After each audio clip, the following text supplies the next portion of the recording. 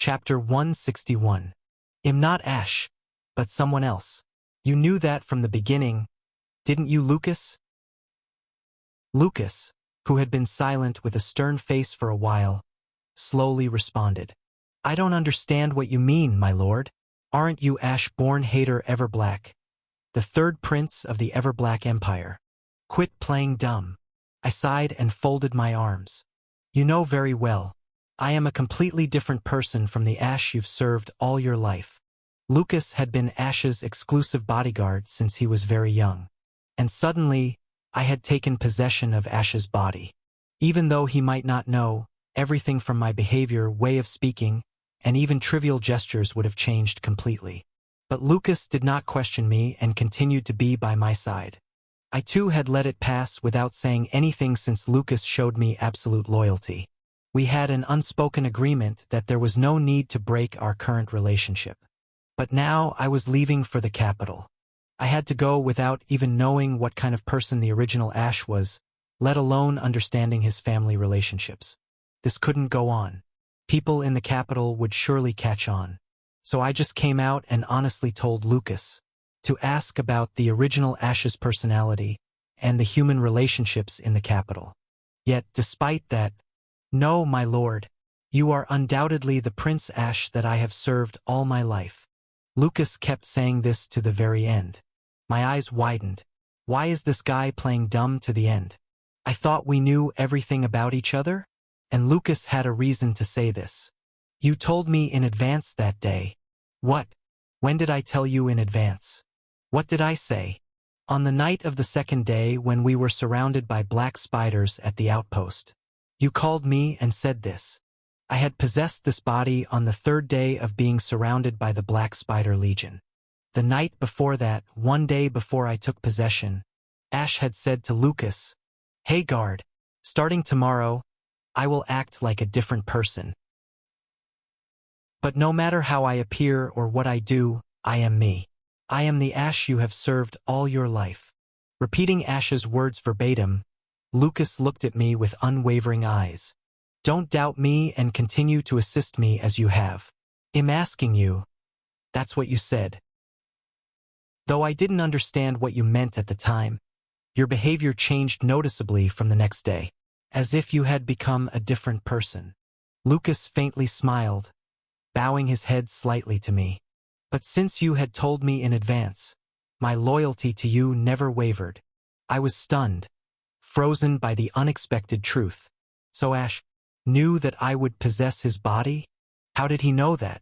And why did he willingly give his body to me? Perhaps Ash was not simply a deranged prince, as I thought? Lost in thought, Lucas cautiously called me. My lord. Ah, yes, yes. I swallowed dryly. There's no point in telling him now that I'm a gamer from another world. He'll just take the toss that Ash had thrown me. That's right, as I said back then. From that day on, I lost all my memories. I've only been pretending to be the prince since then.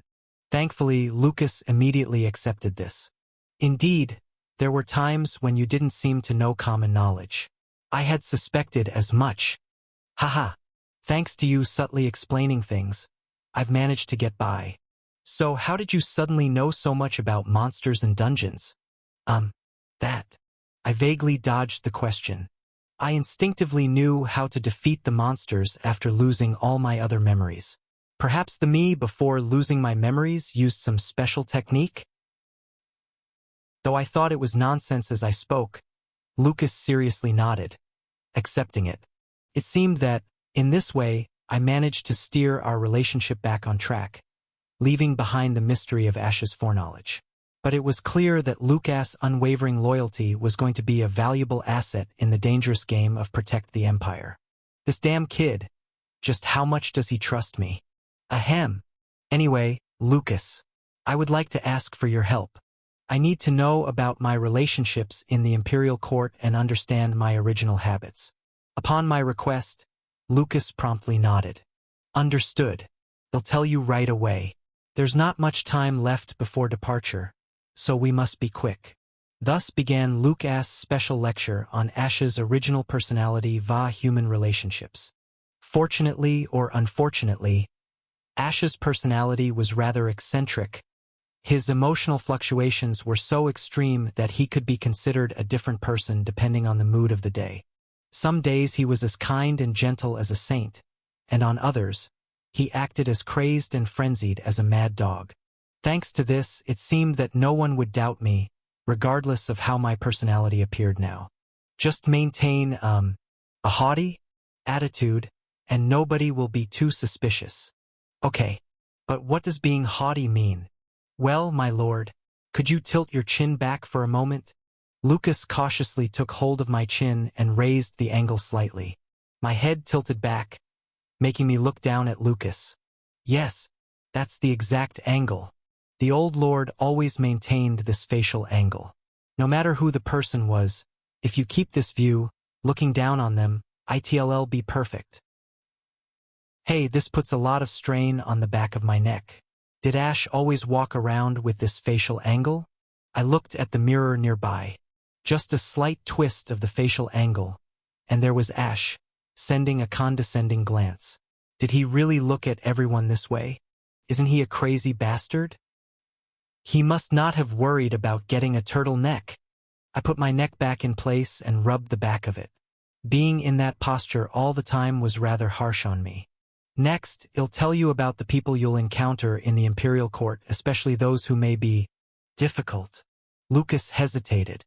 It might be too complicated to explain your intricate family history in the time we have. How complicated could it be? He said something similar before. I'll tell you about the major figures in the Imperial Court and what relationship you had with each one. Whether it was fortunate or unfortunate, Ash's position was essentially the royal troublemaker. He was the thunderbolt put forth by the royal family. So, even the high-ranking people didn't care much about him. Or rather, they didn't want to care. His Majesty the Emperor had private audiences with you occasionally. After explaining my relationships with the main figures in the Imperial Court, it was time to describe my relationship with the Emperor. Lucas chose his words carefully. I couldn't follow you then, so I'm not exactly sure what your relationship was like. However, you were always afraid, whether you were summoned by His Majesty or after you returned.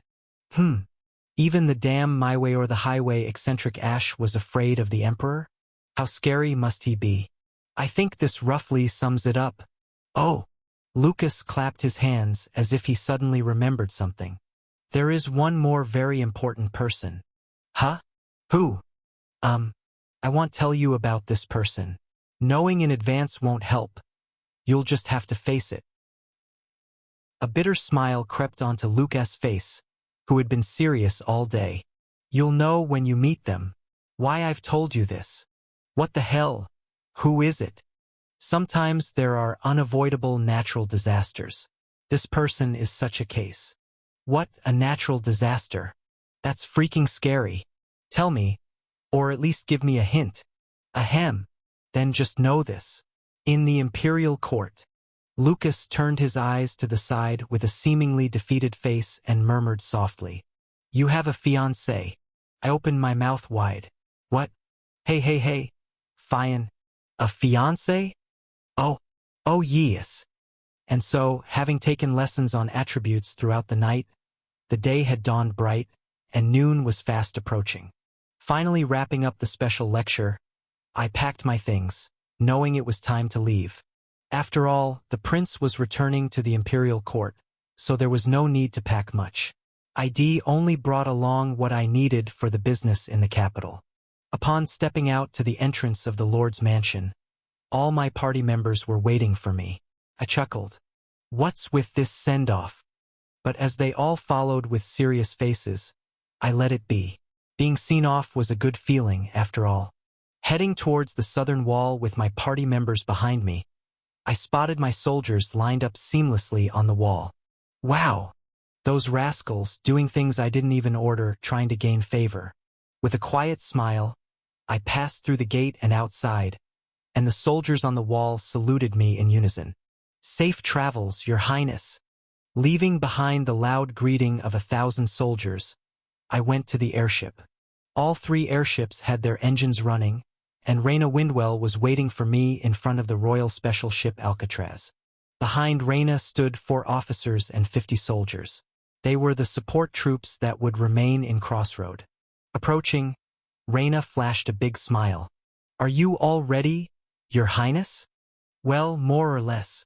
I gestured to Lucas standing beside me. "While I'm away, acting commander of the Southern Front will be Lucas McGregor." Reyna and Lucas' eyes met. A spark flew between the knight and the mage. I spoke sternly. "I expect full cooperation as support troops, Captain Reyna." "Of course, Your Highness. I will cooperate faithfully." "I appreciate it." "Oh, and—" I whispered to Reyna, "Don't mess around or he'll kill you. Just stay focused on hunting the monsters." "Captain Reyna, you need to respond?" Reyna bowed her head deeply. "Would I dare, Your Highness?" Reyna pointed to the open hatch of the Alcatraz. "Please board. We'll get you to the capital safely." I looked back. "See you soon." To my party members, who looked at me with a mix of trust and concern, I grinned broadly. "I'll bring back something tasty." Waving my hand, I boarded the Alcatraz. Slowly the hatch closed, and an officer who looked like a knight guided me with a crisp attitude. "Please, this way, Your Highness." Fitting for a royal exclusive airship, the ornately decorated interior had seats reserved for royalty. I had never even ridden in a business-class seat on Earth's planes, yet here I was enjoying luxury. As I took my seat, the officer personally fastened my seatbelt. Soon, a floating sensation filled me, and the airship ascended into the sky with the roar of its mighty engine. Through the window next to my seat, I saw the faces of my party members and soldiers.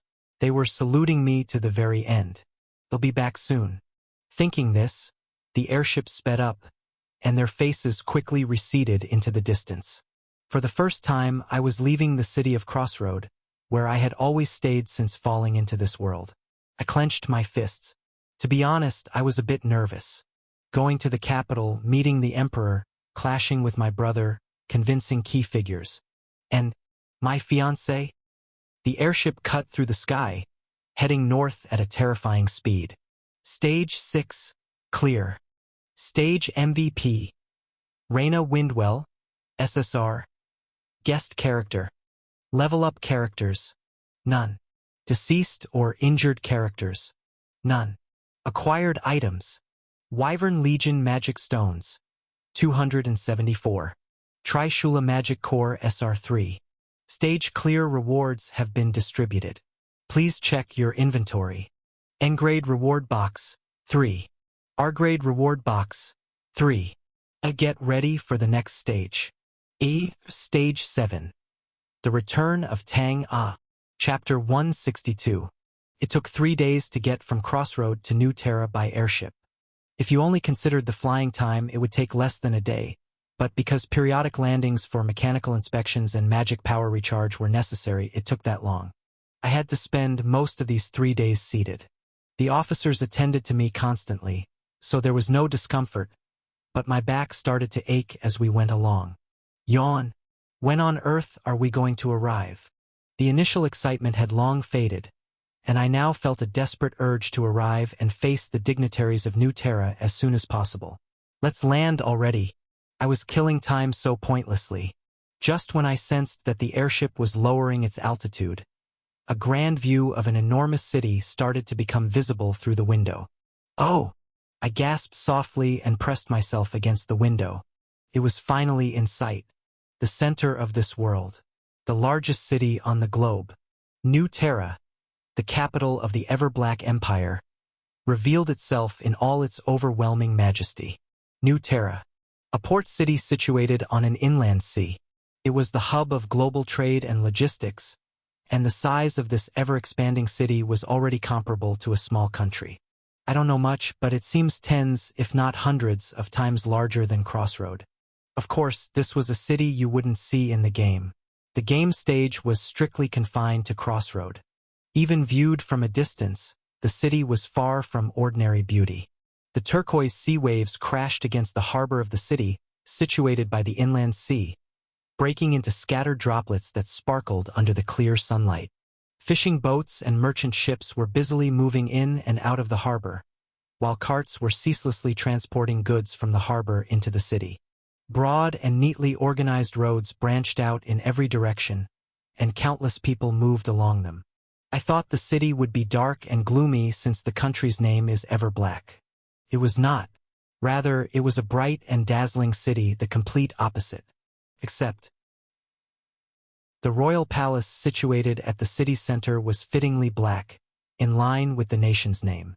The dark towers of the palace, standing in a row as if swallowing light, came into view. The airship I was on was flying toward that palace. I quietly muttered the nickname of the palace. Thornbush Palace. The other airships that were patrolling the skies of New Terra slowly made way. The royal special ship Alcatraz that I was aboard, along with its 2 escorts, gradually reduced speed and landed towards the palace. Thud! The hatch opened, and I slowly stepped out of the airship. Ugh! The air of New Terra, which I inhaled for the first time, felt warm. It made sense as summer was drawing near. It was natural for the weather to become so mild. An old man, neatly dressed in a butler's uniform, was waiting at the landing pad of the palace. The old man bowed respectfully as I approached. "Welcome, Your Highness, the Crown Prince. I have been waiting." "Ah, about that. I am Alberto, the chief steward of the royal palace. It has been a long time." Alberto, one of the people Lucas had told me about. A strict old man who managed the palace's domestic affairs. He had been doing this job since before I was born. "Oh, I need to greet him. How should I do it like Ash?" After a brief hesitation, I eventually yelled, perhaps a bit too freely.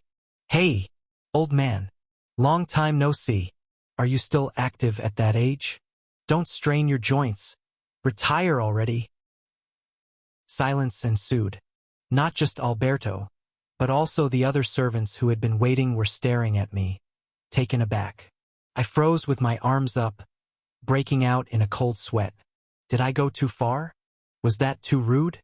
Should I have been a little more polite trash? Your Highness. But no. You have matured so much after your hardships in a distant land. To receive such a candid greeting from Your Highness, I am simply moved. To see Your Highness in such a mature state, this humble servant Alberto, is just overwhelmed with emotion. Alberto pulled out a handkerchief and wiped away a tear. What was he talking about? What the hell was Ash up to before? How could this guy get compliments for being gentle and mature after pulling this crap? The natural-born loser that was Ash and the fake loser that was me seemed to have an insurmountable gap between us. Is this the difference in talent? "Come this way, Your Highness. Since you've come home after a long time, I will personally guide you." Somehow, despite my unintended polite appearance, I was guided into the imperial palace's interior amidst Alberto's hospitality. The place where Alberto guided me was a separate palace located on the outskirts of the main palace. It was quite far from the main palace, so it took a while to reach. Carrying my baggage and leading the way, Alberto personally opened the main door to the separate palace. As I stepped into the building, I inadvertently let out a cry of admiration. "Wow, is this my house?" Alberto then turned pale and bowed his head. "I apologize, Your Highness. We cleaned vigorously and hung new decorations at the news of your arrival. But it seems we have failed to meet your high aesthetic standards." "What the hell are you talking about? It's damn splendid. I was purely admiring it. Don't twist my words." Anyway, the separate palace was grand.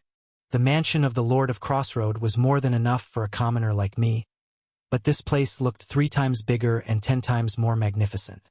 I sighed as I looked at the chandeliers hanging from the ceiling and the jewel decorations on the wall.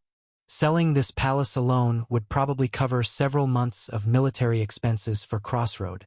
"Then please rest comfortably. I will prepare dinner as it is soon time for the meal." "Hold on, Alberto." I quickly stopped the old butler as he turned to leave. Alberto looked back, puzzled. "Yes, Your Highness. Do you have any instructions?" "It's not that. Did father or my brother say anything about when to meet or something? Yes, there were no specific instructions. His Majesty and the other highnesses are always busy, and especially now, they are preparing for a major event. A major event? What's that? Perhaps instructions will come soon? Please wait and see. All right.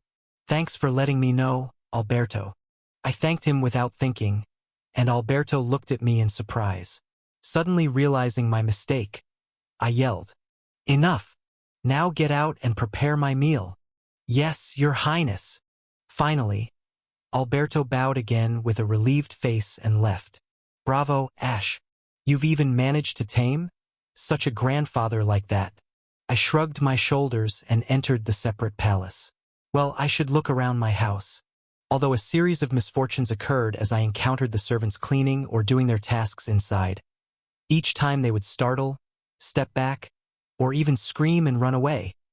I decided not to care much. It's all Ash is doing, what can I do about it? I looked into every room inside the palace. Since this would be my place during my time in the Empire, I felt the need to understand its layout. I was worried that they might throw me in jail as soon as I arrived, but that's not the case. Despite the ominous welcome, I felt well treated. Is it because, rotten or not, I'm still royalty? For the first time, I was thankful for Ash's background. I passed through the kitchen, wine cellar, wardrobe filled with luxurious silk clothes, a large bath, and a small library. I entered a room with a luxurious bed. It seemed to be a bedroom. The bed is freaking big. I gently touched it, and the entire bed wobbled as if filled with water. I quickly got up, startled. Damn! The taste of these royal folks. There was a small desk in the bedroom, and on it, many framed portraits were lined up. Most of them were portraits of Ash. Since he's royalty, he sure got painted a lot. One frame was knocked over, so without thinking, I picked it up and placed it upright. Huh?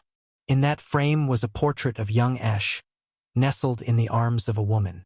The woman's face resembled Ash quite a bit. Could it be Ash's mother? Ash said his mother has already passed away. Lucas refrained from mentioning anything further. There seemed to be something unspeakable, something deep he couldn't share. Though she wasn't my real mother, an unsettling emotion stirred within me as I looked at her portrait. I carefully laid the portrait back on the desk. Restaurant. Dinner time. Alberto personally served the meal, nearly spoon-feeding me like one would do for a young child. Is this how royalty usually eats? Or is Ash a unique case? I couldn't bear this the entire time I was at the palace, so I insisted on eating by myself. Alberto, moved to tears, wiped his eyes with a handkerchief. To see Your Highness so grown up, it is truly magnificent. This foolish Alberto has lived well until today. Come on, even if it's the royal child. If you've reached this age, you should be able to eat by yourself. Why are you moved by something so ordinary? I've grown up, so enough with the fuss. The meal was delicious. My chef at the crossroad was not bad. But the skill of the royal chef was on another level. Yum yum yum yum. During the meal, I had the chance to chat with Alberto and hear an unexpected piece of news. A victory celebration party? Yes, a celebration to commemorate the end of the war with Bringer Duchy. Alberto looked at me with a slightly puzzled expression. Weren't you returning for this event, Your Highness?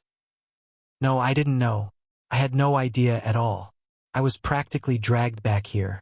The grand event being prepared at the palace was none other than a victory celebration for the war against Bringer Duchy. The official reason I was summoned to the palace was to attend this party. I incredulously stroked my chin. The war's not even over, is it? The Duke's not captured, and guerrilla attacks are still happening. And they're holding a victory celebration party? So that's what it is. Externally, they must declare the war is over for some reason. The atmosphere has been unstable due to the long war with an ally, and it must be remedied. So they were advertising and preparing the event everywhere, and suddenly I trollingly declared support for the Bringer Duchy side.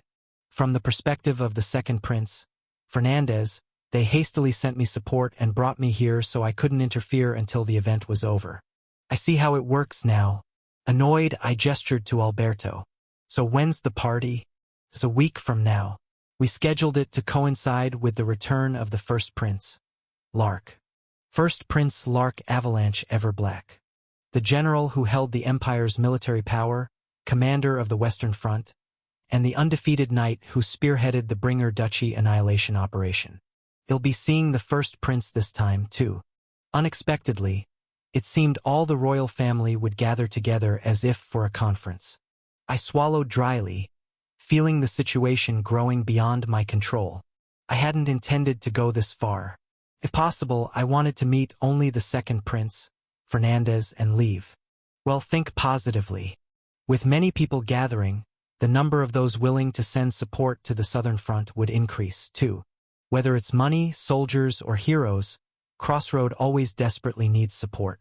Party, though. As I lifted the teacup Alberto brought me and savored its scent, I thought to myself, I know nothing about party manners.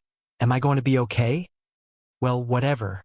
If push comes to shove, he'll have to rely on Ash's reputation as a lunatic and break through. Chapter 163. After an early dinner, as I tried to go out of the Imperial Palace, the guards stopped me. His Highness Fernandez has ordered you to wait in the private residence. What the heck? They seem to be treating me well, but apparently, the intention was to confine me inside the private residence and make me play around there. I obediently returned to my room for the time being. Ash's life was all about making a scene, but there was no need to create chaos in this situation. I have a quiet way out. I pulled out a cloak that I had brought from Crossroad. Invisibility cloak, SSR. When I put the cloak on my shoulders and looked in the mirror, it showed empty space. It was working properly. I was worried that if I couldn't see myself, I might lose my balance, but fortunately, that didn't happen. I could see my body translucently. Good. Then, I closed the cloak's collar and looked at the bright city lights through the private residence window. Let's head out to town for a drink. There were many reasons why I was brought to the capital, but one of them was to deal with matters that couldn't be handled outside the capital. I'll meet the architect, make contact with the top, and the mercenary guild. Time to draw a hero. The stealth provided by the invisibility cloak was level 3, so it would be detected by detection magic of level 3 or higher. And this place was the heart of the Empire, the Imperial Palace. Detection magic would certainly be in place at the entrance, so there was a chance of getting caught right away. But I was lucky. My accommodation was not in the main palace but in a distant private residence. Naturally, the level of surveillance was much lower. Crouching next to the wall, I stared intently at the private residence's main gate, guarded by the sentries. Perhaps due to my increased intelligence and magic power stats, I could vaguely sense the magic cast around me when I focused. There's surveillance magic, but it's about level 1. I didn't have to wait long before it was time for the guards to change shifts. For a brief moment, as the door opened and the soldiers passed by, I slipped through quietly. Easy. Too easy. After that, everything went smoothly. Ash's private residence was located on the outermost part of the Imperial Palace, and the security network to be breached was correspondingly thin. It didn't take long for me to completely leave the Imperial Palace area and stand at the entrance to the city. Making sure no one was watching, I removed the invisibility cloak and looked back at the Imperial Palace, whistling. I'll get some fresh air, Dad. Walking the streets myself, the city seemed much larger than it had appeared from the sky. The streets, thoroughly cleaned around the Imperial Palace, became dirtier as I headed south, but in return, they gained vibrancy. Boisterous conversations echoed, and the smells of alcohol, fire, and bread wafted from mats and stalls scattered around. I pulled my robe's hood deep over my head and threaded my way through the bustling back alleys. Having grown used to the quiet of Crossroad, the crowded place made my eyes spin.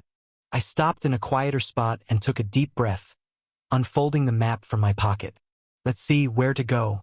Since the harbor was south of the Imperial Palace, commercial facilities and guilds were naturally situated to the south.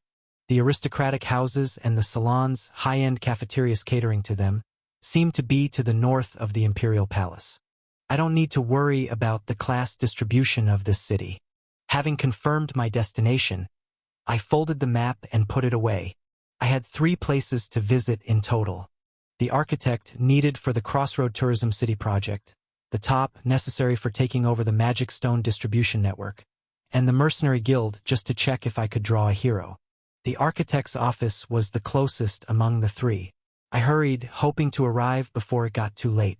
The architect's office. Coming in. Bang. I kicked the door open and entered, startling the architect, who had been intently examining blueprints. Eek. Who are you? Who else but your sky-high customer?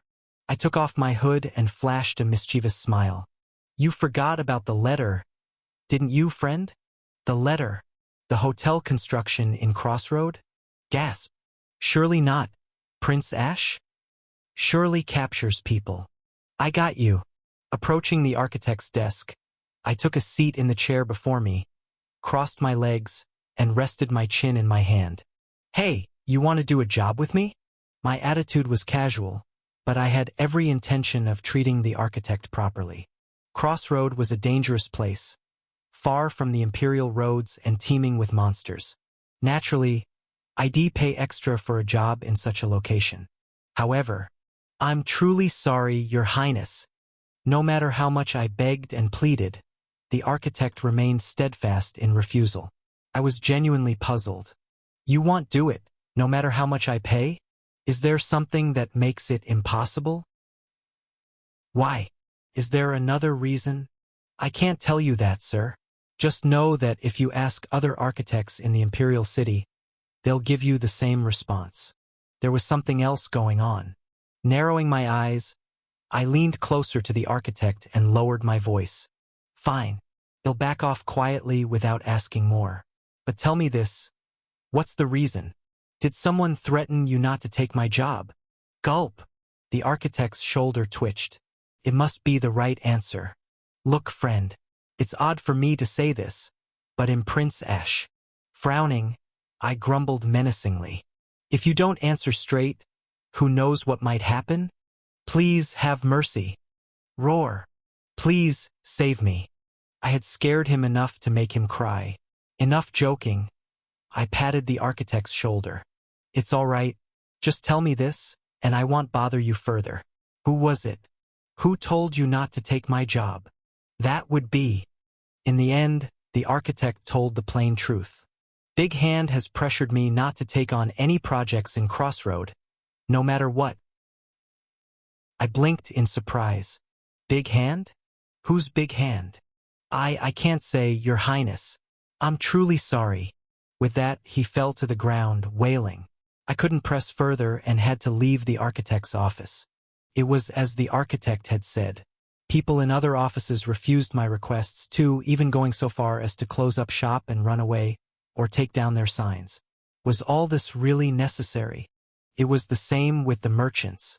All the merchants I could have contacted to build a new distribution network in the game refused to contract with me. After cajoling, begging, and threatening them, they all spat out the same name. Big Hand. Big Hand had blocked all dealings with Crossroad. I couldn't secure a contract with an architect or merchant, and I wandered the streets, lost in thought. Who would go to such lengths to thwart me? The news that I was looking for an architect and merchant in Crossroad must have spread among industry insiders weeks ago, and Big Hand had stepped in and messed things up. Who has enough influence to do this?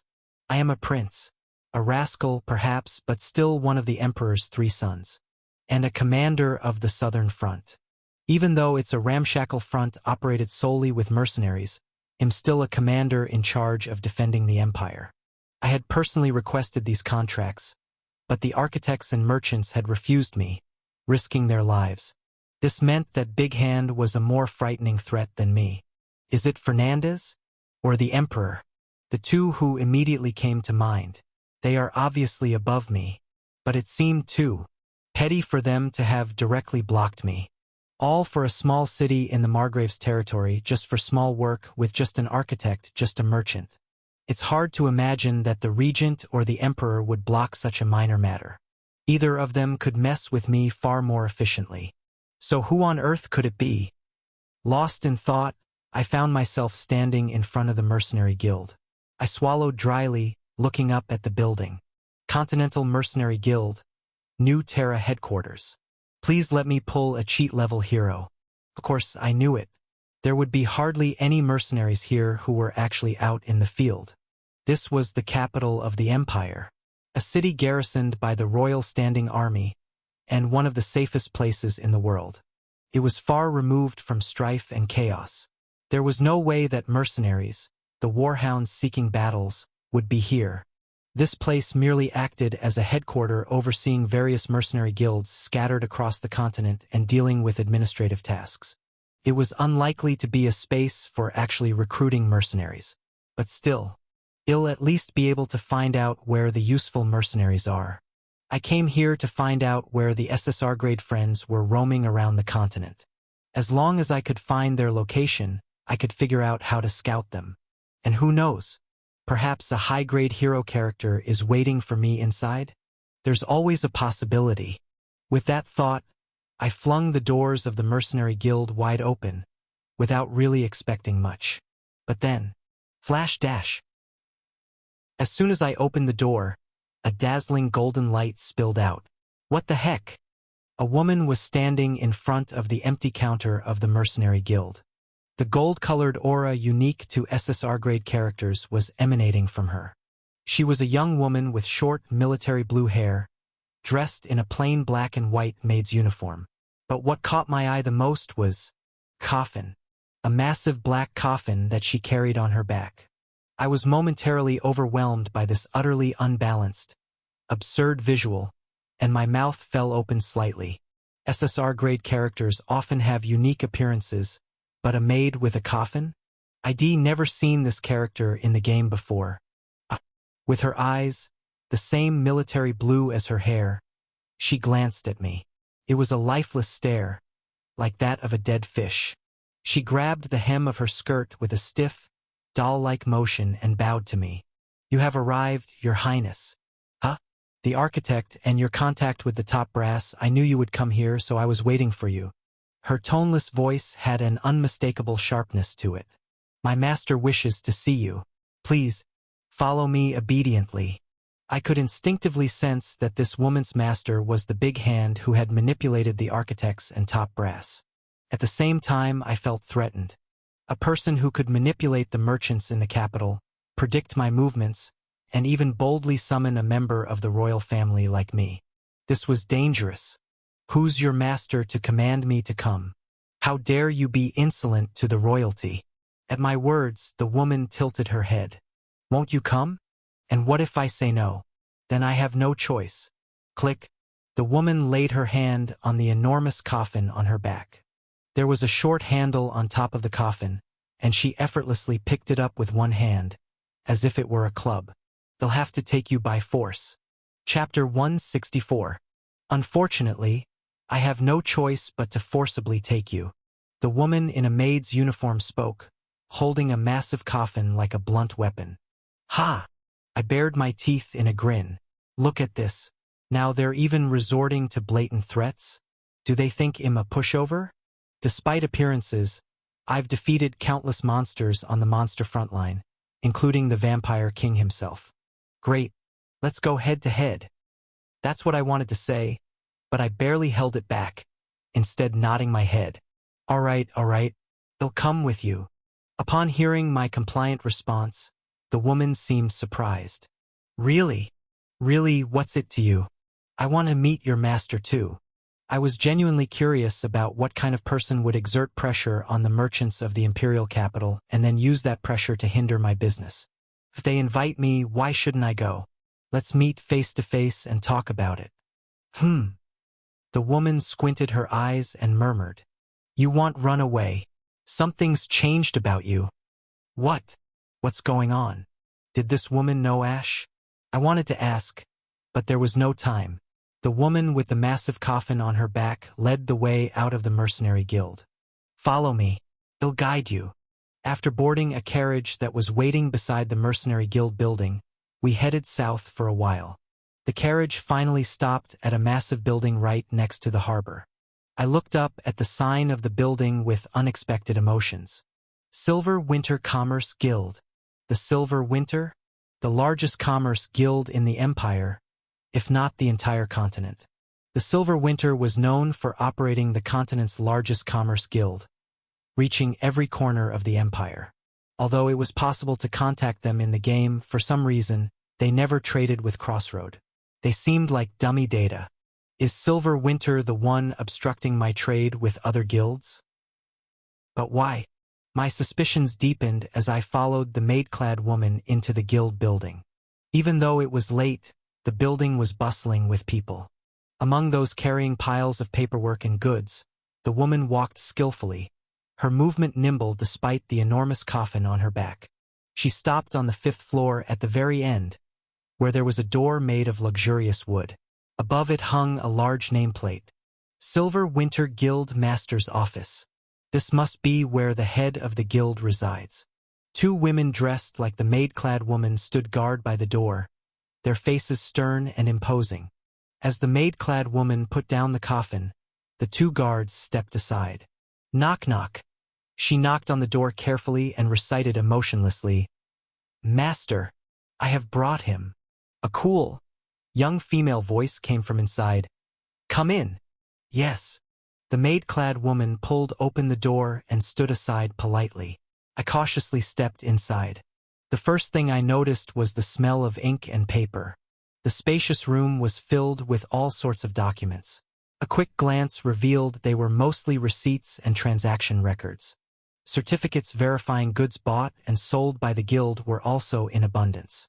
Next, I saw neatly packaged jewelry and precious metals. True to the continent's largest commerce guild, they were dealing in such high-value goods. I turned my head, estimating the price of the jewels. Lastly, my eyes fell on her. A young woman, wearing a wrinkle-free female suit, sat at the desk in the middle of the room. Her hair, cascading past her waist, was a transparent watery blue, and her eyes, peering through glasses at the documents, were as bright as freshly minted silver coins. She glanced at me, then laid down her pen and took off her glasses simultaneously. "You did well. You may leave, Elize." "Yes, master." The name of the woman who had brought me here must have been Elize. Eliza's eyes expressed loyalty and compassion towards her master, but towards me, they showed the same murky suspicion as before. Elize bowed politely at the waist and then closed the door quietly behind her. The room was left with only the woman, the leader of Silver Winter, and me. An awkward silence lingered. I was hesitating about what to say when the woman sighed softly. "You haven't seen me for a long time. Don't you have something to say to me?"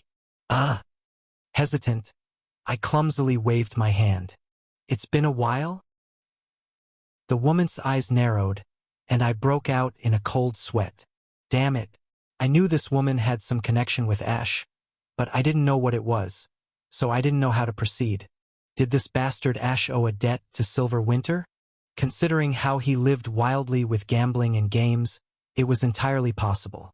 Had he sold his prince's name to spend money lavishly in this place? No matter how I thought about it, the only reason they'd summon me so threateningly in such a huge place must be that. I finished my guessing and nodded to myself. All right, let's speak confidently. I couldn't repay, so let's run dash. Yes. Long time no see. However, the woman's following words made me realize I was completely wrong. "My lord." I blinked my eyes in shock. What did she say? My lord? Aren't you tired of that title now? A bitter smile crept across the woman's lips. "Even if you hate me, you must acknowledge me." We are engaged to be married." For some reason, her words sounded sad, and only then did I notice the nameplate on her desk.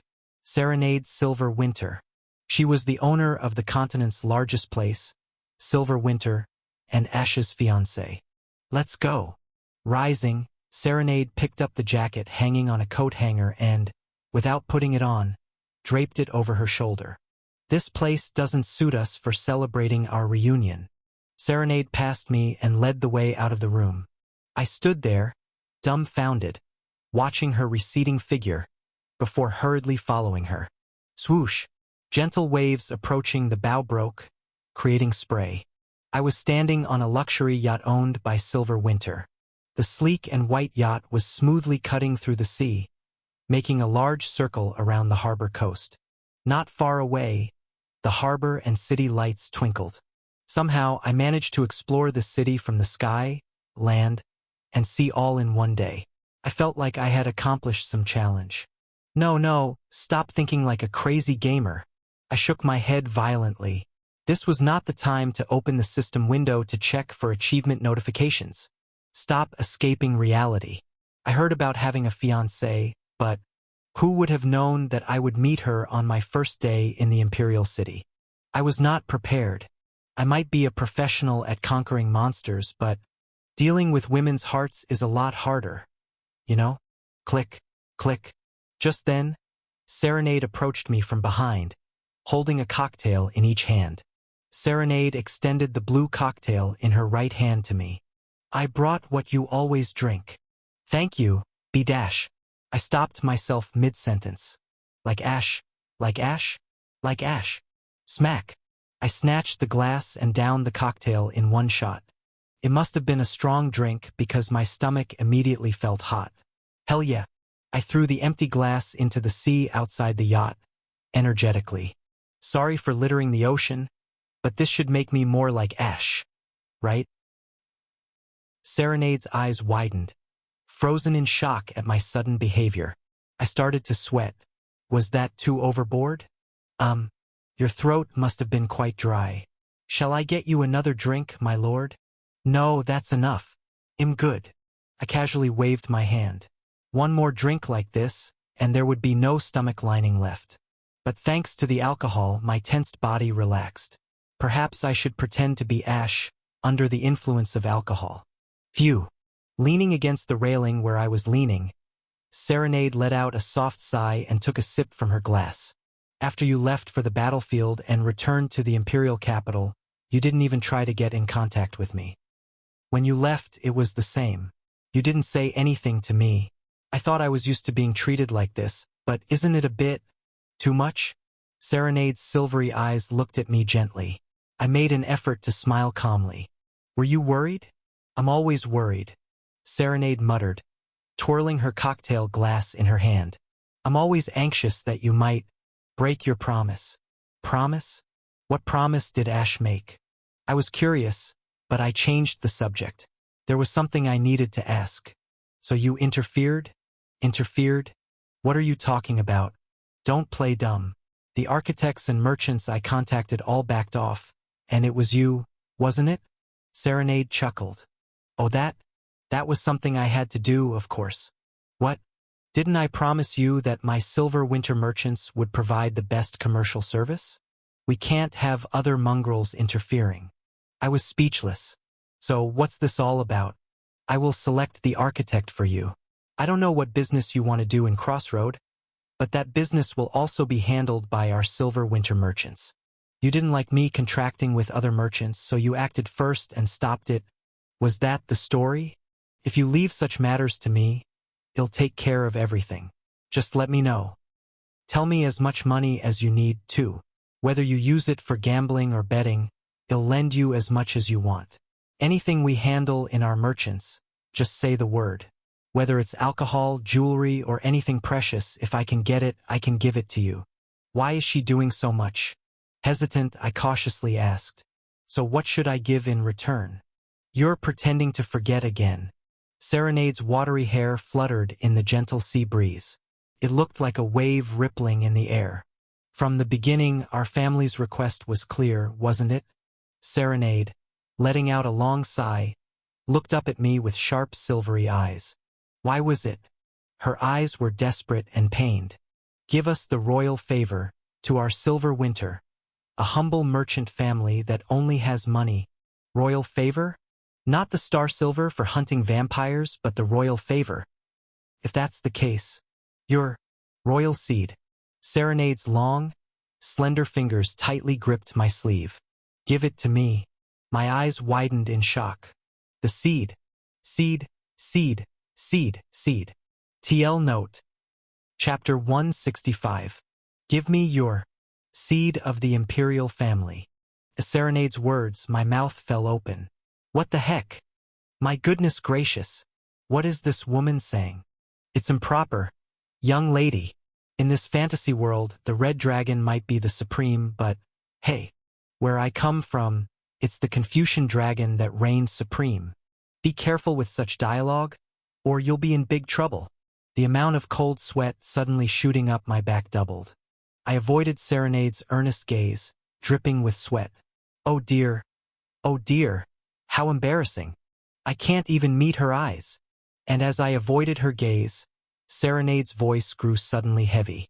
You're always like this, my lord. Ha! Day in and day out you, a lascivious person spreading rumors with other noble daughters, for some reason, have never held me even once. Serenade's head hung low, her fists clenched tight. No, not just holding me, but even looking into my eyes like now, you've always hated. No, this is just because I'm shy, you know. Do you dislike young girls that much? No, I don't dislike. Because I'm from a lowly merchant family? Because I bought the position of your fiancé with money? If you embrace me, do you think I'll smell like dirty metal?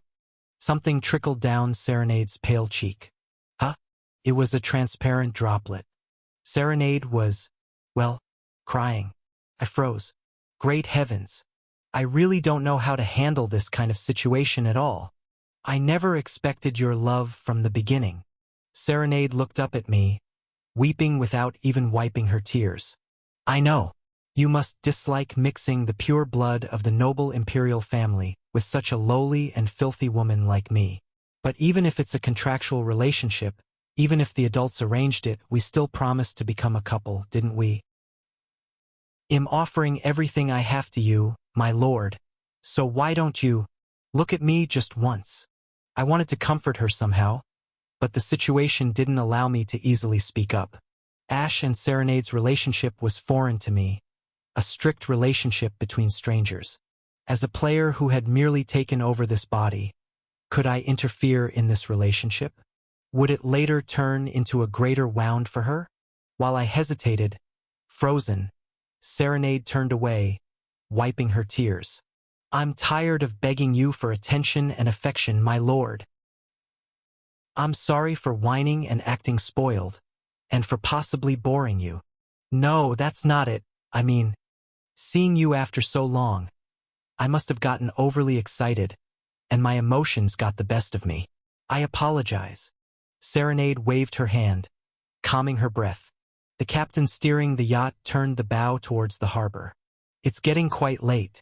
Even though the imperial capital is relatively safe, it's dangerous for a member of the imperial family to wander the streets alone. I'll prepare a carriage, so please take it home. If you need anything, just send me a message. The festival is approaching, so the imperial capital will become hectic. Please don't wander around at night like this for a while. Serenade stopped, caught in her words. Right, you hate when I nag. Haha, how odd. How can I be so mismatched with your tastes, my lord? I remained silent, and the boat soon returned to the harbor.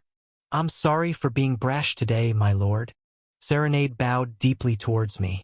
Please forget about today, and feel free to visit me any time, whether it's for money or a drink. Well, take care. With tear-stained cheeks, Serenade smiled. I was happy to see you, my lord. Inside the carriage returning to the imperial palace, I was still lost in thought. I had secured the architect and trade line I intended to get in the imperial capital. With the Silver Winter trade line, the largest in the empire, it should be reliable enough. I could easily proceed with the Crossroads Tourist City plan, the independent magical stone distribution line as well. But only one thing. People. An unexpected problem had arisen. People are always troublesome. Such issues had never crossed my mind in Crossroad. Since nearly all my relationships with others had begun from a zero base, built up by me. It was about me, not Ash. However, in the imperial capital of New Terra, all relationships were Ash's.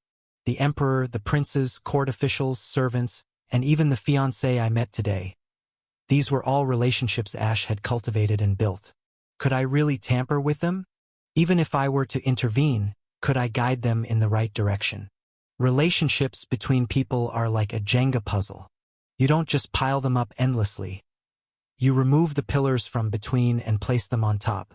If you build as high as possible and then stop, that human relationship remains stable. But now, I was pondering whether to touch the precarious Jenga puzzle that Ash had built. Whether the tower grows taller or collapses altogether, problems could arise on either side. What should I do? I wrapped my head in confusion, pondering the matter.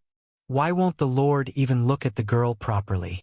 I recalled the image of Serenade, who was crying teardrops from her silver eyes and lamenting pitifully. This isn't just Serenade's problem.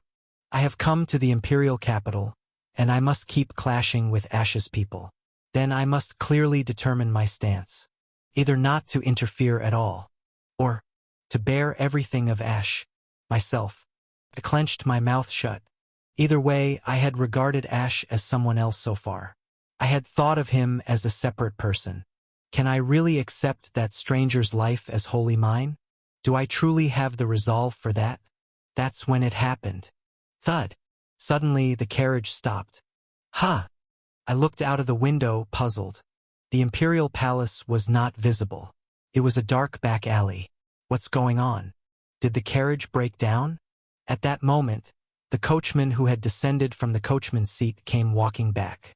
Hey, what's the matter? Bang. Before I could even ask the coachman what was wrong, she flung the carriage door open, grabbed me by the collar, and pulled me out. What? At the same time, she threw me. I involuntarily screamed as I floated in midair. Whoa! What is thigh-eyes? Thump. Perhaps due to all the time I had spent wandering in dungeons and tumbling in defensive battles, I managed to straighten myself in the air and land upright. Thud. You, who dares dash? I stopped mid-shout as I looked forward. Rumble. In front of me stood a woman in a maid's outfit, holding a massive polearm. Elize. It was Serenade's subordinate, the one who was driving the carriage to take me to the palace. And from her whole body emanated a terrifying fighting spirit. The materialized energy stirred up a wind, fluttering her maid's apron. Ash, Crown Prince. Eliza's chilling cobalt eyes were filled with creepy determination. Like a finely sharpened blade, that determination. You are trash. Excuse me? I unknowingly responded with respect. Why? Why suddenly like this? 10 years ago, after becoming engaged to you, my mistress devoted herself to you. She lent you money for gambling, served you the finest wines from around the world. Most of your wasteful extravagances in the imperial capital were cleaned up not by the imperial family, but by our Silver Winter Merchant Guild. Crunch. Eliza's teeth were ground together, fiercely. I hated seeing you like that, but I endured it. It was the wish of the previous Merchant Guild's head to shed the disgrace of a poor merchant family by forming a connection with the imperial family, and whoosh dash. Eliza aimed the massive polearm she was carrying at her back forward. Because my mistress, Lady Serenade, loved you. But I can no longer tolerate this. You are only causing harm to our merchant guild. Above all, you only wound my mistress. Eliza's emanating fighting spirit became even more vivid. To repay the kindness shown by the previous head of the merchant guild, and for the remaining life of my revered mistress. And then Eliza said, you must die here. She was going to kill a royal. He had declared that the battle would be fought here. Whether it was a twisted act of loyalty or something else, I didn't know, but I hurriedly drew my staff from my possession. Damn it! How do I calm this situation down? I had already learned that Eliza was an SSR-grade character from the Mercenary Guild. Even if I didn't know, she must be quite strong. First, let's subdue her. But I, too, had defeated countless monsters, and had grown through various hardships in the dungeon beneath the lake. An SSR-grade character who had been comfortably living here in the imperial capital without experiencing real battles should be easy to subdue. Or so I thought. Bang! Eliza slammed her coffin, which she had been holding like a club, into the ground. I opened my eyes wide. Huh? What's she doing? Then, sword coffin deploy. At the same time as Eliza's murmur, the coffin opened to the left and right. Swoosh dash. And inside the coffin there were all kinds of swords stored by type. Great sword, long sword, dagger, rapier, curved sword, broad sword, short sword, sword. All of them were at least SR-grade weapons. Damn, this is insane. Only then did I realize who Eliza was, and my mouth fell open. I thought I hadn't seen Eliza in the game, but that was not the case. I hadn't recognized her just because the maid's outfit was unfamiliar.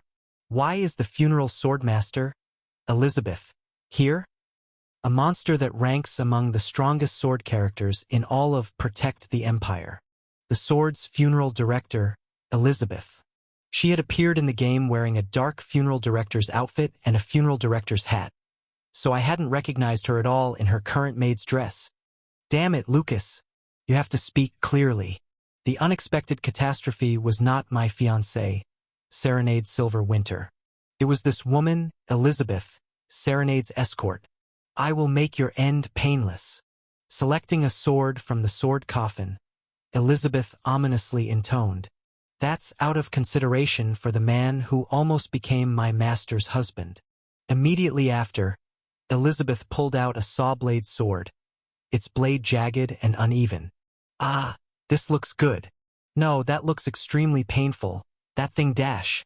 Whether I was alarmed or not, Elizabeth drew the saw-blade sword and charged at me. She was truly intent on killing me. Chapter 166. Chang dash. In a back alley of the night, swords clashed, ringing out with an ominous metallic sound. The saw-blade sword swung by Eliza, and the 3 magic swords wielded by me. A total of 4 blades sliced through the darkness, tangling together, and with each clash, dazzling sparks flew. They were mostly the mana particles spat out as my magic swords were shattered. She's strong. Frantically thrusting my staff to launch my magic swords, I was drenched in cold sweat. Though I had almost no experience in PvP, I had stood on the front lines with the heroes of Protect the Empire and killed many named monsters. Just a few rounds were enough to tell. This woman, Eliza, was incredibly strong. After going to the monster front lines, you've become quite impressive. Eliza coolly muttered as she effortlessly swung her saw-blade sword, grinding my magic swords to pieces. Now I will get serious. Rolling up my sleeves and adjusting my gloves, I grumbled. No, this is already tough enough. Can't you stop here? Of course, Eliza didn't even pretend to listen. Sword coffin, release. As Eliza spat the command, the sword coffin standing in the corner of the alley emitted a glow, as if turning on. Oh, third sword. The sword, stored in the 3rd slot of the sword coffin, rocketed up like a projectile, spinning in the air and landing above Eliza's head. Thud. Without even turning to look, Eliza reached up with her left hand and caught the hilt of the sword. I was already intimidated by just this scene. Eliza, holding a saw-blade sword in her right hand and a long sword in her left, bowed slightly. Well, let's start again. She appeared to be making a gesture like a bow before dancing. Wait, Eliza. I reached out my hand, desperately shouting. If you really kill me, the whole Silver Winter Merchant Guild will be in jeopardy. Do you know that? If Eliza were to commit regicide, certainly her master Serenade and the Silver Winter Merchant Guild would all be punished. She had to know that, right? However, Eliza said something unexpected. Eliza, not Elizabeth. What? Eliza, not Elizabeth. Do not call me Elizabeth. Whether it's Elizabeth or Eliza, isn't it just a difference between the full name and a nickname? When I was taken into the Silver Winter Merchant Guild, I abandoned the name Elizabeth, the name of a murderer. Instead, I decided to live with the name Eliza, given to me by my lady. Her hands gripping both swords tensed. And I will die as Eliza. After killing you, I will end my life here. What are you saying? Dressed as if we were ambushed by a bandit. It will appear as though we were attacked and killed while riding in the carriage. It'll even set fire to our bodies and the carriage. I have a lot of experience with this sort of thing, so I'm good at tampering with evidence. You don't need to worry. No, my worries are huge, but not about that. Whether or not things proceed from here, only if you are gone. My lattice life will change. Eliza's eyes, closing and opening, flashed a chilling determination. For Miss Serenade, please die with me. Her eyes were those of someone prepared to die. They were the eyes of someone resolved to join her opponent in death. I gritted my teeth. This fool. You think the imperial family is that easy? They'll uncover everything about tonight, and somehow hold your guild accountable. What you're doing now isn't loyalty. The stupidity. Stop for your master's sake. 2. Eliza. But no matter what I said, Eliza showed no sign of stopping. It seemed that, now that things had come this far, she believed there was no turning back. Damn it! I gripped my staff. For my own survival and also for Serenade, the Silver Winter Merchant Guild, and even for Eliza. I must not die here. Somehow, I must survive and calm the situation down, preventing unnecessary damage from spreading. Dash. The problem was, Eliza was too strong. Chong. Chai Chong. Her sawblade sword and long sword, held in both hands, danced with smooth grace, their brilliance following her every move. Every time the sword light twisted in her hands, my magic swords were smashed to pieces. The fortunate part was that I fully understood Eliza's skill set. Of course, among the frontline dealers, she was my top-picked character. When playing Protect the Empire, I, obsessed with performance, naturally favored Elizabeth, a super-capable character. Her battle style was inherently flamboyant, something the viewers loved as well. Thanks to that, I had a complete grasp of Eliza's skills and was somehow able to counter her relentless twin sword attacks. But a limit was reached. Not going down easily, Eliza pulled her next move. Sword Coffin, eject. Sword number 8. Sword number 11. Thwack. Thwack dash. From the sword coffin, a short sword and a long sword sprang up one after another. Simultaneously, Eliza hurled a sawtoothed sword and a long blade at me. You wah! I barely ducked, almost tumbling, and the sawtoothed sword and the long blade deeply embedded themselves into the wall of the abandoned building behind me. Immediately after, Eliza soared through the sky, gracefully catching the falling short sword and long sword, then rushing at me. Whoosh! Eliza brandished the short sword and the long sword with terrifying momentum, and when I barely dodged them, she thrust both swords into the abandoned building's wall. She then pulled out the previously embedded sawtooth sword and long blade, swinging them once more. Clang! Cling! Clang clang clang dash! A relentless assault without a moment to breathe. She swung the 4 blades, stuck them in the wall, retrieved them, and swung again, a veritable storm of swords. Really, the speed at which my magic sword was being destroyed was faster than its regeneration. Feeling my MP dwindling, I thought, really want to recruit her to my crossroad. Damn it, how great it would be if such a strong character joined our party. Not only dungeon raids but also defenses would become much easier. But regardless of my observations as a battle operator, Eliza was trying to kill me right now. How can I effectively suppress her? If I use Gaze of Command? But Eliza is one of the swordsmen with unusually high magic power stats. There's a significant chance my level 1 skill, Gaze of Command, won't work on her. Then what should I? As I racked my brain for a solution, Sword Coffin, eject. Sword number 1. Eliza's emotionless voice resonated softly. Thwack dash. The ejected flying sword from the sword coffin was a dark blue dagger, matching Eliza's eyes and hair. And Eliza caught the flying dagger, crack, with her teeth. She precisely caught the dagger flying from behind in her mouth, a movement so agile you'd believe it if someone said she was a hunting dog, not a human. Eliza then thrust the dagger held in her mouth at me. My magic swords were all shattered, fending off Eliza's other 4 swords. There was no magic sword left to block the dagger. A triumphant glint passed through Eliza's eyes. At that moment, Swoosh dash. I suddenly thrust my right fist forward.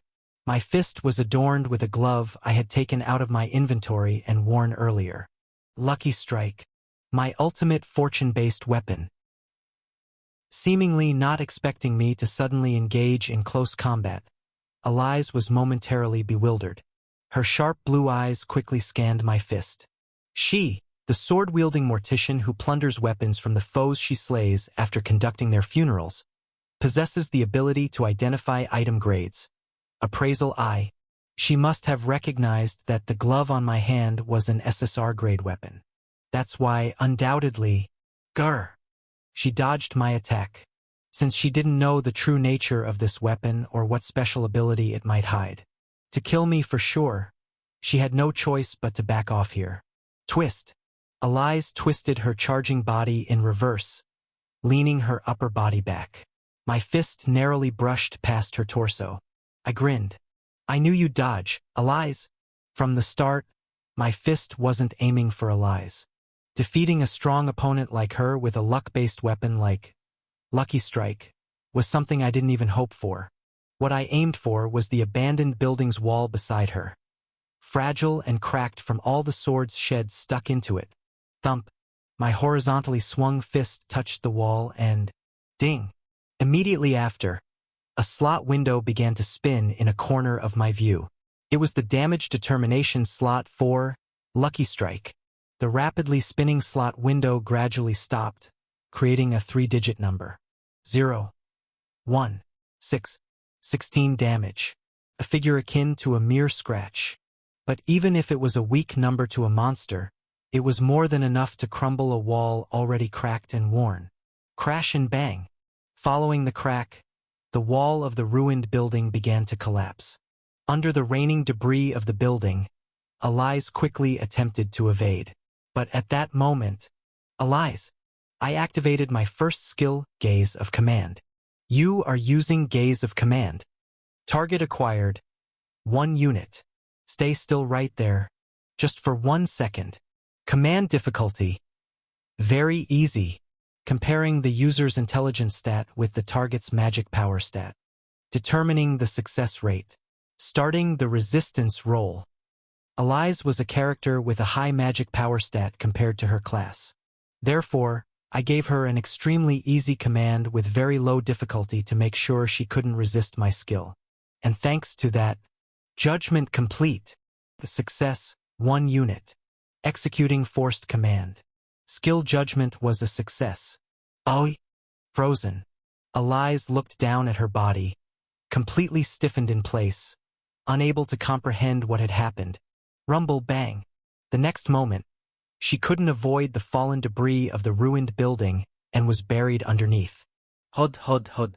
Buried under the debris of the ruined building, Elise was completely immobilized. Her maid uniform was soaked in blood. Being swept away by the building's debris without even having a chance to evade or defend herself must have been quite painful. Phew. Confirming her knockdown, I sighed in relief. That was truly dangerous. I carefully approached Elise. She was breathing heavily, looking up at me. You got me? Completely. I never expected you to have such a trick up your sleeve. You would have won with pure combat skills, Elise. The fact that I used Lucky Strike and somewhat depended on luck was true. If there had been a 0-0-0 fumble, I would have just died. Pulling out a hidden trick at the optimal moment, going all in when needed, that's also skill. Cough. I've been thoroughly beaten. Elise closed her eyes. Kill me. But Your Highness, please show mercy to my master. Elise pleaded in a trembling voice. I acted on my own in this matter. Please, show compassion to Miss Serenade. You thought you could be forgiven with those words? I spat out coldly. Elise, your emotionally driven actions could have cost not only Silver Winter Merchant Guild but also your master's life. You might have been confident in your skills, but you should have thought about the consequences of failure. A bitter smile appeared on Elise's lips. The former head of the guild was right. I'm impulsive and hot-headed. He said I'd mess up someday, that once you've washed your hands of the underworld, you should live quietly. He always warned me, Eliza raised her downcast eyes to look at the night sky. I couldn't bear to see Miss in distress and impulsively committed this act. Haha, I never thought my actions would make her even sadder. I'm sorry, Miss, truly. As I was silently watching the pathetic Eliza and about to open my mouth. Tramp, tramp, tramp. Suddenly, a uniform marching sound began to echo around the back alley. Lights flashed from all sides, and in no time, expressionless soldiers carrying lanterns high marched into the alley. I narrowed my eyes at them. This is Ash, my dear troublemaker of a sibling. Then, a young man's soft voice rang out. I told you to stay quietly at the Star Palace, didn't I? Where are you going at this hour? You don't know how much trouble it was to find you. Pushing through the soldiers, a man appeared.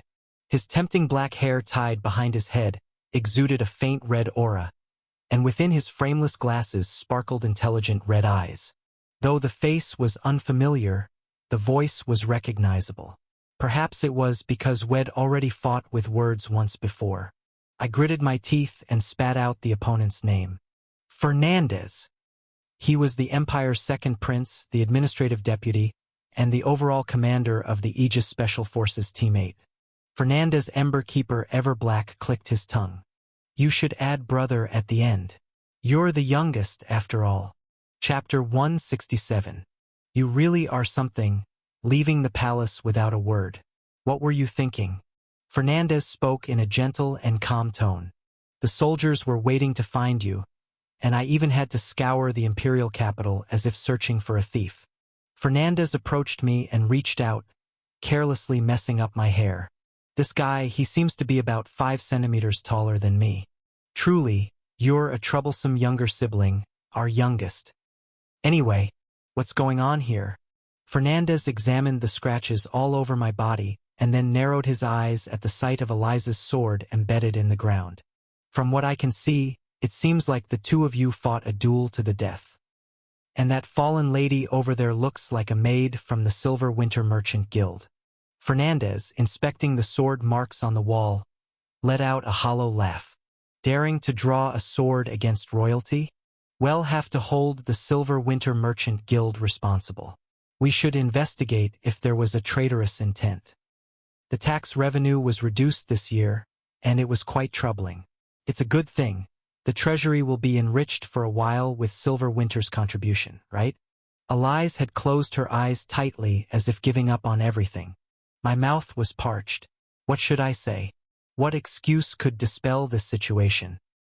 Then something came to mind. Yes, Ash. This rascal is a famous womanizer. That's not it, brother. Huh? That is, it's strange to say this, but... I grinned mischievously and calmly told a lie. Eliza and I are dating. Oh? Eliza looked at me in astonishment. What did you say? I approached the bewildered Eliza, smiling, and formed my lips into a small shape. If you don't want to hurt Serenade, play along, fool. I practically pulled the shuddering Eliza to her feet and smiled brightly at Fernandez. I mean, before I headed south, this lady and I spent some hot nights together. Her fiery temperament is exactly my type. But now that I'm back, seeing me only with her master, she got a tad jealous. Ho ho! Fernandez laughed as if incredulous. So, you two lovers had an intense quarrel? You know how it goes in love fights, right? Harsh words and swords clash, but then love flows again. Isn't that how it works? Oh dear. Fernandez surveyed the totally collapsed building, the blood-soaked Eliza, and my body scratched all over by a blade before clicking his tongue. You're having a passionate love affair, my little brother. I'm truly proud of you. Thanks for the praise. Sometimes I am quite proud of myself. I managed to annoy Fernandez. Hey, but what now? We were just reconciling, and then you appeared and ruined the mood. I looked back at Eliza and grinned. Right, darling? We were all reconciled, but my brother here is funny. Huh? Huh? Eliza just stared at me in a dumbfounded way, so I whispered to her softly. Smile quickly. If she didn't want to lose her head for attacking royalty, she had to pretend to be in love. Then Eliza lifted her trembling lips and let out a hideous, eerie grin. Eek, that smile is scary. Totally the face of a murderer. No wonder she always looked expressionless. Anyway, as we cozied up, giggling together, Fernandez laughed as if he couldn't believe it. Even so, my little brother, playing with your fiancé's maid? Aren't you ashamed before serenade? She's my fiancé's maid, so I played with her. Oh, I might have to lecture you on how I enjoy my thrilling love life. Enough, enough. Fernandez, waving his hand, stared at Elias with stern eyes. But attacking royalty is a serious offense. Even so, oh come on, brother. Please. If the maid I courted is charged for drawing a sword at me, what will become of the rumors among the ladies in the imperial capital? What would become of them? The conversation continued, keeping the audience in suspense about what exactly would become of those rumors. The clever use of humor, tension, and intrigue paints a vivid picture of the game's world and the complex relationships between the characters. If you mess around with me, people will talk about her going to jail. That's not good. Do you know how much ITLL interfere with my delightful love life? I pulled Elias close and grinned widely. So, please understand. I want to continue having fun with my Elias. Squeeze. With our cheeks pressed together, I whispered to her. Smile. Grin. Grimace. Elias and I held the most awkward smiles in the world, laughing together. Fernandez looked at us with a sharp, inscrutable gaze before finally letting out a faint laugh. Haha, really? In any case, our youngest here is more than I can handle. Did I win or did he give in? All right. If you say so, I won't make a fuss. He'll turn a blind eye. As Fernandez waved his hand, the soldiers began to step back, one by one, disappearing into the alleyway. Fernandez murmured softly as he, along with the soldiers, began to walk away. But Ash, it'd be best if you didn't play so loudly in the future. Finish up with the young lady and come. He'll wait for you in the carriage. Let's return to the palace together. Fernandez vanished out of the alley. Phew! I let out a sigh of relief as Elias suppressed a moan. Ugh! Blood was seeping from various places in her maid's uniform. She must have been standing forcibly, despite her injuries. I pulled a potion from my bag and handed it to her. Drink this. You'll feel a bit better. And forget about what happened today. Nothing happened between us. Staring blankly at the potion in her hand, Elias mumbled softly. Why? Your Highness. I was trying to kill you. Oh, I know. She had just been swinging a knife at my throat a few minutes ago. But why are you helping me? I might still try to kill you when I get the chance. I know. I clicked my tongue impatiently. But that's what it will take for you to trust me in the future. What? Elias, no matter what trashy things I've done in the past, I don't want to make your master unhappy now. I mean it. Elias looked at me with wide eyes. I smiled bitterly at her. I don't know exactly how I should act to keep from hurting that person, but I do know that if you die, your master will be sad. So, what happened today? You're trying to kill me didn't happen. Not just for Serenade's sake. The Silver Winter Merchant Guild was vital to the future development of Crossroad and securing the distribution line of magical stones. I couldn't let it be destroyed over something like this. Besides, Elias was an SSR-ranked swordswoman in the game, one of the few. If I could employ her in the game, there was a chance she might join me later. I had to keep her alive for the future. I helped Elias sit down on the ground, and she continued to look at me, still holding the potion with a blank expression. See you again. I replied to her gaze with an awkward smile and walked away. Outside the alley, Fernandez's carriage was waiting for me. Elias stared at me, still dumbfounded, until I was out of sight.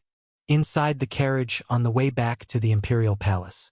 Don't get involved with the Silver Winter Merchant Guild anymore.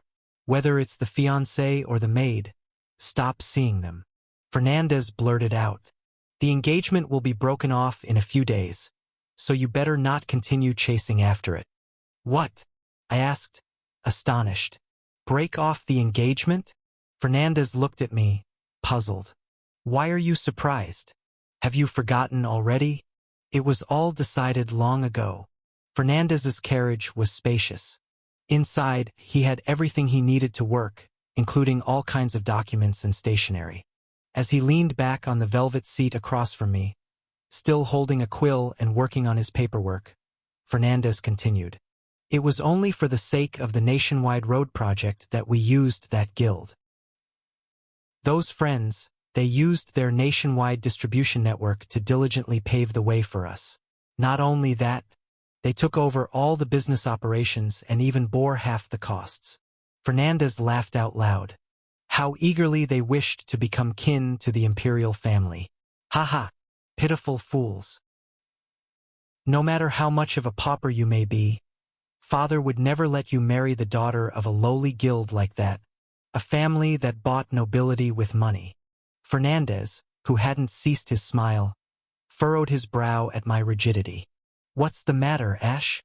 Are you actually worried about marrying into such a lowly family? You adorable kid. No, Thanks to the name you lent, the Empire's roads have been neatly fixed all over the country. The road project is in its final phase, so there's no need to maintain the engagement any longer. Having served its purpose, the Silver Winter Merchant Guild will now be slowly devoured by the imperial family. I clenched my fist. So that's how it was. Had the imperial family planned to use and discard the Silver Winter Merchant Guild from the beginning? Did Serenade have a premonition of this? Was that why she was so anxious? That merchant woman is quite ridiculous.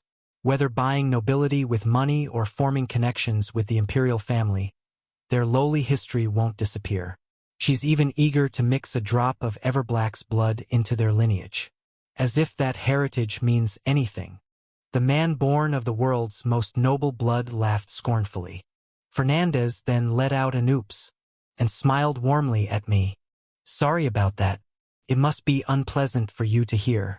Your mother was from the common folk too, so you probably don't like hearing this talk. I've been told many times to fix this part of me that's so insensitive. Haha, it wasn't intentional. I'm sorry. I blinked, stunned. What? Ash's mother was a commoner? Enough with the idle talk. Let's discuss the future. Fernandez casually changed the subject. You must have heard already, but a victory celebration party will be held in a week. Just behave and avoid any trouble until then. Fernandez looked at me with warm eyes. As soon as Lark returns from the Western Front, well-awakened father from his hibernation. After so long, the four of us can have a guardians meeting. Incomprehensible words kept coming. The Emperor's hibernation? A guardians meeting? What the heck was he talking about? I know you're dissatisfied with being assigned to the Southern Front and that you find the situation with the monsters overwhelming. I understand why you're angry this time. But Ash, we as guardians have had a hard time too. Just hold on a bit longer and speak directly to Father during the meeting. With Father's permission, he'll also send more central troops to support the South. I was silent, unable to follow the conversation. Taking my silence as discontent, Fernandez soothed me with gentle words. All of this is to protect the Empire from the fate of destruction. The fate of destruction? I frowned. This phrase seemed familiar. Yes, to rebel against that fate, without regard for means or methods, even sacrificing everything else to protect the Empire. Fernandez reached out and warmly grasped my hand, a broad smile on his lips. The four of us made that vow together, remember? I looked at Fernandez with trembling eyes. The fate of destruction? Rebellion against that fate? Sacrificing everything to protect the Empire?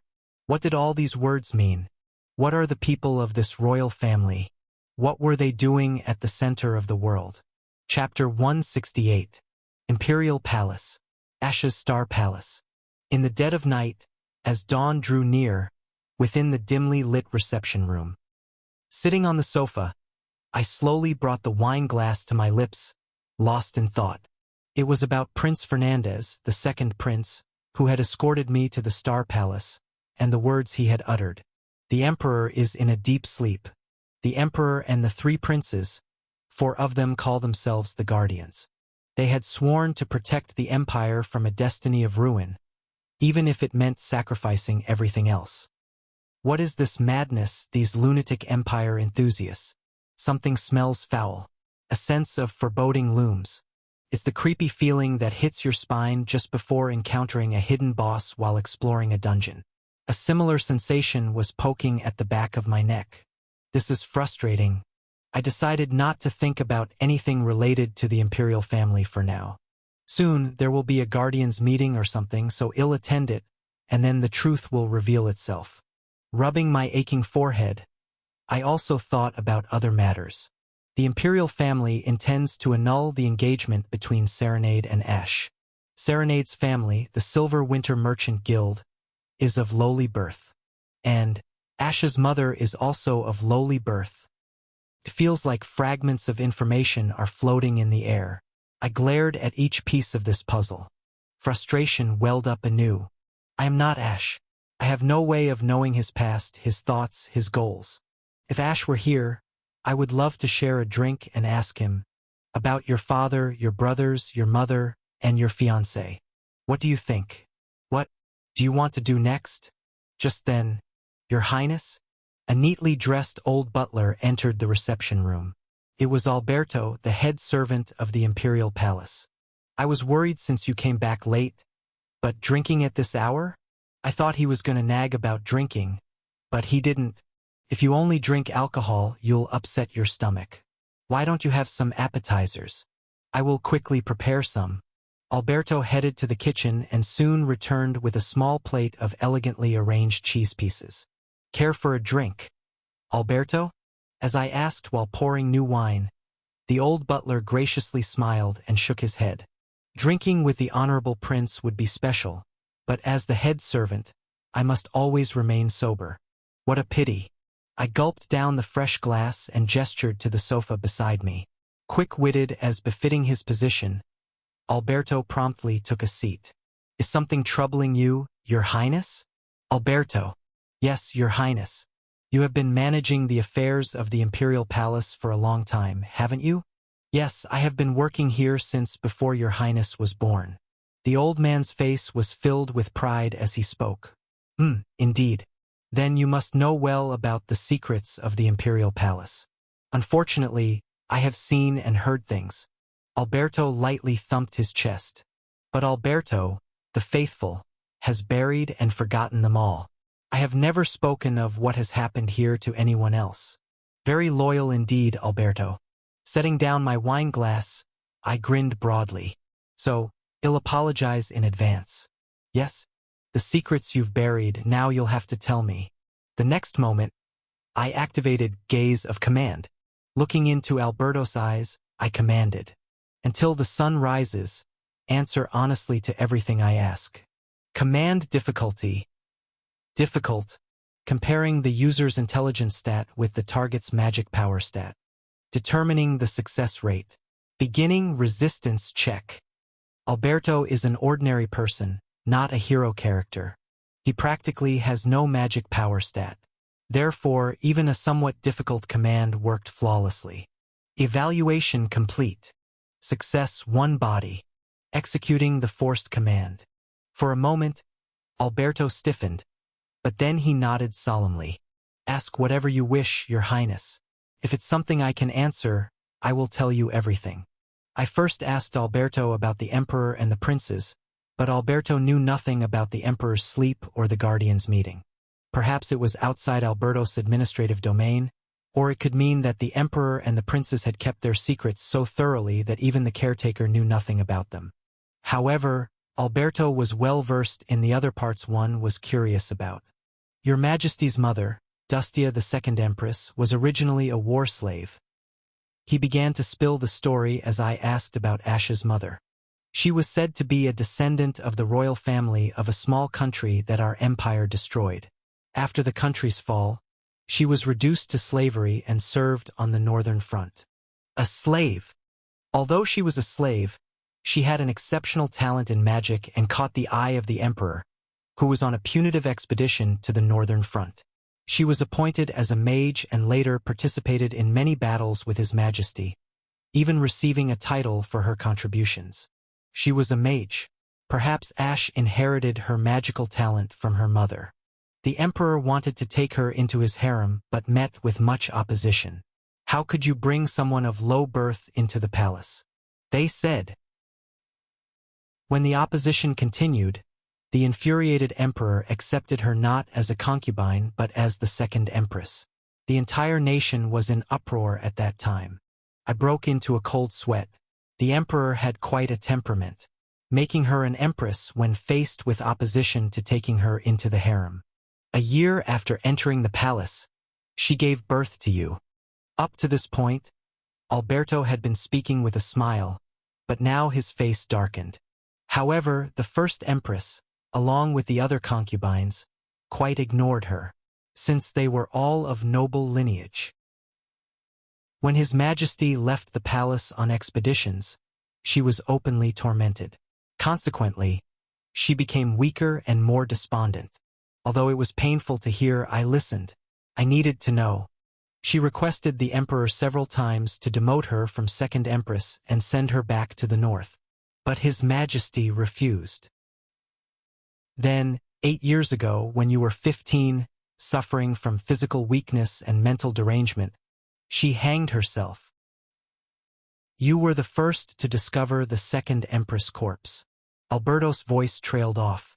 Although your Majesty was mischievous and lacked interest in studies, you were fundamentally kind-hearted. But from that day on, you started to become twisted. I see. So it was the death of his mother that led Ash astray. Sigh. This foolish Alberto. Tears come to my eyes every time I think of that day. Before Alberto could pull out a handkerchief, I hurriedly threw the next question at him. Can you tell me about the Silver Winter family next? At that, Alberto, robot-like, stopped for a moment, then promptly changed the subject. The gaze of command effect was incredible. The Silver Winter family was originally a fallen baron family in a remote area. Struggling with debt, a merchant came to them one day and offered to pay their debt if they would sell their title. The merchant was? Yes, the first head of the Silver Winter Merchant Guild. Serenade's grandfather. He was a mixed-race slave, but he had a good business sense and amassed a lot of money. The part about being of mixed race lingered in my mind, but I continued to listen. Adopted into the Silver Winter family, the merchant became the Silver Winter Baron, and the guild he established flourished and grew very large. By the next generation, it became the largest guild in the empire. Clearing his throat, Alberto continued. When the emperor decided to accept Dustia as the second empress, all the officials opposed it, so he couldn't open the treasury, and there was no money to build a new palace. That's when the Silver Winter Baron came to the emperor and offered to cover all the costs. They had lined up for the second empress. The emperor was delighted and granted the Silver Winter Baron a new title of count. And so, he became the Silver Winter Count, the second head of the guild, Serenade's father. I nodded thoughtfully. Was manipulating rank something that could originally be bought and sold at will? This was no game rank to be raised or lowered at whim. It was rarely done, of course, but this case was far too blatant. The other nobles must have hated it. They hated it indeed. Imagine the scorn for the merchant who purchased rank with money. Especially the other count families. They were frantic, unable to catch him. That made sense. They'd protected the value of tradition for a long time, only for it to be bought with money on the other side. But the Silver Winter Merchant Guild had tremendous financial strength. After that, they acted as the protector of the second empress, lavishing the imperial palace with gold and treasures. Alberto's eyes seemed distant as he reminisced about that time, especially the Countess of Silver Winter. She was the only friend of the lonely second empress in the palace. The Countess would often visit with her young daughter, who quickly became friends with His Highness. Huh? The young daughter you're talking about? Yes, Miss Serenade. What? I opened my mouth slightly in shock. Good Lord, were Ash and Serenade childhood friends? Miss Serenade was 2 years older than His Highness, so they were like close siblings. They were both really adorable back then, even older. Ash did seem younger than I'd thought, but I hadn't expected Serenade to be older. But it seems the Count of Silver Winter was not satisfied with merely being a count. He wanted to establish a deeper connection with the imperial family, and since he had a close relationship with the Second Empress, he wanted to take it to the next level. The next level? Could it be arrange a marriage? Yes. They pursued a marriage arrangement between His Highness and Miss Serenade. Alberto squinted his wrinkled eyes. The Emperor was quite displeased. Although the Second Empress came from a low background, His Highness was a legitimate heir. A merchant family that had bought their rank demanding a marriage was overstepping their bounds. But the Second Empress was desperate to become related by marriage to her only friend, so reluctantly, His Majesty allowed the marriage negotiation, but with conditions. I recalled what I had heard from Fernandez. The nationwide road construction? Yes. Road maintenance had been pursued since the time of the previous emperor, but it had been stalled due to the enormous cost. The Silver Winter Merchant Guild was asked to cooperate in this matter. Silver Winter Merchant Guild gladly jumped into the road maintenance project, and the engagement went smoothly. But then, another problem arose. My mother passed away. Alberto nodded heavily. That's right. The biggest reason the emperor allowed the engagement was the Second Empress, and with her passing, the emperor decided to annul the engagement once the road maintenance project was complete. And he resolved to deal with the Silver Winter family, who had risen too far by relying too much on the Second Empress. So that's what had happened. The emperor strongly advised His Highness to distance himself from Silver Winter. That's why Ash began treating his childhood fiancée so coldly. His Highness began to warp after the Second Empress passing. But what truly twisted him was the confirmation of the annulment with Miss Serenade. Huh? I cautiously asked. Did I hate Serenade? At this, Alberto jumped on the spot. What are you saying? Miss Serenade was His Highness' first love, even before the marriage talks began. While what? Didn't you consult with me several times about how to write love letters, saying you couldn't even talk to Lucas about such things? Alberto looked at me with a grandfatherly smile. Every time there was a party at the palace, the two of you would be partners, holding each other's tiny hands and dancing. How cute and innocent the two of you looked, with your faces turning red, but his old face soon filled with sorrow. But after the engagement, things turned out like this. The two of you grew apart. I heard you've become completely indifferent to each other now. Sniffle. Alberto pulled out his handkerchief again and began wiping his eyes. This old man sure cried a lot. After placing the gaze of command on Alberto again, I instructed him to organize the night's affairs and sent him away. He probably noticed from our conversation that I had lost my memory, but the effect of gaze of command would prevent him from speaking about it to anyone for some time. As dawn began to break, I returned to my room and stared quietly into the mirror. I still didn't understand what kind of person you were, Ash, what you wanted from life, what you would choose in this situation. Even after reading the character's profile or hearing people's words, it didn't feel real. I have been given 3 years. After finishing the game in 3 years and seeing the ending, I don't know what will become of this body. Will the original Ash return? Or will I collapse and die, losing my soul? Sigh. Either way, I decided to keep it simple. I steadied my resolve and opened my eyes wide.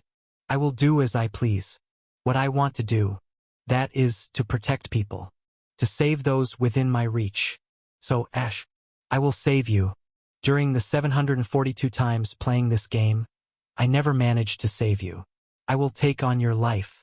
As the commander of the Monster Front and the Empire's third prince, I will live as you to the best of my ability, in my own way, struggling with all my might. No matter how it turns out, don't complain later. I smiled bitterly, looking at Ash in the mirror. No, me. Since you're the one who lent me this body. That morning, Imperial Capital, New Terra, seaside port next year. 5th floor of the Silver Winter Merchant Guild building. The Guild Master's room. What brings you here, my lord? Even though I had arrived unexpectedly, Serenade did not falter. Without even looking at me, She continued her busy work. Her slender fingers holding a quill moved briskly across the paper. The matter you spoke of yesterday is underway. We are selecting the best architects and arranging our guild branch to be dispatched to Crossroad. You don't have to worry. Serenade's turquoise hair sparkled like a midday surface, bathed in sunlight. I stared at her for a moment, then turned my gaze to the side.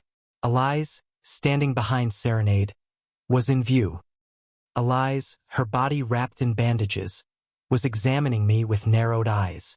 Her eyes seemed to say she didn't understand me. I smiled sweetly at her. Then Serenade finally looked up at me, still holding her quill and wearing her glasses. My lord? If there is something else you want to instruct. Serenade. I blurted out what I had prepared to say. In a week, there will be a victory celebration party at the palace. You won't believe this, but I don't know how to dance. Serenade blinked her silver eyes in surprise. I grinned. Can you teach me? Ah? For a moment, Serenade froze, then fumbled to pull out a new piece of paper. Oh, you mean you want me to call a dance instructor? I understand. You'll find the most famous instructor in the imperial capital right away. No, Serenade. I strode over to Serenade's desk, placing my hand with a thump on the paper she was about to write on. Then, looking straight into her surprised eyes, I said clearly, I want you to teach me. Me? I want you to personally teach me how to dance. And I'd be grateful if you could also teach me some party manners. I shrugged my shoulders. Am I asking too much from the very busy guild master of Silver Winter? Bang! Serenade pushed her chair back and stood up. With a flushed face, and even a hint of tears in her eyes. No, I just pretended to be busy. With trembling eyes focused on me, Serenade exclaimed, I have plenty of time. Chapter 169. At the same time, south end of the continent, Monster Frontline, the fortress city of Crossroad, western part of the city, a graveyard. In front of one grave among many neatly arranged tombstones, an officer dressed in imperial military uniform stood solemnly. He was the commander of the Imperial Magic Brigade, also the leader of the support troops dispatched by the imperial family. It was Windstorm Reyna. With a soft breeze blowing, causing her imperial coat to flutter, Reyna looked down at the tombstone before her. The inscription on the tombstone read, Thunderbolt Jupiter, rests here. Crinkle. The pack of cigarettes in Reyna's hand crumpled. The last time she saw Jupiter was 15 years ago. Her comrade, once close enough to lay down their lives for each other, was now beneath the cold ground. I didn't think you'd die in a place like this. Reyna raised her head to look around. It's in the southern region as you wished, but only a single barren fortress city stood desolate on the vast plain. There's no swimming pool filled with water, no splendid resorts. Reyna clicked her tongue. You died so tragically. Was it because of what happened back then? There was no answer to her question. Reyna looked down at Jupiter's tombstone with a cold gaze. I still can't understand you. She tore open a new pack of cigarettes, took out one, put it in her mouth, and placed the rest of the pack on the tombstone. I started smoking this disgusting thing to get close to you, but you died and quit, and now I'm stuck smoking alone. Memories of the 20 years with Jupiter flashed across Reyna's mind like a panorama. Those young and brilliant days. She didn't light the cigarette, just gazing blankly at the tombstone. A voice came from beside her. Reyna turned to look. A young woman, wearing a voluminous robe with a tall hat, was approaching.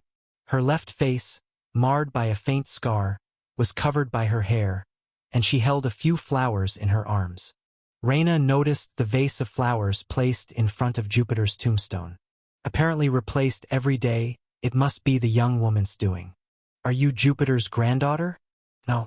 The young woman, Junior, replied coldly. Her daughter. Narrowing her eyes, Reyna soon chuckled. All right, the survivor from Camilla Kingdom that Jupiter took in that day. Remember me? Reyna made a gun gesture with her fingers and made a bang noise. Junior's face showed displeasure, but her voice remained emotionless as she retorted. Whether I remember or forget you, what does it matter? I've already forgiven my mother. I have no particular feelings left for you, her former comrade. Junior came to Jupiter's tombstone, replaced the old flowers with new ones, and watered them. Reyna, who had been silently watching, slowly spoke. You're a mage. You have quite the talent too. Junior tried to ignore her, but the next words made her flinch. But you're dying. If you don't stop using magic right away, your remaining life will burn away. Junior finished tending to the vase and looked at Reyna, holding the old flowers. That's none of your concern. That's true. It's not my concern at all. Reyna shrugged. But won't your mother be sad if you die? That's not for you to worry about either. Haha, true. It's just a pity. You seem quite talented. Reyna slowly walked away from the graveyard, but glanced back. Hey, Jupiter's daughter. How did Jupiter die? Junior answered succinctly, like a mage. I see. Reyna slowly nodded. That'll do. Reyna walked away, her figure soon disappearing from view. Junior, who had been glaring at Reyna's retreating figure, sighed softly and continued to clean Jupiter's tombstone. Downtown Crossroad, Alchemist's workshop. Standing in front of the tightly closed door of the workshop, Godhand spoke in a soft voice. Lady Lily. Lily was undoubtedly inside the workshop, but there was no response. Godhand did not retreat but continued to call. Lily, I know you're in there. Won't you please hear me out just once? Lily. After repeatedly calling the silent Lily, Godhand heaved a long sigh and rested his forehead on the door. Lily, I'm leaving Crossroad now to carry out the task entrusted to me by Prince Ash. It's quite dangerous and maybe I might not return. This may be my last chance to apologize to you. Please, grant me the opportunity to offer my apologies. After a brief silence, Lilith's voice finally came from behind the door. Go away, Godhand. I don't want to talk to you. Lily, you're a liar. Lilith's voice was heavy with reproach. You were a spy, and you pretended to lose your arm protecting me. You exploited my guilt for your own purposes. How foolish of me to have trusted you, even for a moment. That's just how elves are. From behind the door came a sound like a snort. You people always lie, deceive others, betray. That's your nature. Godhand hung his head low. I'm sorry for hiding my identity as a spy, Lily. I'm truly sorry for exaggerating my injury to deceive you. But I swear on my soul, everything we discussed that night was the truth. Lily, what I feel most sorry about is that you, who were reluctantly opening your heart to our race, have been wounded by me once again. Godhand cautiously placed his hand on the door. I'm not asking you to trust us again, or forgive me. I just wanted to say I'm sorry. I'm truly sorry, Lily. To the silent Lily, Godhand steadied his breath and spoke again. Lily, my comrades and I are leaving for our mission now. If I can return safely, I want to see you face to face and apologize. Then I will take my leave. He bowed toward the firmly shut door, and Godhand turned and shuffled away. From a distance, Bodybag and Burnout, who had been waiting for him, joined him. The three elves pulled up their cloak hoods and vanished towards the northern gate of Crossroad. Squeak. Lily slightly opened the door to glance at Godhand's retreating figure and grumbled resentfully. Liar! At that moment, the alchemist guild master who had been watching Lily from inside the workshop tilted his head and asked, You two seem to be getting along well when I made that prosthetic for him. What happened now? Things happened. The guild master shrugged and returned to his work. Well, it's natural for various things to happen when two young people get together. It's not like that. Live without regret and enjoy yourselves. It's not like that, I said. Now, Godhand's figure was no longer visible. Closing the workshop door, Lily continued to grumble. Humph. As if I would trust an elf again. Lord's mansion. Reception room. Air. Evangeline lay sprawled on the sofa, shaking her legs up and down with her calves rolled up to her knees, emitting a strange moan. Her bare feet fidgeted restlessly. Sitting on the opposite sofa, going through documents for the Lord's duties, Lucas frowned at Evangeline. "What's with you, girl? Just because the Lord isn't around, you're letting loose like this. Leave me alone." Surim just not motivated. Having tired of her fidgeting, Evangeline simply collapsed and pouted. The senior is away, so the party members are stuck doing their tasks. The regular soldiers are still gloomy, and on top of that, the Twilight Brigade has been officially disbanded. And the support troops from the Imperial capital, why are they so insufferable? Have you seen? Strutting around the town, stiff as boards, complaining about the lack of theaters and fancy restaurants here in this rural village. Ugh! Sticking out her tongue, Evangeline bared her fangs and growled. "It really irks me how the city folks disregard the Margrave. They don't even realize that it's because we're digging in the Margrave that the inland cities are able to develop safely." Lucas chuckled at the remark. "Weren't you the one who disliked this backwater place and wanted to move to the capital?" "Well, sure, I felt that way then. But it's my right to complain about my hometown. The right to belittle the countryside should only belong to its residents, don't you think?" Lucas listened to Evangeline's words with a smile, but his thoughts were deeply troubled by the current situation. Friction had already unknowingly arisen between the reinforcements dispatched from the Imperial capital and the existing crossroad troops. But the commander who could have reigned in both sides had gone up to the Imperial capital. Reyna was rampaging all over the city, and the original party members were irritated by these new reinforcements. The nerve-wracking situation between the two sides was likely to continue for some time. Ugh! Evangeline heaved a deep sigh. "With our senior gone, it feels like the whole of Crossroad has come to a standstill." "Our senior will come back, right?" Lucas' eyes widened at Evangeline's unexpected words. "Of course he'll come back. What are you talking about? But you know, our senior is a prince and has extraordinary abilities." Evangeline's voice grew soft and whimsical. "He has no reason to struggle against monsters in such a Margrave. I don't even know why His Majesty sent him down here in the first place. What if, on this trip to the Imperial capital, he never comes back down?" Lucas couldn't easily respond. Evangeline's words were without flaw. If Ash doesn't return to Crossroad, if that were to happen, what will become of this city? What about the monster frontline? Lucas and Evangeline's eyes met. Both of them were slightly pale. They had unwittingly imagined the scenario if Ash didn't return. Just then, bang dash, a faint gunshot echoed from afar. The sound of a magic gun being fired. Lucas and Evangeline both sprang to their feet. "What's that? It came from the city center?" Evangeline quickly opened the window and listened, quickly determining the direction of the gunshot. "It's coming from the temple. If the magic gun was fired at the temple, Damien?" Lucas muttered urgently. "What's happened to Damien?" Chapter 170. Sigh. Margarita, with a disheveled face, sat hunched in the temple's backyard, clutching a cigarette butt. How did it come to this? She had become a priestess because she wanted to heal the sick. If there was a problem, it was that she had been too enthusiastic about it. As a result of performing healing magic in the slums of the Imperial capital, her reputation as a saintess soared, and her rank within the religious order was continually promoted. She became the youngest to hold the position of head priestess in the order's history, a position responsible for an entire temple. So far, it was all fine. As her rank increased, so did her privileges within the order, which would help even more in healing the sick.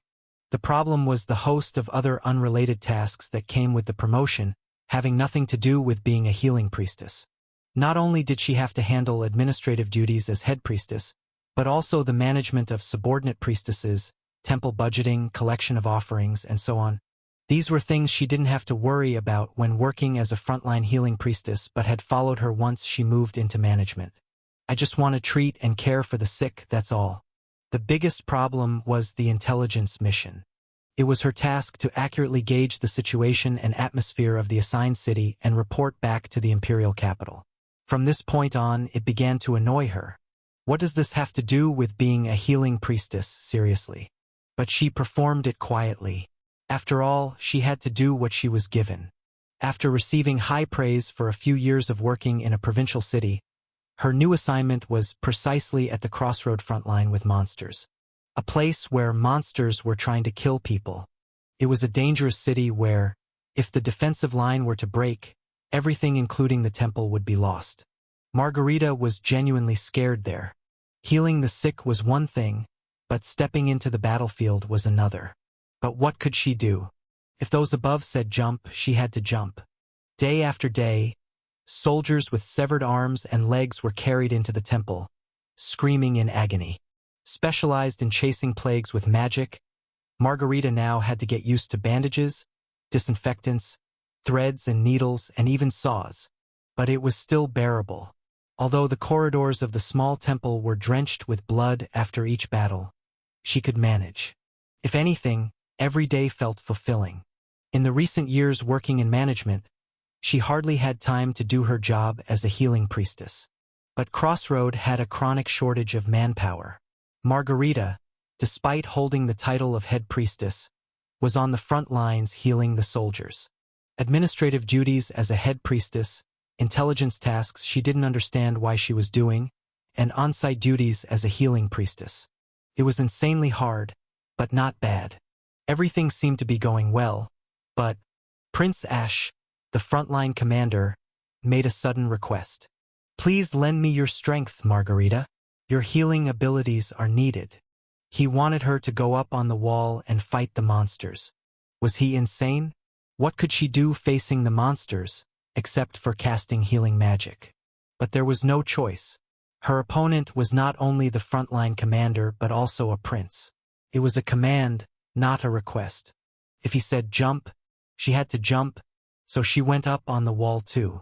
Seeing the face of a vampire made her feel like wetting herself, but she fought on.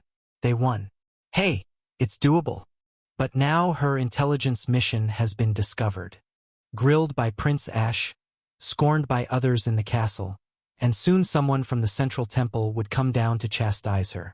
Stress exploded as she was criticized and trampled from all sides, having long since passed the breaking point. When she came to her senses, she had alcohol and cigarettes in hand. No, in her mouth. I just want to be an ordinary citizen, curing the sick with magic, receiving thanks. Margarita was sorrowful, impained when the soldiers, whose arms and legs are flying off and intestines are spilling out, die one by one. I'm sick of bathing in someone else's blood every time a battle breaks out. I'm terrified that monsters are outside the walls, but now I'm told to face them on the wall. It's outrageous. She missed the days when she first started her priestess duties. The slums of the imperial capital were horrendous places, but compared to Crossroad, they were heaven. How I longed to return to those times. A time without concerns about administration, espionage, or monsters, when I was purely engaged in relief activities as a healing priest. Where is my life going? Saintess Margarita lamented. Feeling down, huh? Here, have a smoke. A gentle voice came from the side, along with a neatly packed new cigarette. Oh, thank you. Margarita absent-mindedly accepted the cigarette and put it to her lips. Then she looked to the side. A woman she had never seen before was standing there, her long black hair tied back, dressed in the tidy uniform of an imperial officer, a female officer of the Empire. Who are you? Margarita asked nervously, and the woman who gave her the cigarette reanasmiled wickedly. I'm from Central. You're in charge of the South, Saintess Margarita. In front of Margarita's widening eyes, Reina licked her lips. You know why I'm here, right? Of course, it was because her spying mission had been exposed and the divine communication device had been discovered by Prince Ash. Phew! Next to the stiff Margarita, Reina put the cigarette to her lips and lit it. I've always told those above that something like this would happen. It might be convenient to use priests as spies, but without proper training, I knew that something would go wrong at some point. But my warnings were ignored. The cost of raising new spies and rebuilding the communication network nationwide was much cheaper than using the old method of employing priests. And look, eventually, something went wrong. Reyna grinned widely. Anyway, you've made a mistake, so you have to take responsibility, right, Saintess Margarita? Watch. What should I do? Margarita finally stammered. That was quite a debate up above, Reyna said, stretching out her gloved hand. You failed as a spy, but as a priest, you were nothing short of diligent. Central has decided that it's not right to punish priest Margarita for this. So only spy Margarita will be punished. Reyna's extended hand formed the shape of a gun. The mistake you made is too big to just overlook, Margarita. Let's die here cleanly. You will be honored as having died in service, and the church will promote you. You will be able to join the goddess in glory. Reyna's eyes twinkled. It's a conclusion that satisfies both the church and the secret organization. It's a win-win, right? Eek! Terrified, Margarita sprang up and started running. Reyna aimed at her back with her fingertip. I don't really like doing this, always ending up with this roll, really? Whoosh dash! A wind bullet shot from Reyna's fingertip. A wind magic spell she had wearisomely fired all her life. Reyna was certain that, in the next moment, Margarita's back would be punctured. However, bang dash! It did not happen. Almost simultaneously with Reyna's wind bullet, a gunshot rang out, and a magical bullet flew like a beam of light. The flying magical bullet collided precisely with the wind bullet, neutralizing each other in midair and shattering into pieces. Ha! Reyna looked in the direction the magical bullet had come from. There stood a curly brown-haired boy Damien, dressed as a priest. With the magical gun, Cerberus, aimed forward, Damien shouted, Saintess, this way! Ah! Margarita screamed and ran towards Damien, and Reyna didn't just stand and watch. Where do you think you're going? Whoosh dash! Reyna lightly shot another wind bullet. Damien's brown eyes flashed as he pulled the trigger on his gun. Bang! Pop! Burst dash! The magic and the magical bullet collided in midair and shattered. Reyna shivered and muttered, What kind of sniping skill is that, kid? I've spent my lifetime on the battlefield, but I've never seen anything like this. Whoosh! Whoosh! Whoosh dash! Reyna kept shooting the wind's magic bullets, and Damien precisely intercepted and burst them in midair. When the counter had reached more than 10 times, Reyna couldn't help but laugh, disbelief in her eyes. To pierce through the center of the magic with magic bullets and forcibly dispel it? This is beyond the realm of humanity. What are you seeing with those eyes? All right, then let's see if you can destroy this spell with that gun. Shall we test it? With a mighty roar, a tornado began to form behind Reyna. Damien gritted his teeth and gripped the handle of the shotgun slung over his back. That was when it happened. Enough! Lucas and Evangeline rushed desperately into the temple. Almost simultaneously, Junior, sensing the magical energy, hurried in. Lucas yelled furiously at Reyna. Lieutenant Reyna, what are you doing? Ah, dear me, I've spent too much time on this. Reyna, grumbling, dispelled the tornado magic and spread her hands to show they were empty. It's nothing, Deputy Commander. Just a small quarrel. Lucas' icy eyes glared coldly. Lieutenant Reyna, you are merely the captain of the reinforcements for the defense battle here. Do not overstep your authority. I understand. I'll behave myself next time. With a casual smile, Reyna raised both hands and exited the temple. See you next time, little sniper. And, Priestess Margarita, it would be best if you stayed well hidden.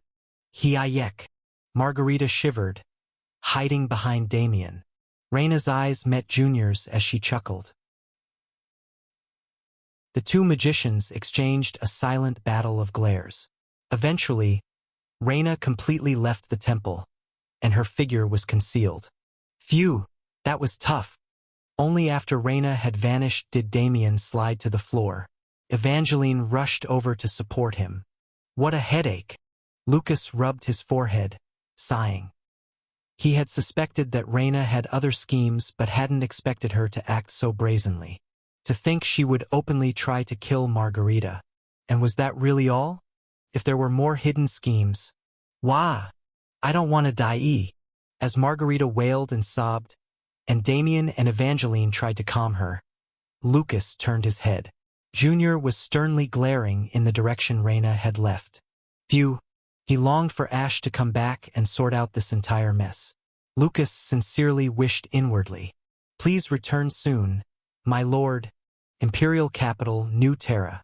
Silver Winter Merchant Guild Building, 5th floor, auditorium. Ha! Sitting in a chair, waiting for Serenade, I suddenly looked up. Felt as though someone had called me. A hallucination? As I pondered, the auditorium door creaked open, and someone entered. I looked in that direction. Serenade stumbled in, her eyes widening in surprise when they met mine. Having taken off her work suit and changed into a comfortable two-piece dress for dancing, she looked as stunning as she did professional. Startled and flustered, Serenade rushed up to me, her eyes tightly shut. You've been waiting for a long time, right, my lord? No, not at all. I smiled warmly and stood up from my chair. All right, shall we start? Yes, sure. Then silence. I stood there, blankly, and Serenade's silver eyes sparkled as she looked up at me. No, I really don't know how to dance. At all. Really? Serenade's brow slightly furrowed. Must have forgotten then. I need to learn properly from the beginning since I have to dance at formal gatherings. I understand, then. Could you extend your left hand, please? I extended my left hand, and Serenade reached out with her right to gently take it. Her long, slender fingers were cool to the touch. They felt like snowflakes falling in summer. Chapter 171. It was on the brink of developing into a romantic atmosphere. But, as always, that sort of thing didn't happen in my life.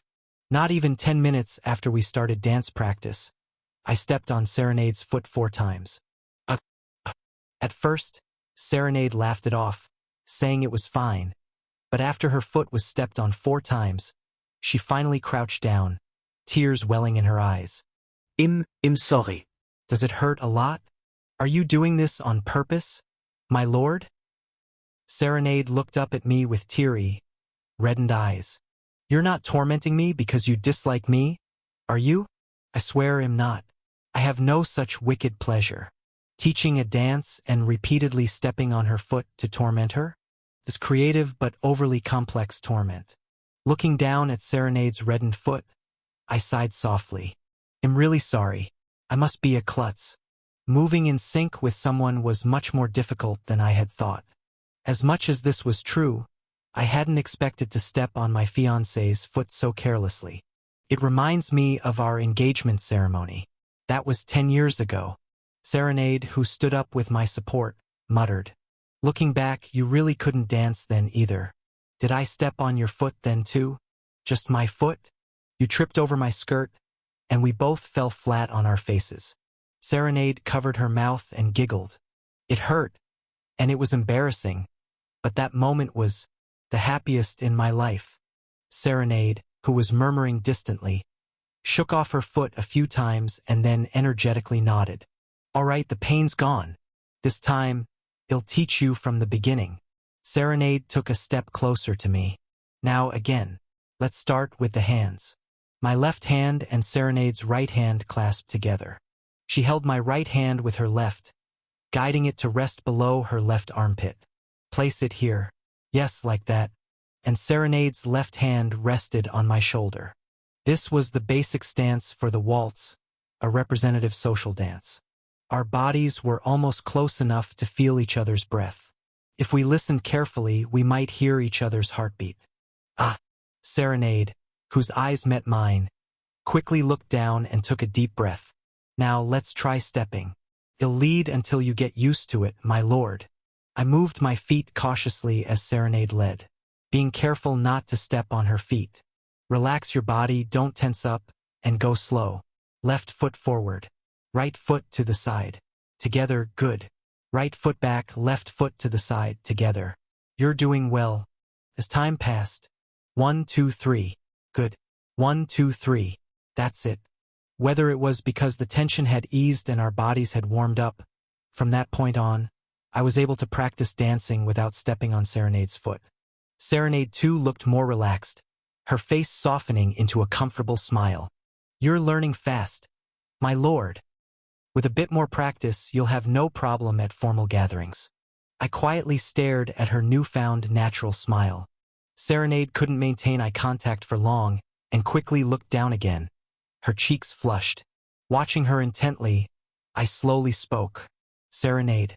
Yes, my lord. Your family is about to be exterminated. The previously gentle atmosphere froze. At my unexpected words, Serenade's shoulders stiffened, and her steps faltered. Her face hardened as she stammered. What? What does that? It's exactly as I said, Serenade. Your family will soon be exterminated. I glanced briefly at the window. Our dancing could be seen from outside the building. Keep dancing. There may be eyes watching us. I began to lead the waltz as I had learned. Serenade followed my movements, her face pale and confused. The dancing lesson was an excuse. I came to tell you this. That was my real purpose. That's how someone clumsy like me could ask a lady to teach him to dance.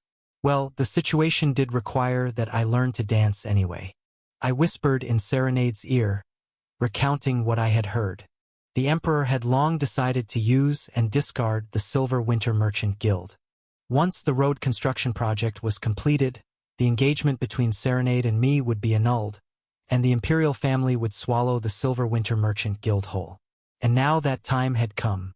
I asked Serenade, her face pale and drawn, "Didn't you feel a premonition?" Well, over the past few years that you, my lord, have been cold to me, I thought I might be disengaged. But Serenade shook her head slightly, trembling. To think that they would crush our family itself, not even in my dreams. The imperial family intends to swallow the Silver Winter Merchant Guild whole. In the process, there's no way they would leave the Silver Winter family alone. Destruction was as plain as day. That's why I came here, Serenade, to protect your family and your guild. In the game, the Silver Winter Merchant Guild doesn't trade with Crossroad at all. Perhaps after the Silver Winter Merchant Guild is absorbed by the imperial family, it will be utilized for other matters within the empire. It won't be involved in things like the Margrave's front lines at all. Do you think it'll leave it at that? I must preserve the Silver Winter family and make them sturdy supporters of Crossroad. That would be a great help in the future strategy. Above all, I had resolved to live as Ash. And so, rescuing this lady, Ash's first love and fiancée, was undoubtedly the thing to do. In a few days, I will meet with Father and my brothers and hold a conference. The Guardian Conference. I would meet the Emperor and princes there and could grasp the true intentions they harbored. And once I understood those intentions, I could clearly devise a plan to save the Silver Winter. We must prepare ourselves beforehand. I looked into Serenade's trembling silver eyes. Tell me, Serenade. Yes. What products does your guild deal with? How could I save this small merchant family on the brink? The conclusion I reached was this. Among those products, do you have information? Serenade's eyes widened. I continued, there's no item more expensive and devastatingly tradable than information. Sorry. But our guild has only traded in physical goods so far. Then let's create a new category this time. I slowly let go of Serenade's hand, separating from her. I will come to learn dance from you every day until the party. In this week, prepare your guild to buy and sell information as a product. Reorganize the entire guild. Sounds grand, but it's simple. All that's needed is to deliver information quickly and securely. And it wouldn't be too difficult for the Silver Winter Merchant Guild, which has a nationwide distribution network and has been involved in the National Road Construction Project. After the dance ended, the two of us bowed to each other. Serenade and I bent at the waist towards each other. It was a good time, my lord. I enjoyed it too, Serenade. And so today's dance lesson ended. When we were close, it was fine, but after we separated and distance grew, it suddenly felt awkward. I scratched the back of my head sheepishly, preparing to leave. Then that's it for today. I'll be going now. My lord.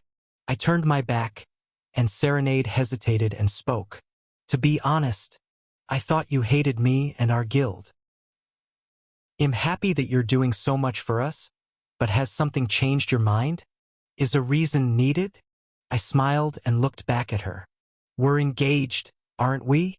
Do you not dislike me? A lowly girl from a merchant family? Never. Not once. From Crossroads' perspective, they were always a trading partner I wanted. From Ash's point of view, well, they said it was first love. I've lived a life far from such sweet and bitter words, so I don't quite know the feeling. But I have no reason to dislike. I wish for a good partnership, both in business and in social dancing.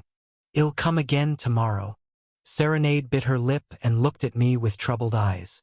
I pointed to her foot with the tip of my finger. Apply ointment to the top of your foot. Afterward, I visited Serenade every day to learn social dance and party manners. I felt watched from all around, but Fernandez did nothing to stop me afterwards. I decided not to worry too much and act as I pleased. 3 days later, in the morning, after dancing for several days in a row, I was dragging my sore body, low in stamina, to the Star Palace restaurant for breakfast when I noticed the atmosphere was more bustling than usual. The excitement was clear on the faces of the passing servants. What's going on today?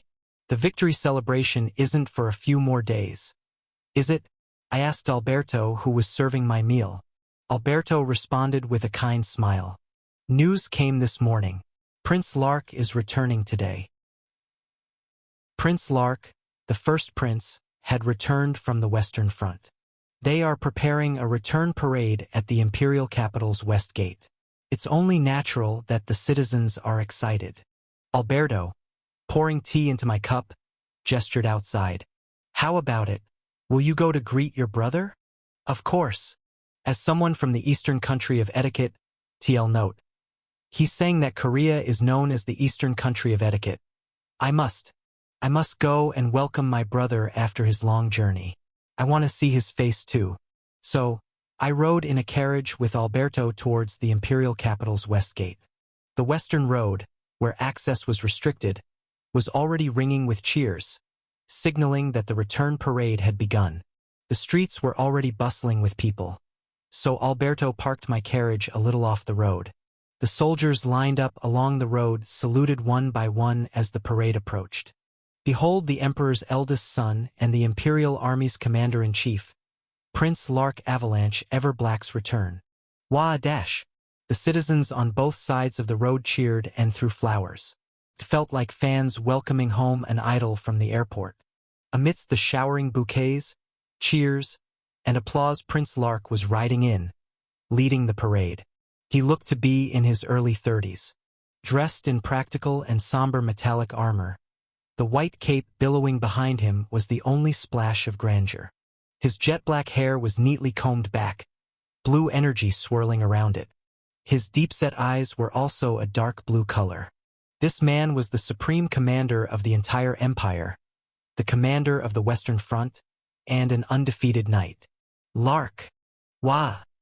Despite the blessings and cheers from all the citizens, Lark's expression remained stoic. Even though it was a return parade, he could have at least smiled once. But he drove his horse forward with a stony gaze. Why does my brother look like that? Alberto chuckled darkly. Hasn't he always been like that? He's someone whose expression rarely changes. So that's his personality. It felt like his face had been frozen like a marble statue since birth. Just then, Lark, who had been leading the parade, suddenly lifted his head and looked left and right. Then, he turned his eyes sharply towards us. Huh? His dark blue eyes met mine unmistakably. Ta! Lark spurred his horse, leaping over the crowded citizens on the roadside. The citizens screamed in unison, but he paid no attention, starting to approach my carriage. I unwittingly swallowed dryly. What's happening? What's going on? Chapter 172. Emerging from the Imperial Parade, Prince Lark spurred his horse and started approaching the carriage I was in. Ah, dear me. His Highness Lark is at it again. Alberto, rubbing his forehead, grumbled as if he had a headache. I was annoyed and snapped at him. Why is he doing this? He's coming to me, right? Do I have some deep grudge with my brother?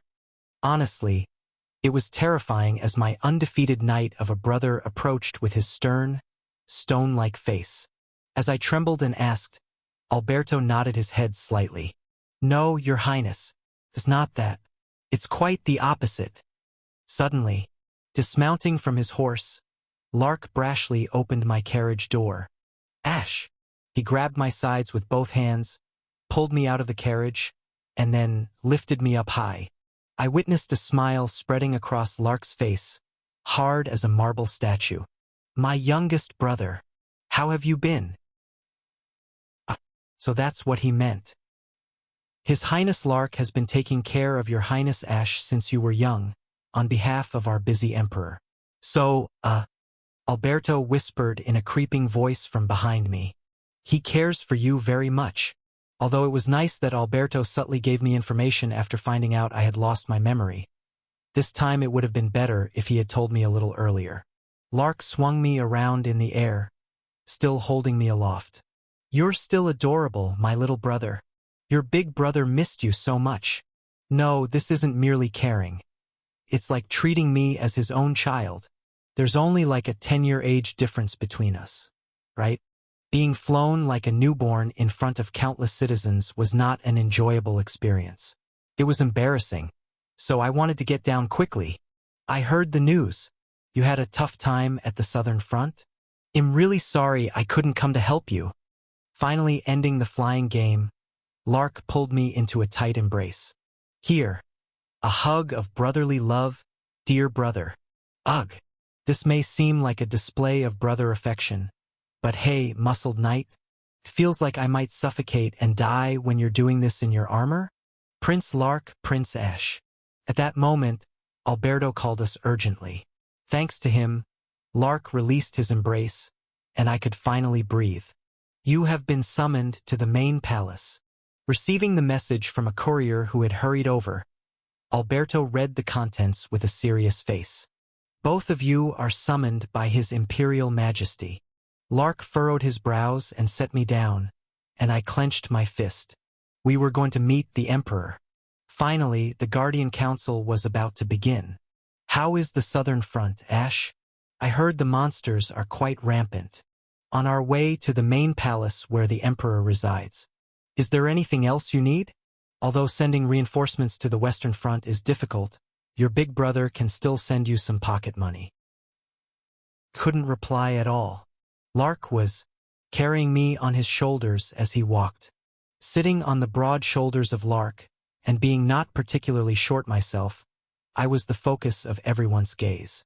Embarrassed, I covered my face with both hands and suppressed a scream. I had heard it from Lucas too. I had a good relationship with Prince Lark, the first prince. But this isn't just a good relationship. It's like uncle and nephew. Ah, big brother. Then Prince Fernandez, the second prince, who was standing at the entrance to the main palace, waved his hand. He seemed to be waiting for us. You have returned. You must be weary from your long journey. Fernandez. Lark finally set me down, spread his arms wide, and strode toward Fernandez. Come here. Ah. Fernandez sighed in resignation, obediently walked toward Lark, and was then tightly embraced. It's a hug of brotherly love dash. Ugh. Fernandez twisted his body and let out a similar scream as mine. This was somewhat amusing to watch. My brothers. It's so good to gather together like this. Lark slapped me and Fernandez on the back with hands as big as pot lids. With each slap, Fernandez and I shook like reeds. Enough already. As the overly affectionate greeting ended, Lark gestured toward the inner palace, asking Fernandez, "How is father?" He just woke up from a nap. He must be in a bad mood. It's been a while since he has been in a good mood. The two strode casually into the palace, and I quickly followed. Why did you arbitrarily declare victory, Fernandez? Lark suddenly scolded Fernandez with a stern face, his warm smile from moments ago seemingly insincere. The situation is precarious across not only the battlefield of Bringer Duchy but also the entire Western Front. The Bringer folks are tough and stubborn. Guerrilla attacks continue, and even areas that were already subdued are witnessing revolts. Moreover, we haven't even captured the Bringer Duchess, that dragon lady. Declaring victory in such circumstances, and even summoning me to the victory celebration, what were you thinking? There was a reason for declaring victory, Fernandez explained with a sigh. The allied nations in the Northern Front are agitated. The North? Why? Since we attacked our longtime ally Bringer Duchy, they're worried that they may be attacked too. According to spies' reports, some nations are even considering breaking the alliance and attacking us.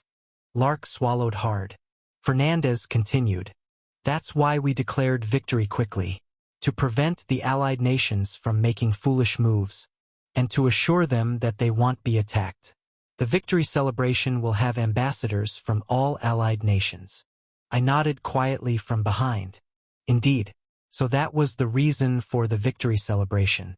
Although the situation in the West is precarious, we've surrounded the Bringer Duchy, and capturing the Duchess will conclude this war, won't it? Yes, but still. Please make an appearance at the event for a short while. You, brother, symbolize the military and martial might of this nation. It would be improper for you to be absent. Fernandez glanced at me. Most importantly, it's been a long time since all of us, the Guardians, gathered to share our situations and discuss how to protect the Empire. It's time for a Guardians meeting. The corridor ended, and the doors to a giant virtual reality room appeared. The Imperial Palace usually bustled with servants, but suddenly, no one was around. Not even a single guard was left. It was eerily silent. Fernandez pulled out a necklace he was wearing. A golden key was attached to it. He inserted the key into a large lock on the door. Click. Whir. Magical symbols spread from the lock and door, and they slowly began to open. SSSSSS. White frosty powder flowed out from the opening. I looked down at the powder, puzzled. What's this in the middle of summer? When the doors fully opened, and I saw what was inside, I froze. What is this? It was a giant tree made of ice. Its roots covered the floor, and its branches reached the tall ceiling. And at the center of the tree, a throne. A dazzling golden throne, completely fused with the ice tree, buried within. You've arrived. That man was sitting there, the sole emperor of the empire, the man who ruled half the world. And my father, Traha Peacemaker Ever Black, sat as if frozen on the ice throne, then opened his frost-covered eyes. My sons. Father. Lark and Fernandez approached the throne, seemingly used to the sight, and knelt respectfully. Have you been well? I hurriedly followed my brothers, kneeling and bowing my head. The emperor, with black hair and black eyes, did not appear to be in his 40s, but in reality, he had long surpassed the age of 60. He slightly shook his head. It's not good news. The situation at the Northern Front against the foreign gods is not favorable. He grumbled and tapped the chessboard beside his throne with his fingertips. The chess pieces lay scattered on the frozen board, stuck in place. The situation at the front is getting increasingly dire. I am concerned. How long can we hold this line and protect the empire? Do not worry too much, father, Fernandez smoothly responded. Once we annihilate the Bringer Duchy and seize their dragon's blood, you will be able to wield the power of the dragon's blood, father. Then the problem with the front against the foreign gods will be resolved. The emperor, silent till then, gestured towards us. How are the 3 fronts you are overseeing? Tell me. Lark was the first to respond. The Western Dragon's blood front is almost settled. Soon, we will eradicate the Bringer Duchy and steal their dragon's blood. Fernandez seemed to wait before continuing. The central shadow front is in fierce combat. However, we will soon reveal the enemy's hidden forces' true identity, and even eliminate their supporters. Good. The Emperor looked at me last. Lastly, Ash. How is the situation in the southern monster front? Having kept my mouth shut, I slowly rose. The eyes of the Emperor and the princes were fixed on me. Then I said, "What the hell are you all talking about?" The Emperor raised his eyebrows in puzzlement, and a look of confusion crossed the faces of the two princes. "I'll speak plainly. Father, brothers." I had tried to hold it in, but I couldn't anymore. I decided to be straightforward. I suffered a severe head injury during battle in the southern front, and as a result, I've lost most of my memory. Therefore, I can't keep up with your conversation right now. Tapping my head to emphasize, I stared directly at the Emperor. Want you explain at least a bit for your pitiable youngest? What exactly is a guardian, and what are you and my brothers scheming? Foreign gods front? Dragon's blood front? Shadow front? What the hell are those, you damn nerds? Speak so everyone can understand. I don't care about your fronts. Just let me protect our monster front well. And that's it. Chapter 173. Lost your memory? The Emperor's deep and dark, bottomless-like gaze scanned me. For some reason, I felt as though I was being scanned by an advanced machine, and my body shuddered involuntarily. Well, that's fine. Memory is something you can find gradually. Fortunately, the Emperor did not probe deeply. Was it that he trusted Ash so much, or was it something not even worth his concern? Couldn't tell which. As a guardian, I must at least explain this much to the son in charge of the southern front. Sunk into his throne, the Emperor began to explain slowly. Do you remember what color this tree originally was? What the Emperor pointed to was a white ice thorn tree that enveloped the throne and covered the real world. I shook my head. I don't know. It was black. A bitter smile formed at the corners of the Emperor's mouth. This tree is the national tree of our ever-black empire and our guardian tree. Always a black thorn tree, ever black. I swallowed dryly.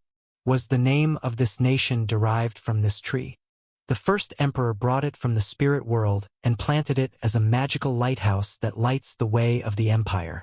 The emperor stroked the frozen branches of the tree. But 7 years ago, suddenly this tree froze like this. Our alarmed guardians immediately rushed to find the cause. The emperor's eyes closed tightly as he recalled that day. The tree was frozen but still functioning. As the magic lighthouse showed the future, I realized that the tree had only 10 years left, and that the fate of the empire would also end then. You mean? Yes. The emperor opened his eyes again. That was 7 years ago. In 3 more years, the empire will be destroyed. 3 years. A familiar number. I frowned. The tree revealed 4 destinies that would lead the empire to ruin. The emperor looked down at the chessboard beside him. The first ruin comes from the west. Our allies who bear dragon blood, the Bringer Duchy, invade and destroy the empire. The Western Front, the Dragon Blood Front. The second ruin comes from the center. Unknown shadows lurking within the imperial capital. They destroy the empire from within. Central Shadow Front. The third ruin comes from the north. Alien races that we have conquered.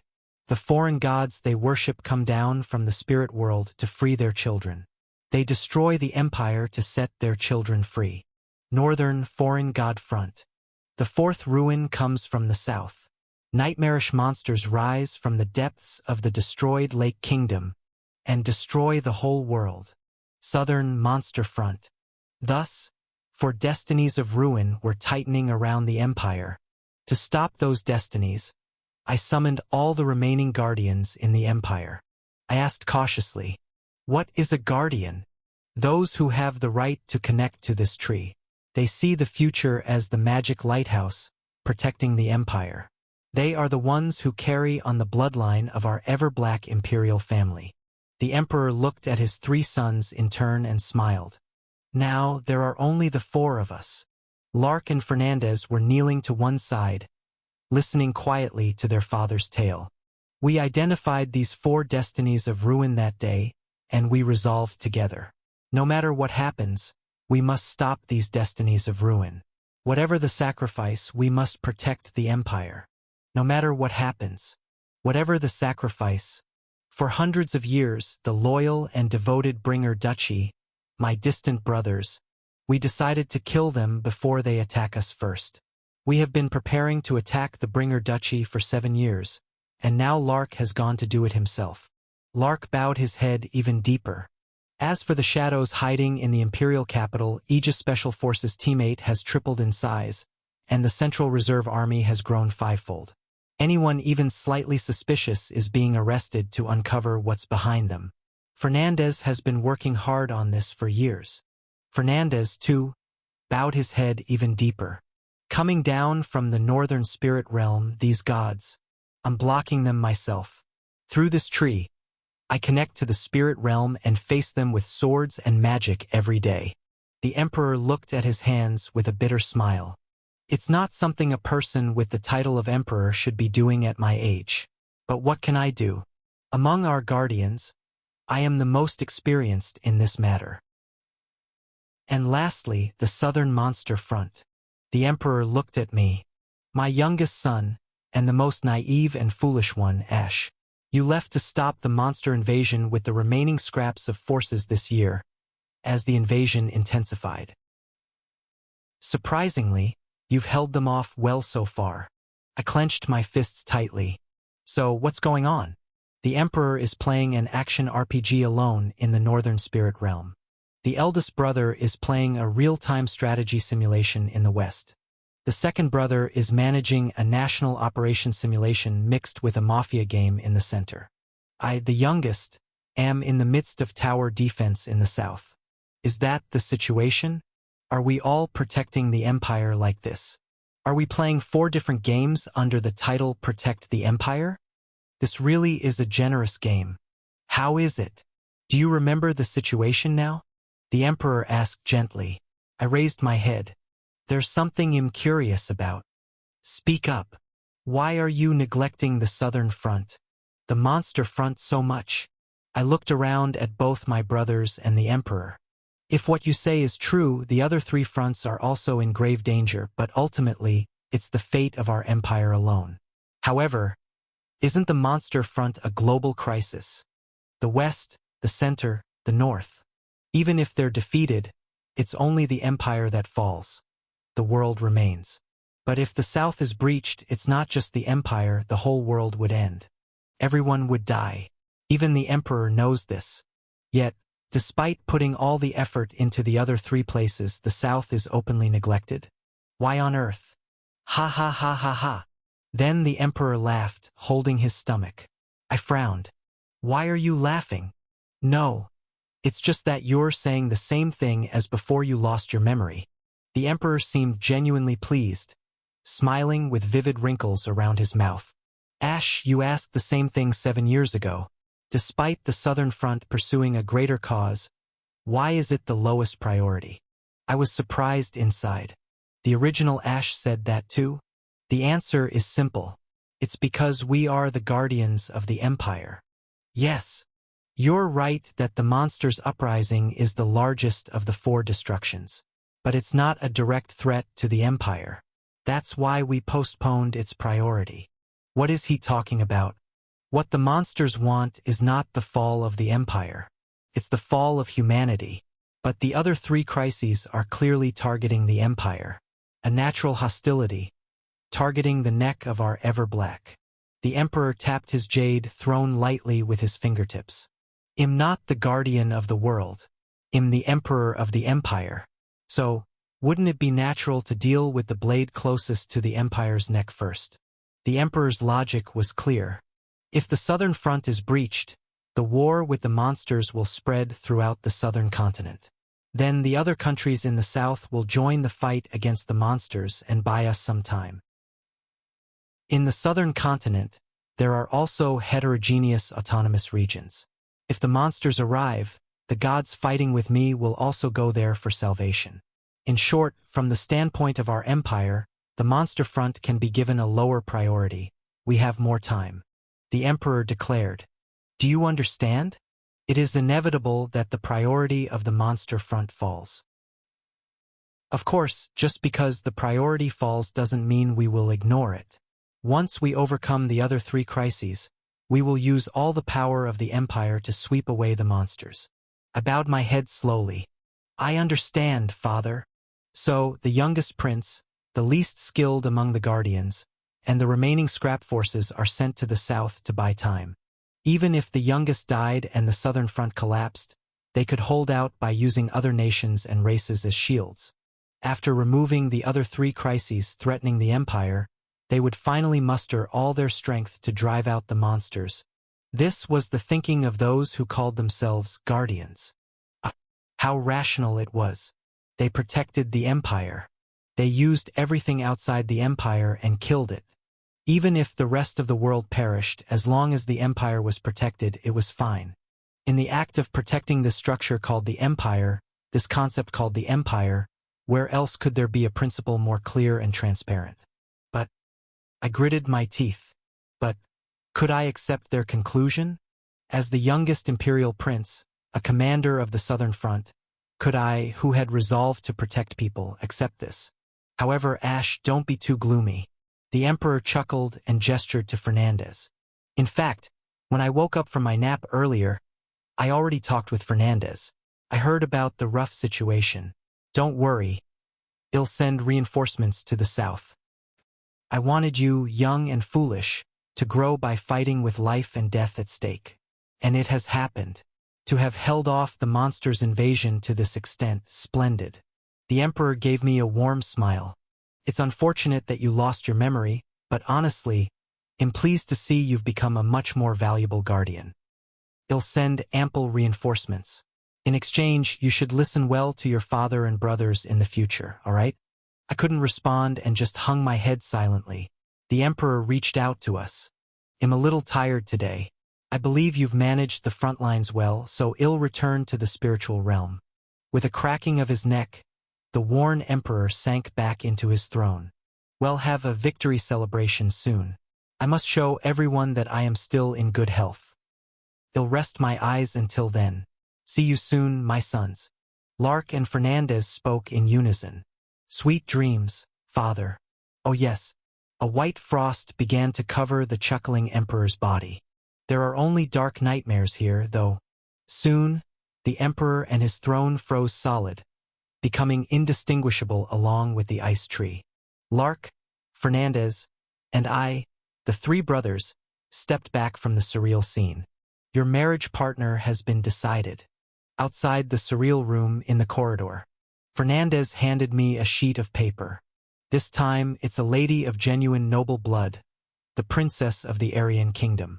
As you know, the Aryan Kingdom is the largest among our northern allies. I took the document and blankly read the words written there. Fernandez's detailed explanation continued in my ears. Talks of marriage were arranged to strengthen the alliance between the Northern Front's Aryan Kingdom and the Ever-Black Empire, and since my engagement with my previous fiancée was due to be broken, they decided to proceed with this. What if I say no? I asked quietly. What if I refuse this marriage and insist on keeping my engagement with the Silver Winter family? Fernandez didn't hesitate. That's obviously not an option. The princess of the Aryan Kingdom is already on her way to the imperial capital to attend the victory celebration. This time you'll just meet and then the wedding will proceed within this year. You can have the ceremony on the southern front. Fernandez murmured in a low voice to me, who kept my lips tightly shut. You remember what Father said, right? You must obey from now on. Please, Ash, don't resist anymore. If you feel a sense of duty as an ever-black imperial prince, as a guardian, don't hesitate over something like a political marriage. If you accept this marriage proposal, you can return with enough elite troops to protect Crossroad. A large hand grabbed my silent shoulder. Looking up, it was Lark. I know it's hard, but this too is the duty of a prince, Ash. You lost your memory in the midst of battle and suffered many casualties? We've come this far, paying such sacrifices. We can't stop here. Lark grinned. grabbing Fernandez's shoulder with his opposite hand. "Now, my beloved brothers, how about a hug to rally our spirits?" And then Lark's muscular arms reached out and forcibly embraced Fernandez. Ugh! Gah! Thus, they were forcefully imbued with brotherly love. After the embrace ended, I let out a sigh and said, all right, they'll do it that way." Lark and Fernandez laughed brightly. I gritted my teeth and nodded. "I'll break off with Silver Winter Merchant Guild. And then, I'll meet with the Princess of the Ariane Kingdom." Chapter 174 is a story from a very young age. In the Star Palace where the Second Empress Dustia and the Third Imperial Prince Ash resided. Today, the Countess of Silver Winter Merchant Guild and her daughter, Serenade, visited again. While the Empress and Countess were sipping tea and chatting, Ash and Serenade were playing in the garden of the Star Palace. Serenade seemed unusually down today. Ash tilted his head in front of her. "What's wrong, sister? What happened, sister?" No matter how much she begged him not to call her that, it was in vain. Young Ash always followed Serenade, calling her sister. Ash asked innocently, smiling, "Tell me, sister, they'll fix everything." Well, actually," Serenade, looking around cautiously, whispered. "I heard the word lowborn again. On the way here today, as they passed through the security check at the entrance to the Imperial Palace, she heard the officers on guard muttering, 'Those low-born merchant families keep hanging around the palace. The Second Empress is low-born, isn't she?' Birds of a feather flock together. They did not even try to lower their voices, even though they could be heard clearly. It seemed intentional." Serenade let out a heavy sigh. "Even outside, they shun me, calling me low-born, and the children." Serenade had no friends. No noble child would associate with the daughter of a merchant family that had bought its nobility with money. Nor did she have commoner friends. Though they had bought the title, they were still a count's family. No common child of her age would dare to associate with the count's young daughter. Somewhere between nobles and commoners, the Silver Winter family existed in a gray area. In this situation, Ash was Serenade's first real friend of her age. "You, Prince Ash, are the only friend who hangs out with me." Me too. You're my first friend too." Ash was in the same situation. In this vast imperial palace, no one sided with Dustia, the Second Empress, who had been born a battle slave. Her son Ash was treated the same. Whether judged by pure lineage or the power of the family, the next emperor would obviously be the son of the First Empress, who openly despised the Second Empress. Since that was the case, no one tried to get close to the Second Empress and her son. Except for the people of Silver Winter. "Don't be hurt by what those fools say, sister." Ash reached out with his small hand, tightly holding Serenade's hand. Only those who have nothing to be proud of do that, judging by family or lineage instead of their ability. Serenade stared at Ash, astonished by his words. The young boy's hands were warm. "I promise, sister." Ash smiled like an angel. "They'll create a world where you don't have to hear such words." "Create a world?" "Yes. A world where blood and nobility don't matter. A world for children like us who are shunned. A world where mom doesn't cry, and where sister isn't bullied, a world like that." Ash's tiny fingers squeezed Serenade's fingers tightly. "They'll definitely make it." On Ash's young face was a faint sadness and a clear determination. At that moment, Serenade sensed it. She would fall in love with this young boy, whether he kept his word or not. Just the bright sparkle he emanated at that moment was enough for her to know that she would follow this boy for the rest of her life. She thought so, watching the boy's white smile. Serenade suddenly opened her eyes. From the crack in the curtains, the faint morning light told her it was early dawn. She felt refreshed. Her body was light. Serenade quickly got up. "Have you awakened, my lady?" Elise, who had been waiting outside the door, entered as she heard movement. On the tray Elise brought in was a basin filled with hot water. "Good morning, Elise." "Good morning. Hey, race the water for you to wash your face." "Thank you." Since she had bathed and fallen asleep the night before, washing her face was enough in the morning. With Eliza's assistance, Serenade washed her face. "Aren't you tired?" Eliza carefully asked Serenade, who was drying the water from her cheeks with a towel. "You've been struggling with your duties already, and now you're suddenly giving dance lessons to the prince every day. You only slept for 3 hours today. I'm worried about your health." At those words, Serenade laughed lightly, covering her mouth with a towel. Eliza blinked in confusion. "Master, Eliza, do I look tired to you?" No. "You look pleased." "You're right. I'm not tired at all. Quite the opposite. I feel like flying." Serenade looked into the mirror before her, seeing her own face sparkling with energy. Sleep? Who needed it? Is sleep really a big deal now? Ash had come to her first, asking her to teach him to dance. She didn't know why this mischievous prince, who was more skilled at social dancing than anyone in the capital, pretended to be inept at dancing. But the reason didn't matter. As she lightly applied makeup and dressed, Serenade couldn't hide the smile at her lips. She hadn't felt this joyous in years. According to Ash, the Silver Winter Merchant Guild was now facing a crisis of extinction. Serenade was building up defenses against it, as Ash commanded. She knew this was no time to recklessly enjoy herself, but to be utterly honest. If she could get closer to Ash for any reason or under any pretext, Serenade was willing to pay whatever price it took. If I can hold his hand and dance today, that alone would make me... Bang! Miss! Just then, Serenade's door was roughly opened, and another maid rushed in. Serenade, startled, looked at her. "What's wrong? What happened?" "The Count has had another seizure. Hurry!" "Father!" Serenade stopped what she was doing and ran out of the room. Eliza followed her with a stern face. The Count of Silver Winter had a seizure in his bedroom. Fortunately, by the time Serenade arrived, the resident priest had stabilized the Count with magic.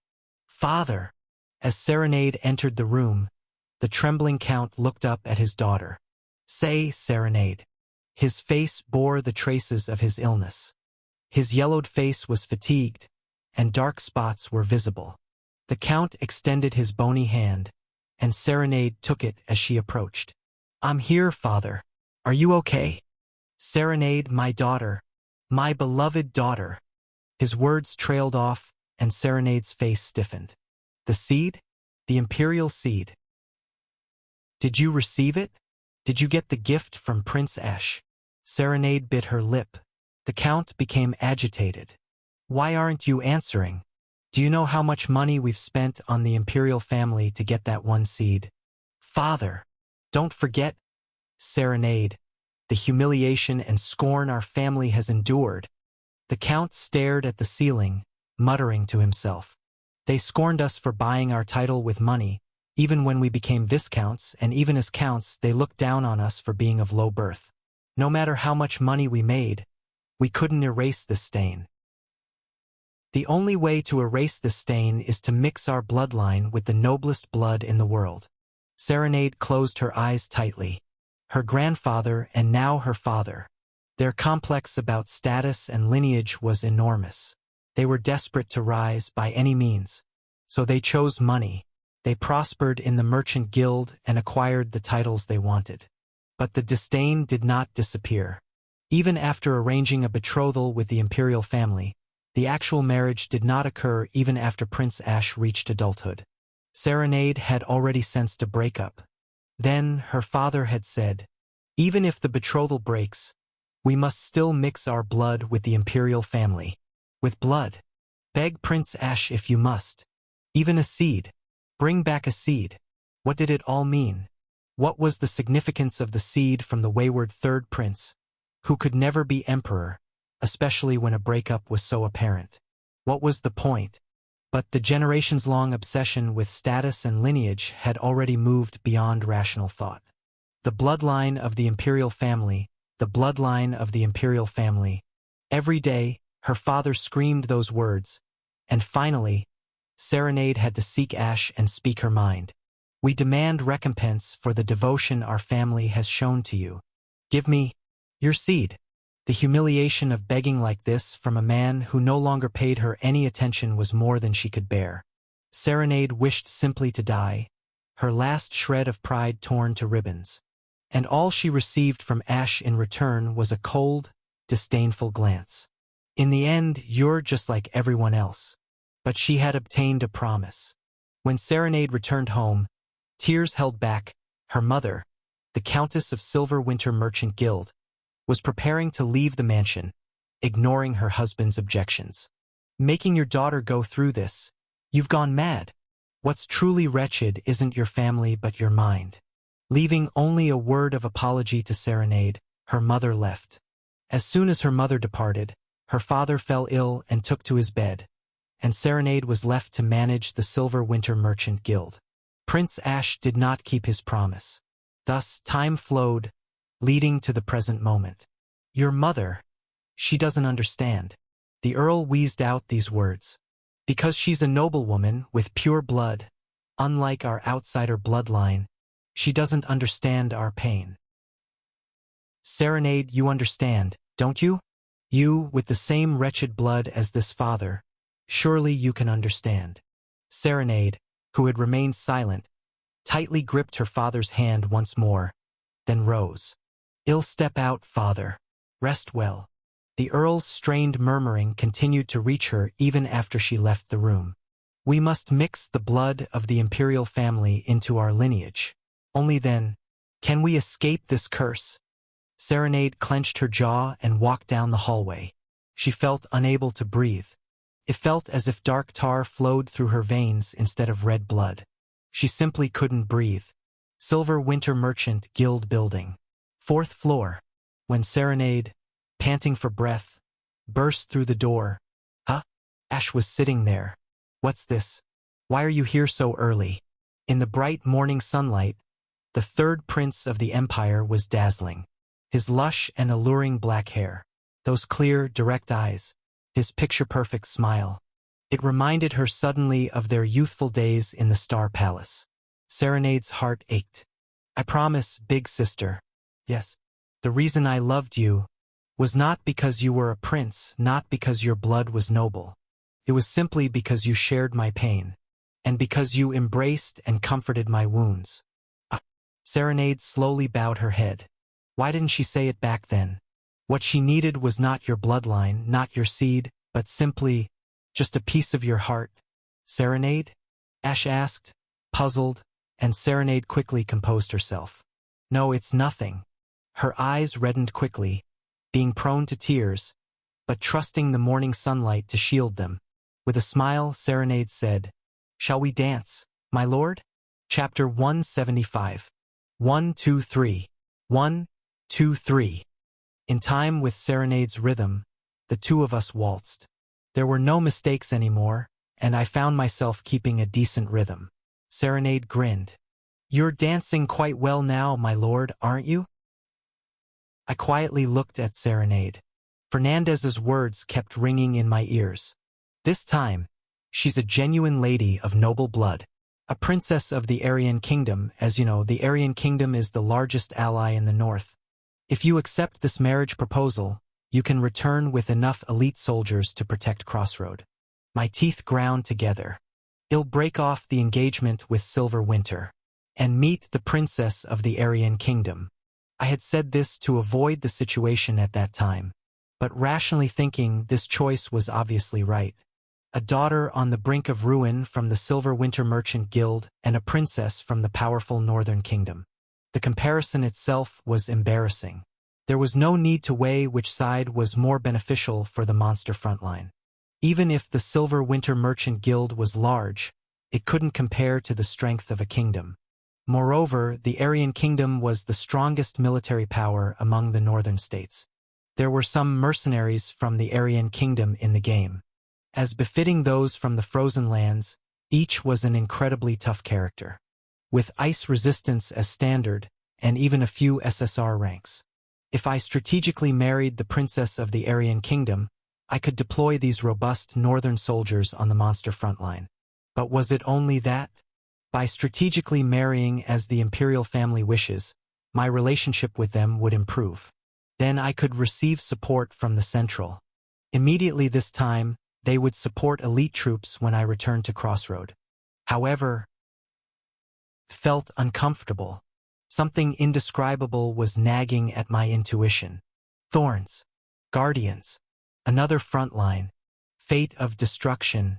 My hesitation wasn't because the lady dancing and holding my hand was pitiable.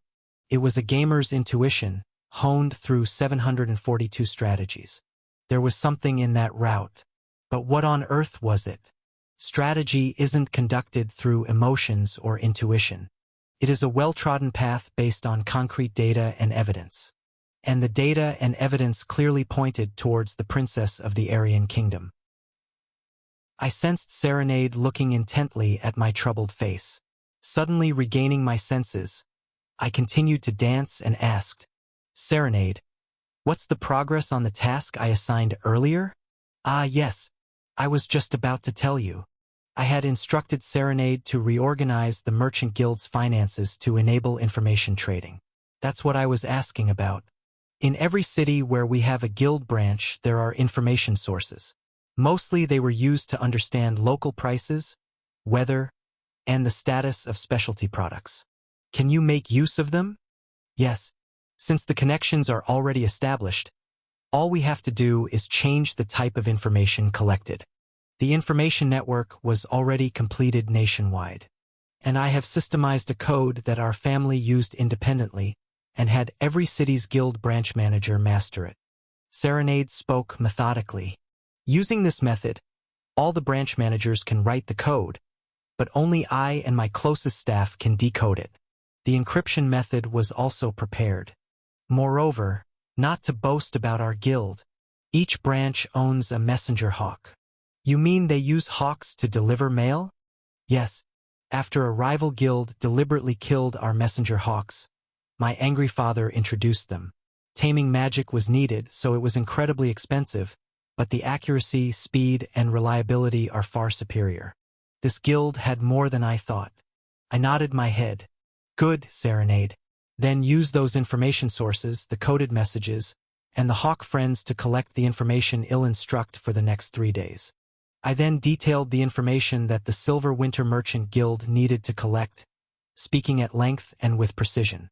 After hearing the entire story, Serenade looked at me, swallowing her dry saliva. Is this okay? This information could be quite dangerous." I spoke sternly. "It's necessary for your family to survive, Serenade. You must carry it out properly."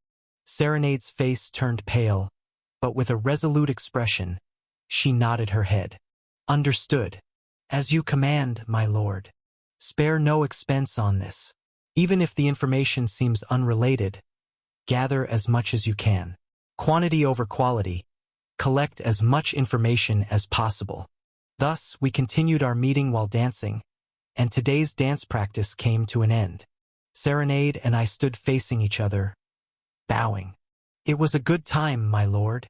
"I enjoyed it too, Serenade." We exchanged greetings, now familiar to each other. I looked at Serenade's flushed face as she caught her breath and thought to myself, whether the Silver Winter Merchant Guild would survive or perish. It all depended entirely on the information they collected. Do your best, Serenade. The data and evidence had left Silver Winter, but my intuition was still telling me to stand by Serenade's side. I hoped my intuition was right, but if the data and evidence were too strong, I might have to make a cruel choice for the sake of strategy. As the Victory Celebration Festival drew near, the imperial capital became increasingly busy and chaotic. In every alley of the city, lanterns wrapped in colorful cloth were hung, and flags of many nations were displayed. The design of the international flags was quite deliberate, with the Empire's flag alongside the flags of its allied nations, particularly emphasizing those of the Northern Front allies. Clitch but effective. Time flew, and suddenly it was the day before the party. Heeding Alberto's tearful plea to stay quietly in the palace, I donned an invisible cloak and stepped outside. "It's too late to listen to you now, Alberto. The festival eve, what a mess." After safely escaping the palace, I removed the cloak and put it in my inventory. I whistled as I surveyed the bustling city streets, filled with vendors, stalls, food, entertainment, and throngs of excited people. It would be fun to bring my party members here. As I walked through the noisy streets, I briefly imagined bringing my party members here. Evangeline would lead the way, hopping around, promising to be the guide since she had recently graduated from here, and then fall flat on her face due to her error-prone trait. Damien would scout around with wide eyes, pointing out they're selling chicken skewers there, or they sell fried bread there, with his sharp eyes. Junior might hover around shops selling fireworks or magic balloons, muttering something like, "I should have tried running a stall, too." Lucas would probably stick right behind me, sternly protecting me, and feeding me anything I picked to eat. As I wandered the festival streets imagining the antics of my main party members, someone tapped me on the shoulder. Huh? I turned to find Elise, still in her fearsome face, maid's attire, and carrying that ominous urn. "You're here, Your Highness," clicked my tongue.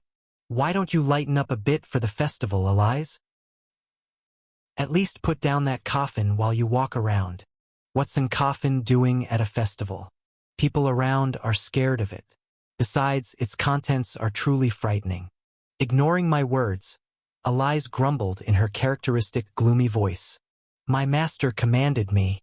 She said His Highness the Prince would surely roam the city alone, so I must escort you." "So you were waiting for me?" I was standing by near the palace, and I felt an invisible presence. I followed it and found it was Your Highness. Had she sensed and followed me through the cloak that even level 3 detection magic couldn't catch? Truly an SSR-ranked sniff. I mean, she certainly has good detection abilities. TL note. He was going to say sniffing dog. Right now, many foreigners have arrived in the imperial capital. Though the Central Commercial Army has heightened its security, the excitement of the festival, coupled with the usual circumstances, has increased the likelihood of disturbances. Elise's piercing blue eyes sharply scanned the surroundings. "I will escort you. Let's move to safer places." "Aren't you the most dangerous of all?" That was quite a statement coming from the one who had once aimed at my throat. "At this moment, I have no intention of harming you, Your Highness." Elise glanced at me briefly. "You've changed, Your Highness, and, most importantly, I am not a shameless person. I have no intention of stalking the one to whom I owe my life." "Then I'm relieved." I shrugged my shoulders and began to walk forward. Elise quickly followed behind me. "So, where are we headed?" "To your master. Where else would I go? I must check on the dance the night before the party." "Why, do you dislike it?" I asked, and Elise responded brusquely. "Honestly, I do not like it, but since she enjoys it, I've also heard that I should bring you to the lady as soon as possible." "You are not being honest, I see. Some escort this is." She could have just sent a message saying, "Elise is coming to meet you, so come to me." "Is everything okay at the Merchant Guild?" As I waded through the bustling street toward the dock, I suddenly asked Elise, "Is there no pressure from the imperial family or covert operations from the secret group?" "Nothing unusual. Nothing." Elise, who answered coldly, looked at me a bit surprised. "Do you expect something to happen soon?" "Who knows? You never know how things will turn out in this world. So far, the imperial family hasn't touched the Silver Winter Merchant Guild. Perhaps they've judged that it's better not to cause unnecessary turmoil with such an essential event ahead. Or maybe they're just too busy to care. There were no edicts from the Margrave, no movements to seize the guild. There's still a chance. If tomorrow's party goes well, the Silver Winter Merchant Guild still has a way to survive. Even if I join hands with Serenade and Aryan Kingdom, that's when it happened. Elise began to sniff around, detecting a smell. "What's up with that dog nose?" "I smell something burning somewhere." "Really? Isn't that just the smell of meat grilling from the left stand?" "No, this is..."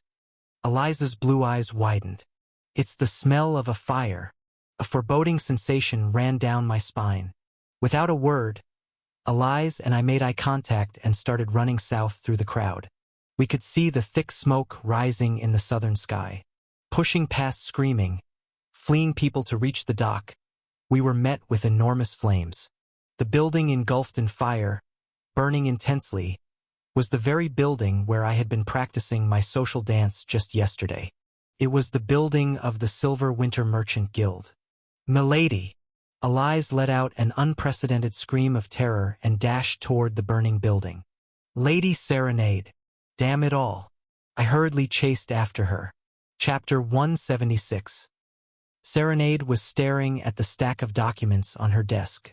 The papers were messily written with encrypted text, and she had just decrypted and read them. Phew! Serenade swept the approaching sweat from her forehead with her fingertips. The information-gathering ability of Silver Winter Merchant Guild was more formidable than she thought. She had been able to conduct extensive research on the information Ash had instructed her to gather. The problem was the content. It was too sensitive. Though the investigation had been broad, most of it was fragmentary and piecemeal. Yet the astute Serenade could read the overall flow from those fragments at a glance. This information could be fatal to the Imperial family. That's probably why Ash had ordered the investigation. But gathering this kind of information was too dangerous. Did Ash truly think that this information could save the Silver Winter Merchant Guild? Then it happened.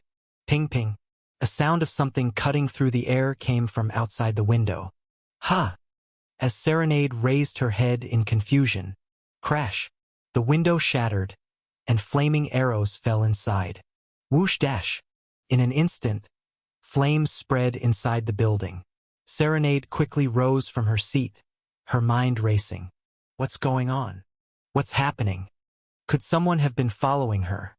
Knowing that Silver Winter had gathered this information? Was someone trying to eliminate her? Or had the destruction Ash mentioned already begun? Cough, cough, cough. Her thoughts were many, but escape was the priority. Serenade covered her mouth with a cloth and attempted to leave the room. Then she stopped.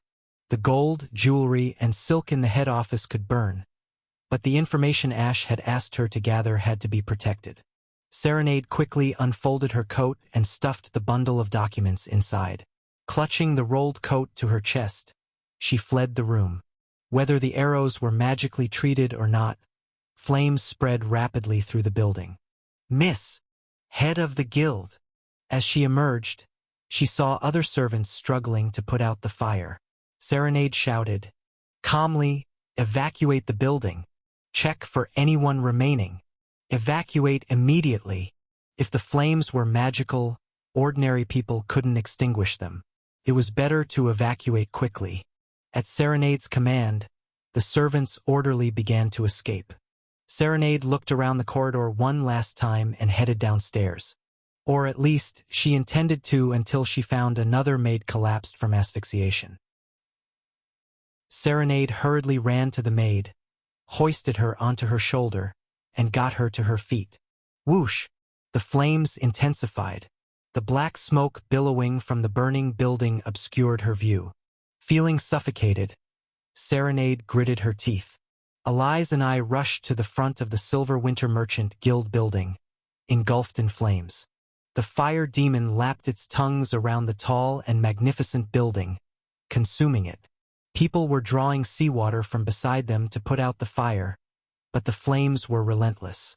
"Miss Serenade!" Elise screamed, rushing toward the building. She shouted at the guild's people struggling to extinguish the fire. "Where is Miss Serenade? They haven't seen her since." Elise stared at the building ablaze, her face pale. So, could she perhaps have failed to escape? The building was already completely enveloped in flames. Impossible to enter. Splash! Nonetheless, Elise put a bucket of seawater on her head and tried to run inside. I urgently grabbed her shoulder. "Wait a minute, Elise. What are you doing? Don't you see? If my mistress is inside, I must go to save her. Are you out of your mind? If you go in there, you'll burn to death too. If my mistress is in there, if she can't get out," Elise spat out fiercely, "then I will burn to death with her. If that's the last thing I can do for my mistress, then I will do it." I hesitated, torn between stifling this twisted loyalty or letting it take its course. You don't have to, Elias. A weak voice reached my ears from beside me. Startled, I looked to find a woman wearing a gray robe among the uproar of the crowd. It was Serenade. Her face, visible through the robe, was smeared with soot. I escaped before the building was completely consumed by fire. Cough! Serenade. My lady! Shush! With her index finger to her lips, Serenade staggered toward the dock. Over here. At the dock, a yacht belonging to the Silver Winter Merchant Guild, one that I had ridden before, was waiting. Let's get out of here for now. Elias hurried to the captain's quarters to prepare for departure. Serenade entered the cabin of the ship and collapsed as though crumbling. Sitting across from her, I asked urgently, "Are you okay, Serenade?" "I am fine." Cough. "More importantly, the information that you ordered me to gather." With a vacant expression, Serenade extended what she had been holding precious in her arms. "Everything got burned because I was delayed when escaping." The bundle of papers Serenade offered were all dampened by fire. The ink evaporated, making it impossible to discern the content. "I'm sorry, my lord. If I had escaped sooner, the information would have been safe, but our people were suffocating from the smoke. I couldn't just leave them." As a merchant, I'm still slow to decide what's more important, even though this information is more precious than anything else. "No, Serenade, you did the right thing." I grinned and carefully held Serenade's sooty hand. "Nothing is more important than people." Serenade looked at me with dazed eyes. The yacht set sail. The ship cut through the waves, departing the coast and heading into the inner sea. Serenade, instead of the burned documents, began to sort out the remaining information in her head and explain it to me one by one. The already fragmented details of information became even more jumbled, and the vague connections between them were all blurred. Whether it was the shock of escaping the fire, Serenade couldn't recall some of the information at all. But it was enough. After all, what I needed was not the detail of the information, but the minimal basis for me to play my cards. I nodded my head. "You've worked hard, Serenade. It's enough." "Have I been of any help to you, my lord?" "Of course." Relief flickered across Serenade's face, visible within her robe. This time I took something from my possession and gave it to her. Serenade received it with a startled expression. "My lord, what is this?" "It's an invitation to the victory celebration party. It's for the final battle here in the Imperial capital, happening tomorrow." Accepting the invitation, Serenade stood frozen. Cocked my head. "What's wrong?" "It's just that. It's the first time you've invited me to such a grand event at the Imperial family." However, soon after, Serenade returned the invitation to me. "But, my lord, I'm truly sorry. I don't think I can attend." "Why?" Hesitating, Serenade slowly removed her robe. I swallowed a small breath. Her once beautiful blue hair was singed and twisted at the ends, and her fair skin was scorched in places, turning red. Avoiding my eyes, Serenade muttered, "How can I attend the Imperial family's party looking like this? Where all the world's celebrities gather, if I, the head of the Silver Winter Merchant Guild, appear like this, everyone will laugh." Serenade's head sank lower and lower. "Most of all, in this state, I can't stand by your side tomorrow." "If that's the case, I'd rather not go at all." I firmly grasped Serenade's hand. "Serenade, let me just say this. I need you there tomorrow." "What?" "To save your Silver Winter family, and to solidify the path my Southern Front will take. You must come to the party tomorrow." The recent fire had made it clear. The Imperial family was already intent on eliminating the Silver Winter Merchant Guild. Whether it was because they had discovered information that should not have been touched, because the time of eradication had come, or perhaps both, it didn't matter. To survive, Serenade had to attend the party tomorrow. For there is always a path in the midst of death. Serenade's face, stained with soot, tightened at my words of needing her. Her silver eyes squeezed shut and then opened, filled with resolute determination. In that case, I will go, no matter what. Even if I'm in worse shape, I will stand at the party. I nodded heavily. We then spent a long time discussing what needed to be done at the party tomorrow. It wasn't until late at night that we returned to the port. The merchant building had completely burned down, leaving only ashes, and a few of the guild's people were seen cleaning up the debris. Not even an arrest, just a magical fire arrow attack and then they flee.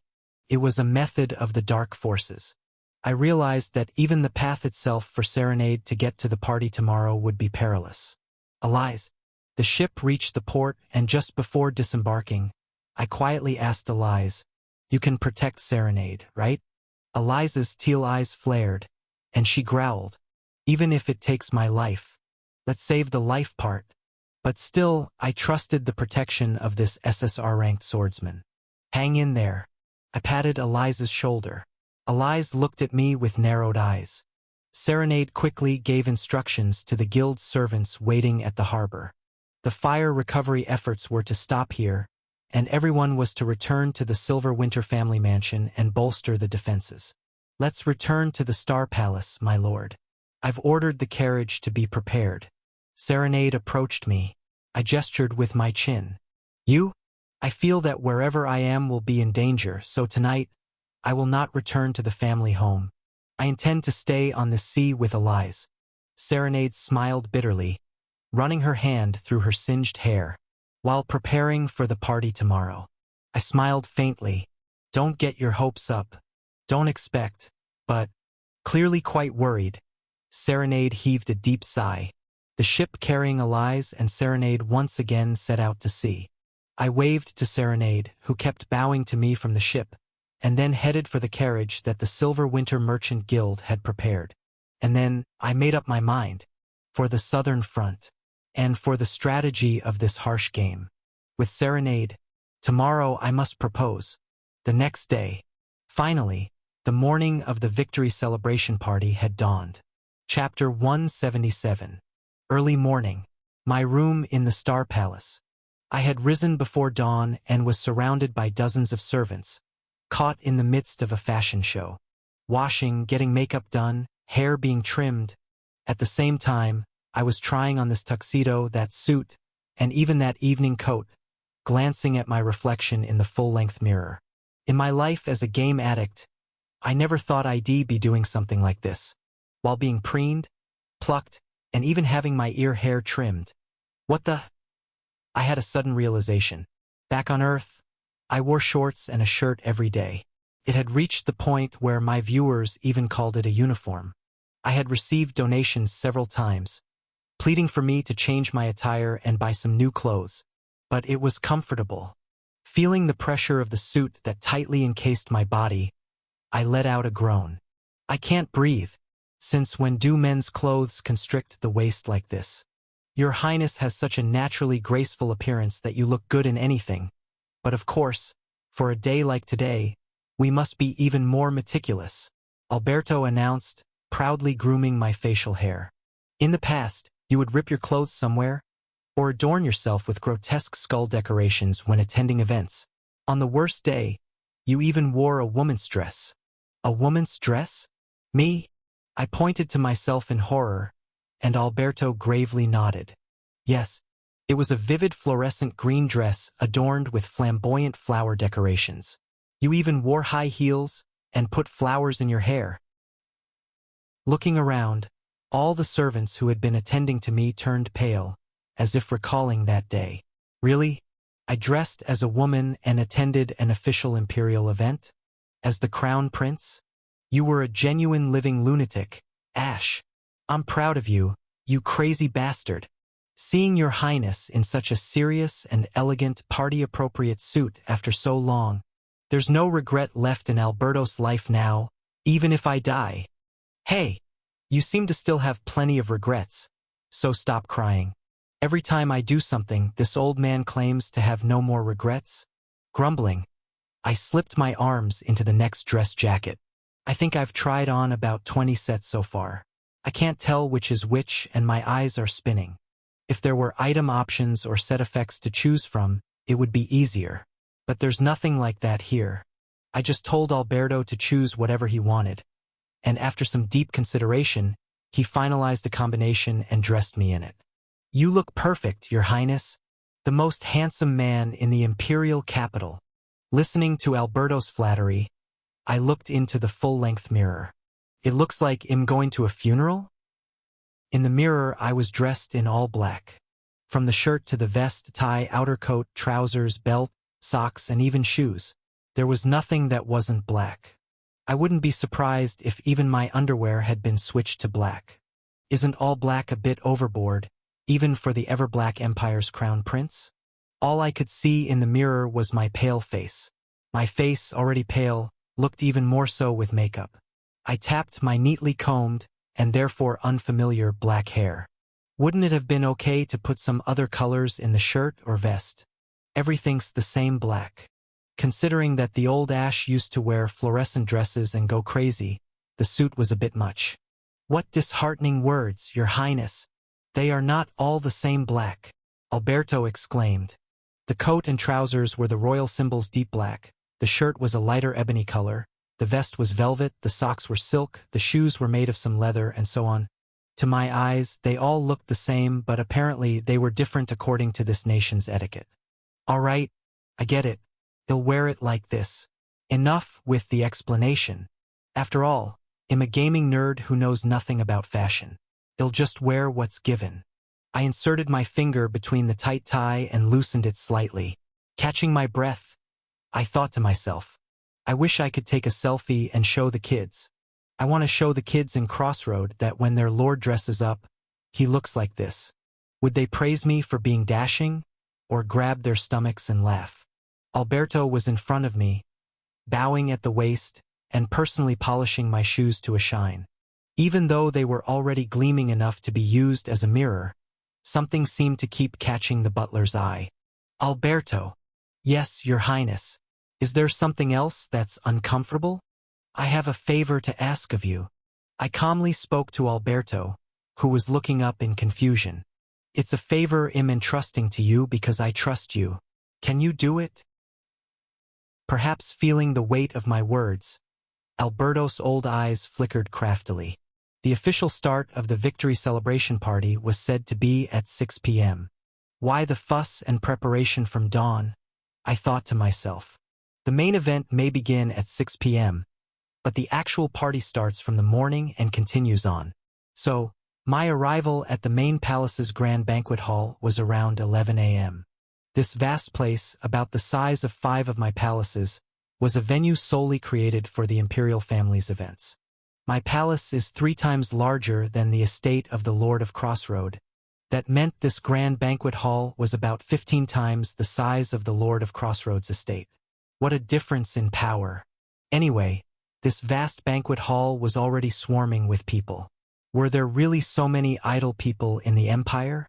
First, I saw the servants carrying beverages, snacks, and meals, their faces expressionless, evidently used to this kind of work. The orchestra, which occupied one entire side of the banquet hall, was currently resting. Although the main event was still far off, the music team was already on standby. And then, in the center of the banquet hall, aristocrats, dressed to impress, were conversing with champagne glasses in hand, even though it was still morning. Sycophants, jokers, pleasure-seekers, they all seemed to have their business. Hundreds, perhaps thousands of people engaged in a battle of wits in this bubbling crucible. I stepped in, presenting the 3rd Prince of His Imperial Majesty, and Commander of the Southern Front, Ash-born Hater Everblack, Your Highness. With the herald's bellowing announcement, I made my entrance. The orchestra straightened up and began to play a lively, upbeat tune. What was this, my character theme song? Like what plays for wrestlers or baseball players when they enter? All at once, every eye in the banquet hall turned to me. I'd given speeches before the citizens of Crossroads several times. The attention of this many people was nothing to me. With a relaxed smile, I strolled towards the center of the banquet hall. Whispering reached me from left and right. The biggest scoundrel of the imperial family has arrived. That face is so pretty. Did you hear? He lost thousands of soldiers in the first battle on the Southern Front. He's incompetent. If only he were half like his eldest brother. This is why lineage is important. Some aristocrats openly badmouthed me while others, Kaiawea, it's Prince Ash. Look this way just once. Hey Ash, marry me. Tonight. Mom, I want to be Prince Ash when I grow up. Date me. Or else I'll die. Some aristocrats frighteningly fawned over me.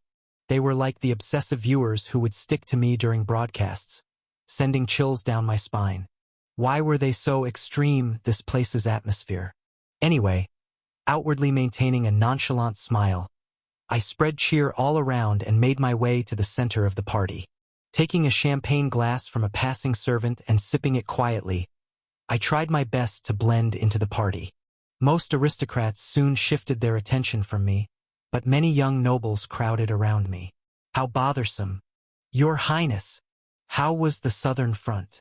They say the monsters shimmer and glow. Did you kill them yourself? I heard you spent the night with the Queen of the Monsters. Kaira. Prince Ash, you beast. What were they talking about, you crazy people? Well, I did spend a few nights on the same battlefield as the Black Spider Queen, but I felt the urge to summon an automatic defense turret on the spot, point its barrel at them, and shout, "Get lost!" But I restrained myself. After all, these people were nobles, possessing the family background and wealth to attend such a party. I had to put on a good show. They might become sponsors for the Southern Front. After downing a glass of champagne, I looked around with a smirk. A hot night with the Monster Queen never happened, but I've killed my fair share of Monster Legion commanders. How about it? Want to hear about my struggles on the Southern Front? They all gathered around me, eager to listen. I smiled bitterly. The stories of those who sacrificed their lives to defend the front lines were treated as mere entertainment in the imperial capital, and that saddened me. But such is the way of the world. The suffering of others, no matter how heart-wrenching, ends up being consumed as a novelty. All I could do was tell them how many were suffering on the Southern Front and wring out as much support money as I could. Clearing my throat, loosening my tie, I began my tale. All right, I guess I'll have to start with the story of my first battle. I used to be a streamer, making a living by running my mouth in front of a camera. Today's content was like a visual radio show for the nobles of the imperial capital. And so, we held funerals for the 155 who fell that day. After recounting all, including Stage 5 and the battle against the Vampire King, I took another sip of champagne. Oh, this is exhausting. The prolonged storytelling made my body weary. Time had flown, and it was now well into the afternoon. I covered my past in the dungeon with the Shadow Squad and all the details I had to hide, but even without any exaggeration, it had taken this long. The crowd of nobles listening had multiplied since I began. Even those who had started off distant and indifferent leaned in as the stages progressed, and they gasped as I described the warriors falling one by one against the Vampire King. I thought of those who had died defending the front lines and looked around the audience with a faint smile. That concludes the stories of the heroes who are defending the Southern Front. If this stirs even a little interest in the front lines, I would be pleased. The nobles rushed towards me as I finished. I want to send support money, Your Highness. Our family, too. For the warriors in the South. Why not establish a foundation for Dash? I welcomed the flood of sponsorship promises and mentally yelled to my subordinates in Crossroad. Guys, your lord is working hard here too. I took down the list of nobles who pledged to support the Southern Front, promising to discuss the details at my mansion in a few days. The hours of talking had not been in vain, as the list was long and extensive. Besides money, I received promises for minerals, fabric, food, etc. Couldn't help but smile. I hadn't expected this, and it was an unexpected harvest. After spending considerable time organizing the pledges. Oh my, this is tiring. I sneaked out of the banquet hall to rest alone and crouched in a secluded corner of the sprawling garden. Darn, this is exhausting. am suited for and enjoy playing single-player games, where I can play alone. I don't even play MMORPGs much because mingling with people is too burdensome. What am I doing in this party? I've milked enough donations, now go away all you socialites. Huh? I then felt a gaze on me. Confused, I looked up. A girl was quietly watching me in the garden. She was a young girl with ivory-colored hair tied up, and her skin, though pale, had a healthy cream color, slightly tanned by the sun. Her pearl-colored dress was trimmed with the white fur of some unknown animal. With ivory-colored hair, cream-colored skin, and a pearl-colored dress, the three hues were somewhat similar. In any case, there was a pale and pure sensation.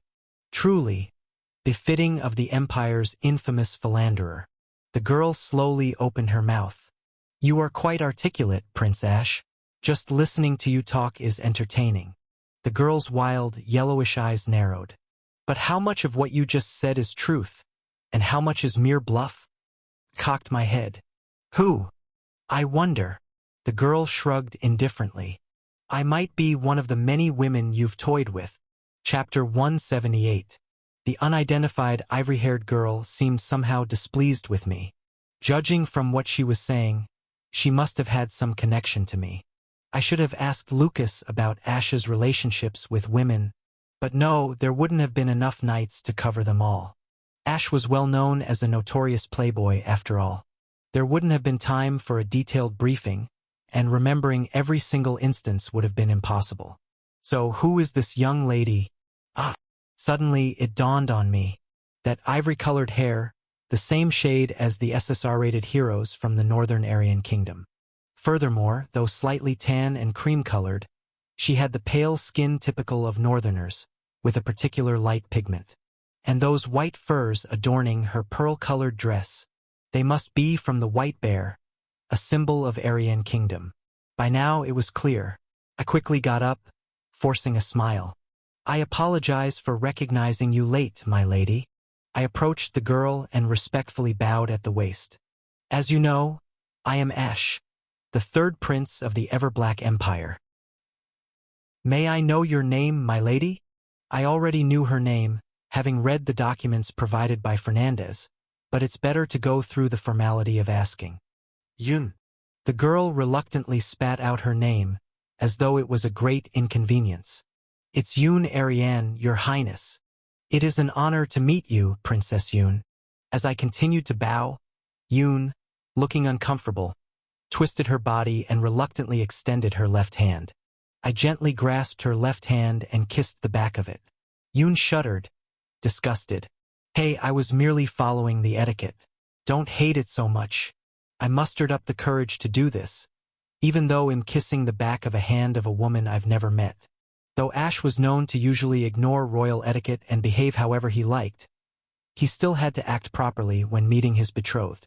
As I lifted my lips and smiled gently, Yun quickly snatched her hand away. Yun Ariane, 19 years old, the second princess of the Aryan Kingdom. She was described in her profile as clear-headed, wise, and as courageous as a bear, making her quite popular in her kingdom. Courageous like a bear? Looking down at the girl in front of me, I broke into a cold sweat. She looked more like a swan than a bear, no matter how I looked at her. I was sent as an envoy, and after I arrived, I found out that a marriage had been arranged in the meantime. Standing at the border of the garden and banquet hall, we were engaged in conversation. Leaning against the terrace wall, Yun absent-mindedly swirled the champagne glass in her hand. The fate of royalty is always like this. Ha! But to be matched with the most ill-reputed third prince. That third prince is standing right before you. You'll hurt the delicate feelings of the prince if you say it so bluntly. You are surely aware of your own reputation, aren't you, Prince Ash? One cannot truly know a person's essence based on public opinion alone. Princess Yun. Yun addressed me with the respectful Your Highness. But I did not return the favor. The Aryan Kingdom was nominally a vassal state of the Everblack Empire. Because of this, she could not easily refuse this arranged marriage, regardless of her own will. Do you dislike me? I asked with a broad grin, to which Yoon rolled her amber eyes. Do I have a reason to like you? A philanderer, a good-for-nothing. You seem to have tried every bad thing a man can do. Perhaps all of that is merely unfounded rumor? Where there's smoke, there's fire, right? I shrugged at Yoon's sarcastic laugh. If I truly were such a playboy, wouldn't all the ladies I'd ever dallied with be swarming around me like bees at a party like this? Around me all was calm. Yoon was the first to approach me one-on-one. But Yoon glared at me, her face filled with disbelief. Do you think I really wouldn't know? You're famous for approaching others, sucking them dry, and then ruthlessly discarding them. I've heard there were many young women who gave you everything, their bodies, hearts, and wealth, only to be discarded. Will you not use me and my kingdom, only to cast us aside when you're done? She asked. I was at a loss for words, buffering. So what was this? Ash wasn't just a playboy, simply playing with fire. He was a piece of trash who ruthlessly used people and then cut them off when he was done? It reminds me of what he did at the Serenade and Silver Winter Merchant Guild, borrowing lots of money and causing a mess. He had been doing the same thing to other ladies' families. Oh shit. Only then did I understand why Ash's ex-girlfriends had not come running to this party. If the ending had been that bad, it would be hard to rush in with open arms. Maybe if they had a knife clenched in each hand. I agree with strengthening the alliance between our two countries. I mean, which country in this world would oppose an alliance with the Everblack Empire? She said, pressing her thick red lips together and letting out a soft sigh. But to do it through a strategic marriage. It's really old-fashioned. Can't we form an alliance if there are no children of matching ages on both sides?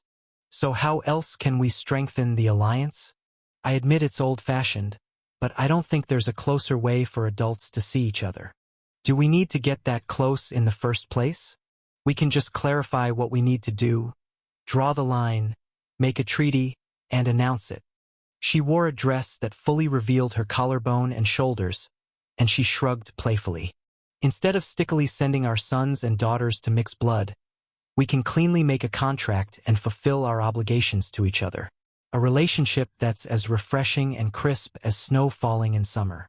Doesn't that sound good? Snow falling in summer? The northern metaphor of snow falling all year round was a bit hard to grasp. But anyway, I understood what she meant. She must really not want to marry me. I was about to say a few more words to her when a servant at the entrance of the grand hall shouted in a resonant voice. The second prince of His Imperial Majesty and the administrative deputy, Fernandez Emberkeeper Everblack, has arrived. Oh, my brother is early. All eyes in the party hall were drawn to the entrance. Yoon and I looked that way too. Dressed in splendid ceremonial robes and adorned with his trademark oversized glasses and various glittering accessories, Fernandez made his entrance. Earrings, necklaces, rings, so shiny. Tall and handsome, he did pull it off. The orchestra played soft and melodious music.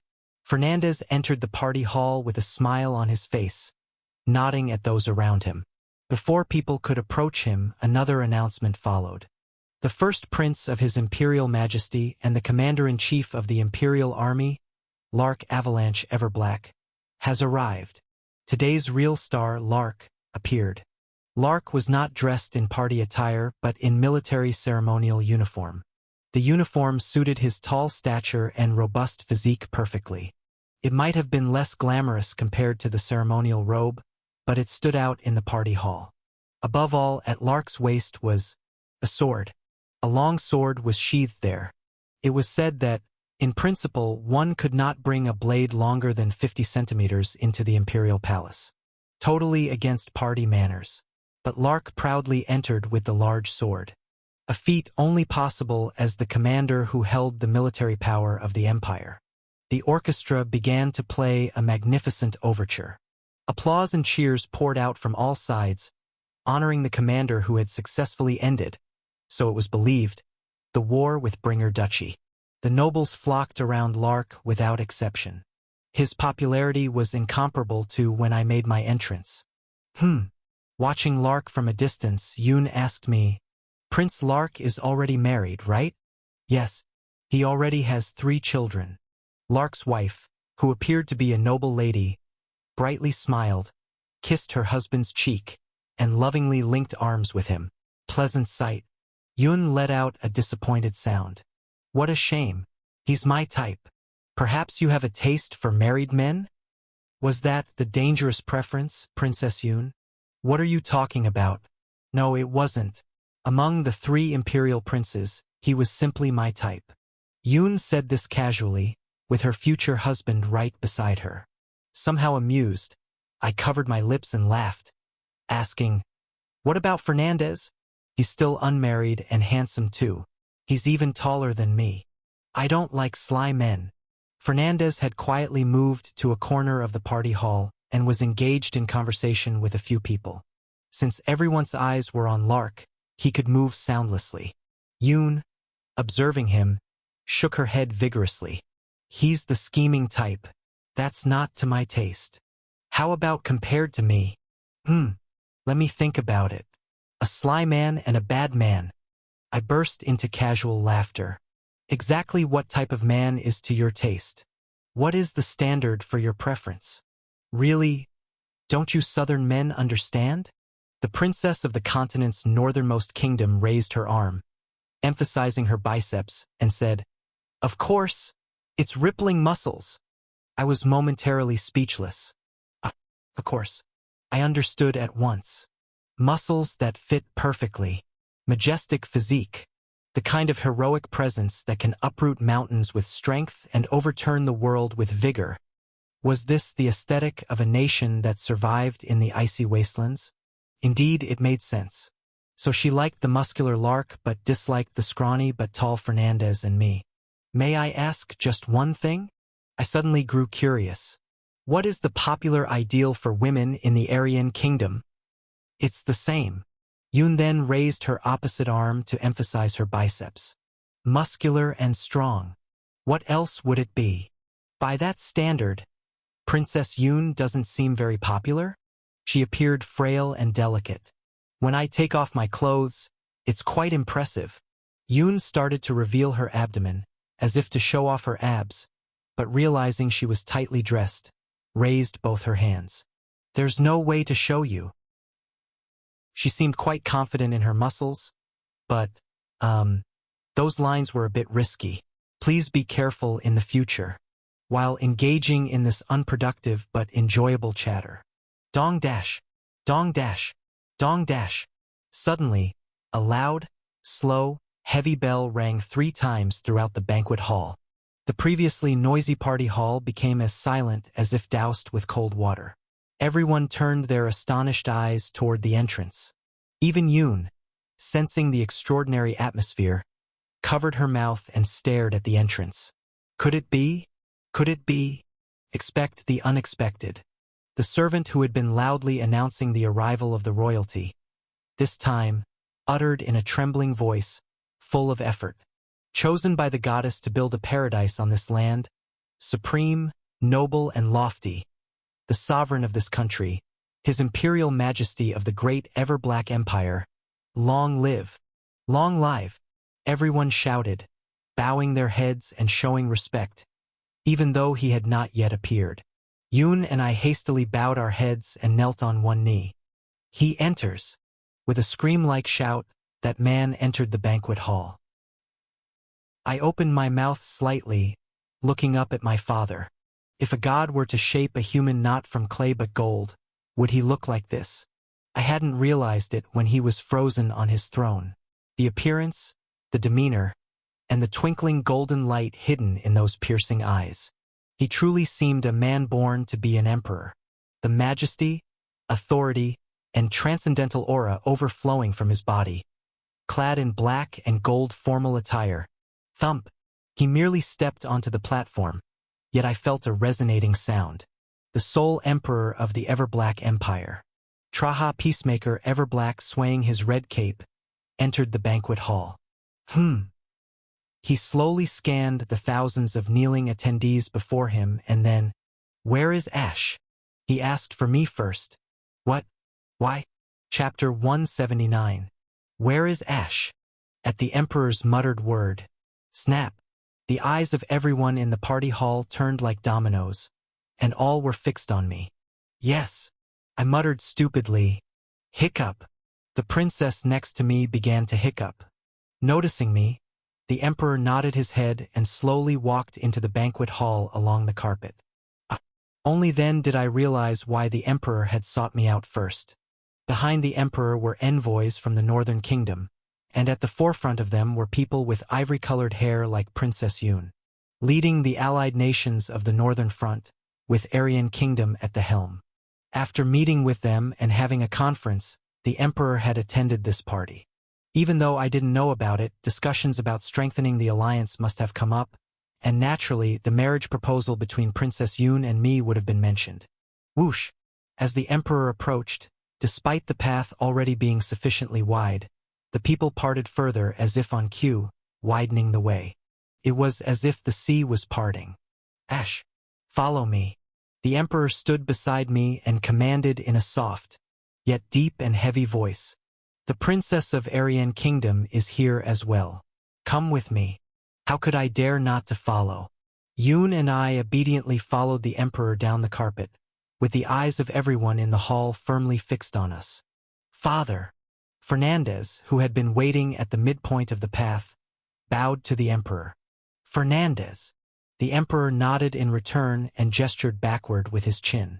Follow. Yes. Joining the line, Fernandez gave me a sly wink. I reluctantly smiled back. Father! Lark, who had been waiting at the end of the path, bowed. The emperor grinned.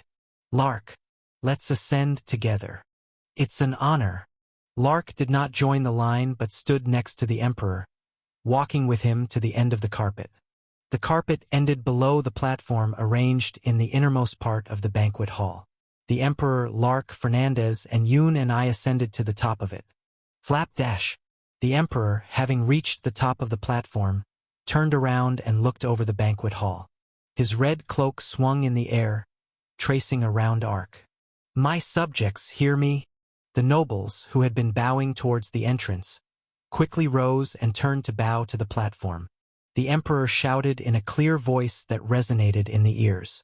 Our Everblack now stands before an unprecedented crisis. Threats are closing in from all sides and even from within our country.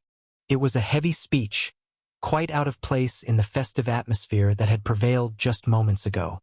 But the emperor himself was enough context and connection. He naturally led the mood of the hall to a more somber tone. All the nobles listened attentively to his words. I have remained secluded for a long time to resolve this situation. Meanwhile, my eldest son Lark has taken care of the worries of the West.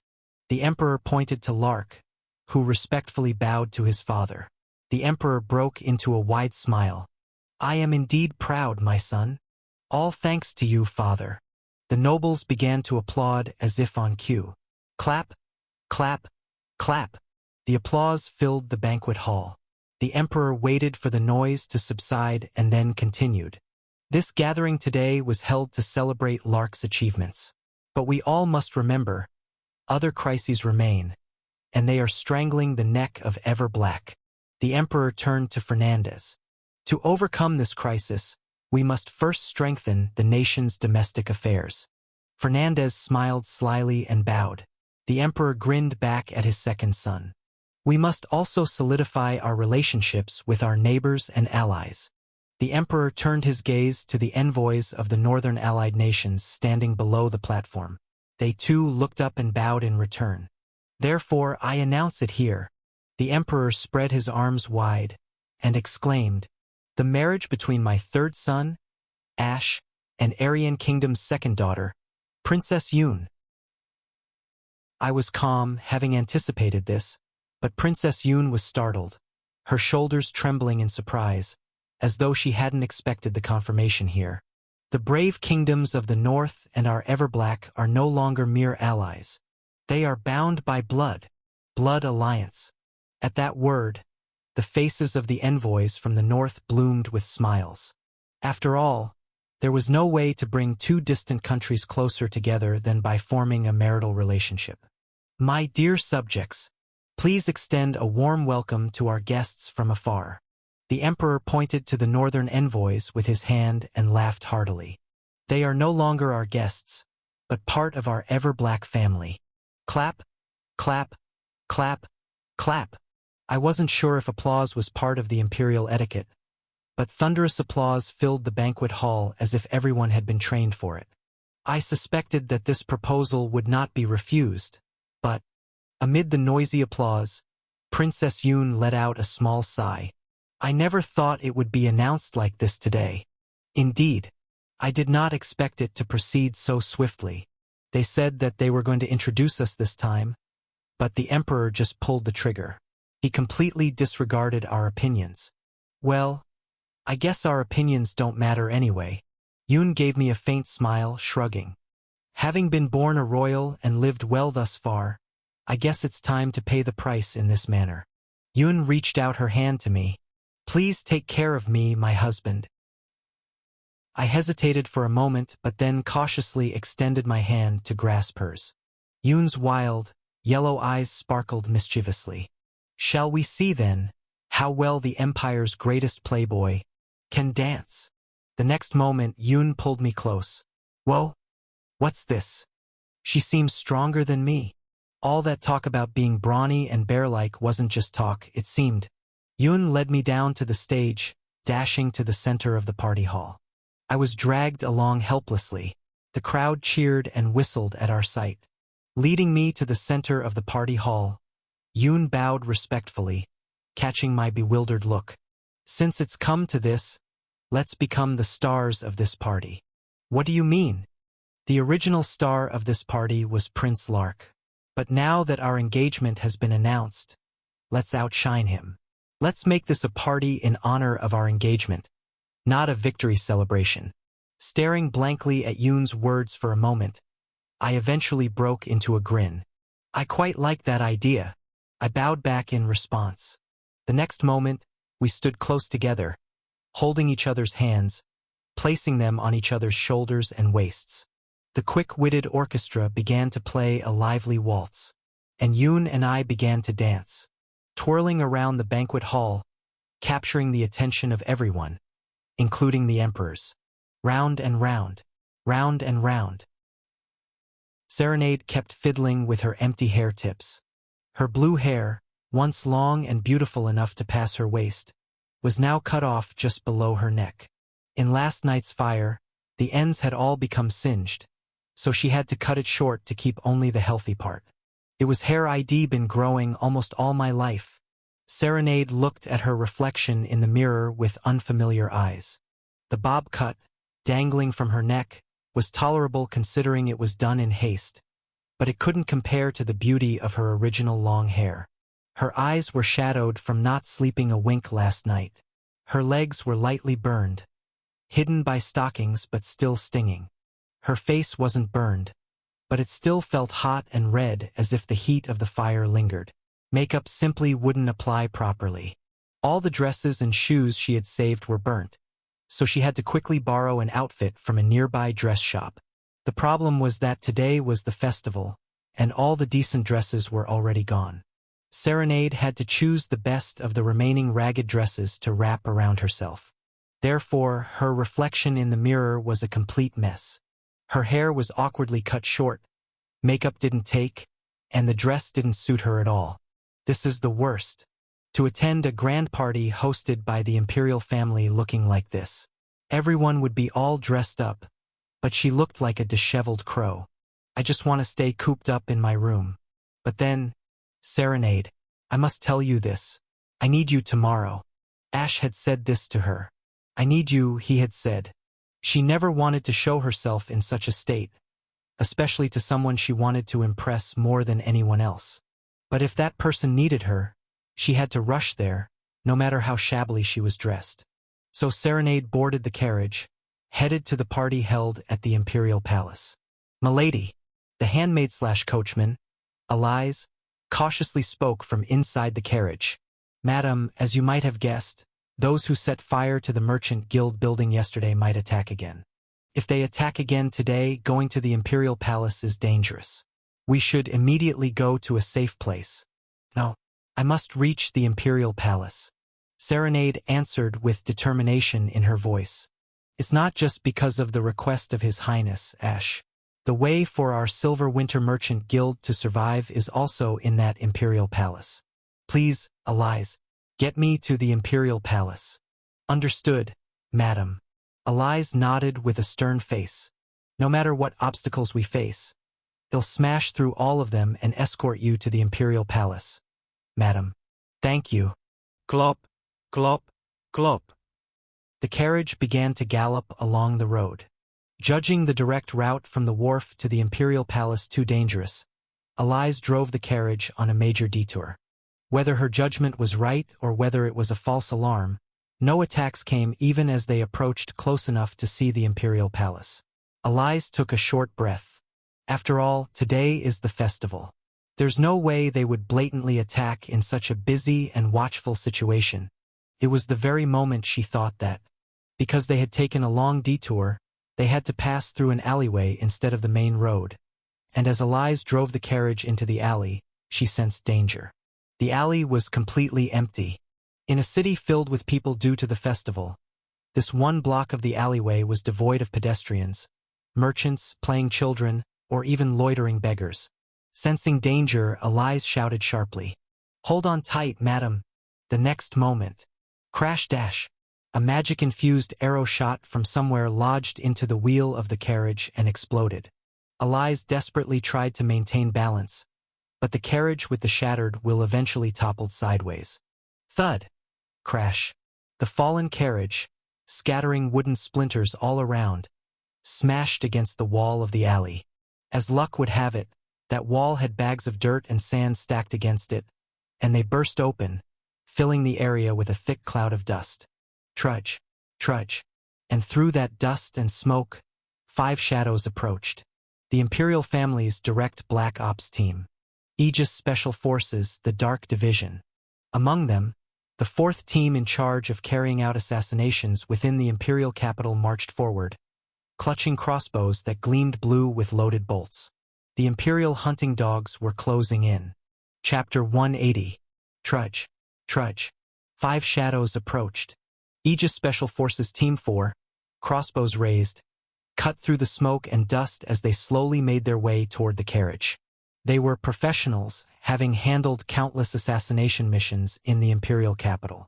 Once the higher-ups assigned a target, they acted like ruthless killing machines. Regardless of gender, age, how pitifully their targets wept, or how they pleaded, they wouldn't bat an eye in executing them. This time there were 2 caught in their trap. Having overturned the carriage, the targets would surely be disoriented. The plan was to eliminate them quickly, obliterate all evidence, and then leave the scene. But that was how it was supposed to go. Swish dash. The plan went awry from the very start. Through the thick smoke, dusting away the debris, Elise burst out like a cannonball. The agent at the forefront, who was approaching with his crossbow, widened his eyes at the unexpected development. In the hands of the maid with navy blue short hair was a blunt rectangular bladed executioner's sword. Whoosh dash! And with that sword, she decapitated the lead agent in a single stroke. Swoosh! Swoosh! Hud hud hud! The other agents indiscriminately fired their crossbows at Elise. Arrows poured down like rain, and the smoke and dust that filled the air were momentarily torn apart by the trajectory of the arrows before settling down again. Elise calmly extended the sword coffin strapped to her back to use as a shield. Ping! Ting ting ting! Scratches marred the surface of the coffin, but the arrows couldn't penetrate it. Clink! Opening the sword coffin to her sides, Elise pulled out 2 short swords and threw them forward. Thunk! Whoosh! Gurk! The second agent was struck in the neck and forehead by the short swords. He collapsed on the spot. As she threw the short swords, Elise was already charging forward. Suddenly, in her hands, she held the initial executioner's sword and 1 more slender rapier. Swoosh! Swoosh! The agents shot the remaining arrows at the charging Elise. But, ching ching ching dash! Elise deflected all the arrows effortlessly with her rapier. Dong thunk dash! Approaching the third agent, Elise swung her executioner's sword, cutting off his head too. Then, spinning her body in a full circle to gather momentum, she threw the executioner's sword. Whoosh! The spinning sword impaled the fourth agent's upper body as he was loading his crossbow. Blood sprayed as he was pinned to the wall. Elise, catching her breath, looked at her last opponent, just as an arrow flew toward her face. Exclamation point! With a transcendent reflex, Elise swung her rapier to deflect the arrow. But it was a mistake. The last agent's arrow was the same as the one that destroyed the carriage, enchanted with explosive magic. Boom bang! A massive explosion erupted from the rapier as it blocked the arrow. The agent, staring at the thickening smoke and dust, calmly loaded the next arrow. He didn't let his guard down. That maid was no ordinary foe. I must end this carefully and decisively. Otherwise, I'm the one who will suffer. Just as the agent cautiously advanced, a step at a time. Sword coffin, eject. Virum. Suddenly, a magical light flashed from within the smoke and dust. Startled, the agent shot arrows at it. Swoosh! Swoosh! But what was there wasn't Elise but the sword coffin. It was merely activated by Elise's command to emit a magical light. And she didn't miss the opportunity when the enemy's attention was diverted. Dash! Cutting through the smoke and dust, Elise leaped to the agent's side. Third sword. Swish dash! The long sword ejected from the sword coffin, spinning in the air above Elise's head. She caught it and slashed downward. Whoosh! The last agent's shoulder was cleaved to the ribs, gushing blood. He fell forward, lifeless. Ha! Ha ha! Elise, having confirmed the elimination of all enemies, gasped for breath. She wasn't unscathed either. Her left arm that blocked the explosive arrow was soaked in blood and tattered. She couldn't feel it at all. Master! But Elise didn't care about her own body as she ran towards the carriage. Master! Are you all right? Master! Elise frantically opened the door to the carriage, revealing the moaning Serenade. Ugh! Elise! Are you all right? I'm fine. But what about you, Master? Elise quickly helped Serenade up and took her out of the carriage.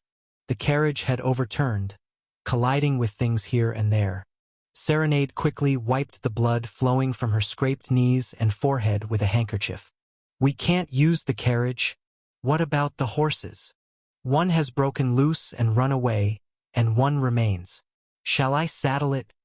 Elise's motion to retrieve the saddle from the carriage's luggage stopped. Clenching her teeth, she looked towards the entrance of the alley. Clip-clop, clip-clop, from the alley where they first entered with the carriage. Through the dust and smoke, the silhouettes of 5 new figures were approaching.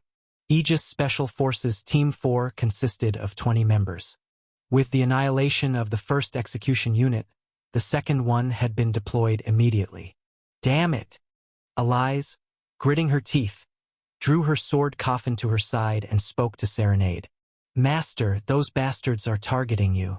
But with the condition of my arm now, I can't protect you and fight at the same time. Then? I'll hold them off. We're not far from the Imperial Palace now. You must walk there alone. In the distance, the spires of the Thorn Bush Palace were visible. It would take some time, but it was within walking distance. Enemies are likely waiting on the other side of the alley as well. You'll be caught if you simply go, so use that equipment to get through. Don't worry about me. I'll kill them all and find a safe place to hide. Elise, glaring at the approaching agents, gritted her teeth. Master, these people are no ordinary thugs. They are undoubtedly under the direct command of the Imperial family, the hunting dogs of the Black Ops. From the moment they started targeting us, the only way for Silver Winter Merchant Guild to survive is to do as you said. Elise nodded gravely. Arrive at the Imperial Palace, participate in the party. And then what? Not even sure herself what to do, Elise offered Serenade a rare, faint smile. It was an awkward smile, unaccustomed to smiling. Yet it was filled with pure affection for her master. Get what you desire, master, she said. You're the wealthiest person in this country, after all. You should have everything you want. What I want? Yes, what you want, master. Not what the Silver Winter family wants, or that spoiled prince. To live life the way you desire. That was Eliza's wish. For this feeble woman to live, not for anyone else, but for herself. More selfishly than anyone. I know I can't do that. The future of the family, Serenade's fate, Eliza's life, all were hanging by a thread. So at least her own wish could be spoken honestly, right? Clip-clop, clip-clop, clip-clop. The once faint footsteps were now clear. The second execution unit was close. Go, master. Leave this to me. Serenade gritted her teeth and stood, her legs still trembling from the shock of the accident. Eliza. Yes. You know you still have a debt to repay our family, right? The unexpected mention of debt deepened the awkward smile on Eliza's lips. You have to come back to pay it off. Promise. Of course. Serenade's hand touched Eliza's back and then fell away. Eliza did not look back. Listening to the fading footsteps of her departing master, Eliza briefly closed her eyes, then opened them wide, filled with determination. I won't die here. She would kill them all, survive, and see Serenade's face again. And then, thump, the next moment, an arrow lodged into Eliza's stomach without warning. Startled, she coughed up blood and glared ahead. She hadn't sensed the sniper's attack, which meant there must be a sniper with special skills. Fine. Drawing a new sword from the sword coffin, Eliza growled. Now it feels like I'm dealing with the special agents of the Black Ops. The next moment, a fierce attack from 5 Special Forces agents fell upon Eliza. The party's atmosphere was ripening by the minute. We had won the war against Bringer Duchy, solidified the alliance with the Northern Kingdom, and even announced my engagement with Princess Yun. Truly, it was a joyous time on all fronts. The newly engaged Imperial Prince and Princess energetic dance ignited the party's atmosphere to a whole new level. Even now, as Yun and I had returned to rest, the orchestra continued to play lively music, and in the center of the grand hall, the nobles each formed couples and enjoyed dancing. Everyone looked so joyful. Drained of energy, I dumbly stared at the spectacle. Yun had left to converse with the Northern Kingdom's emissaries, and I was sitting in my designated spot on the platform, catching my breath. Well done, Ash. I heard someone call my name and turned to find Fernandez. Fernandez took a seat beside me and grinned broadly. Simply by fulfilling your role so well, you've made Father and your brothers extremely happy. I'm proud of you. What? Well, I guess I've reached the age to get things right. Fernandez playfully ruffled my smiling head. After leaving it at that, I asked, Brother. Yes. Setting the fire at the Silver Winter Merchant Guild? Was that your doing? Yes. Fernandez admitted it with a refreshingly unabashed attitude. We announced your engagement today, but what if we sent a divorce request to that side and got rejected? Anyway, we were planning to expel the Silver Winter family, so I went straight to work. The real power in the Silver Winter Merchant Guild is currently with Countess Serenade. Eliminate that young lady, and it's a snake without a head. They say the Count lost his taste years ago. Fernandez shrugged his shoulders. But Countess Serenade didn't die in the fire, did she? I intended to disguise it as an accident. Our people are more clumsy than I thought. So? I asked, straining to find Serenade at the party, even though she was long overdue. Did you send someone to kill her for sure? Yes. I hate to go this far, but she seemed intent on coming to the party. On the day of your new engagement announcement, how bad would it look if your former fiancé showed up? How ugly to the northern emissaries. I had to stop it. So I deployed smart kids who do a good job on our side.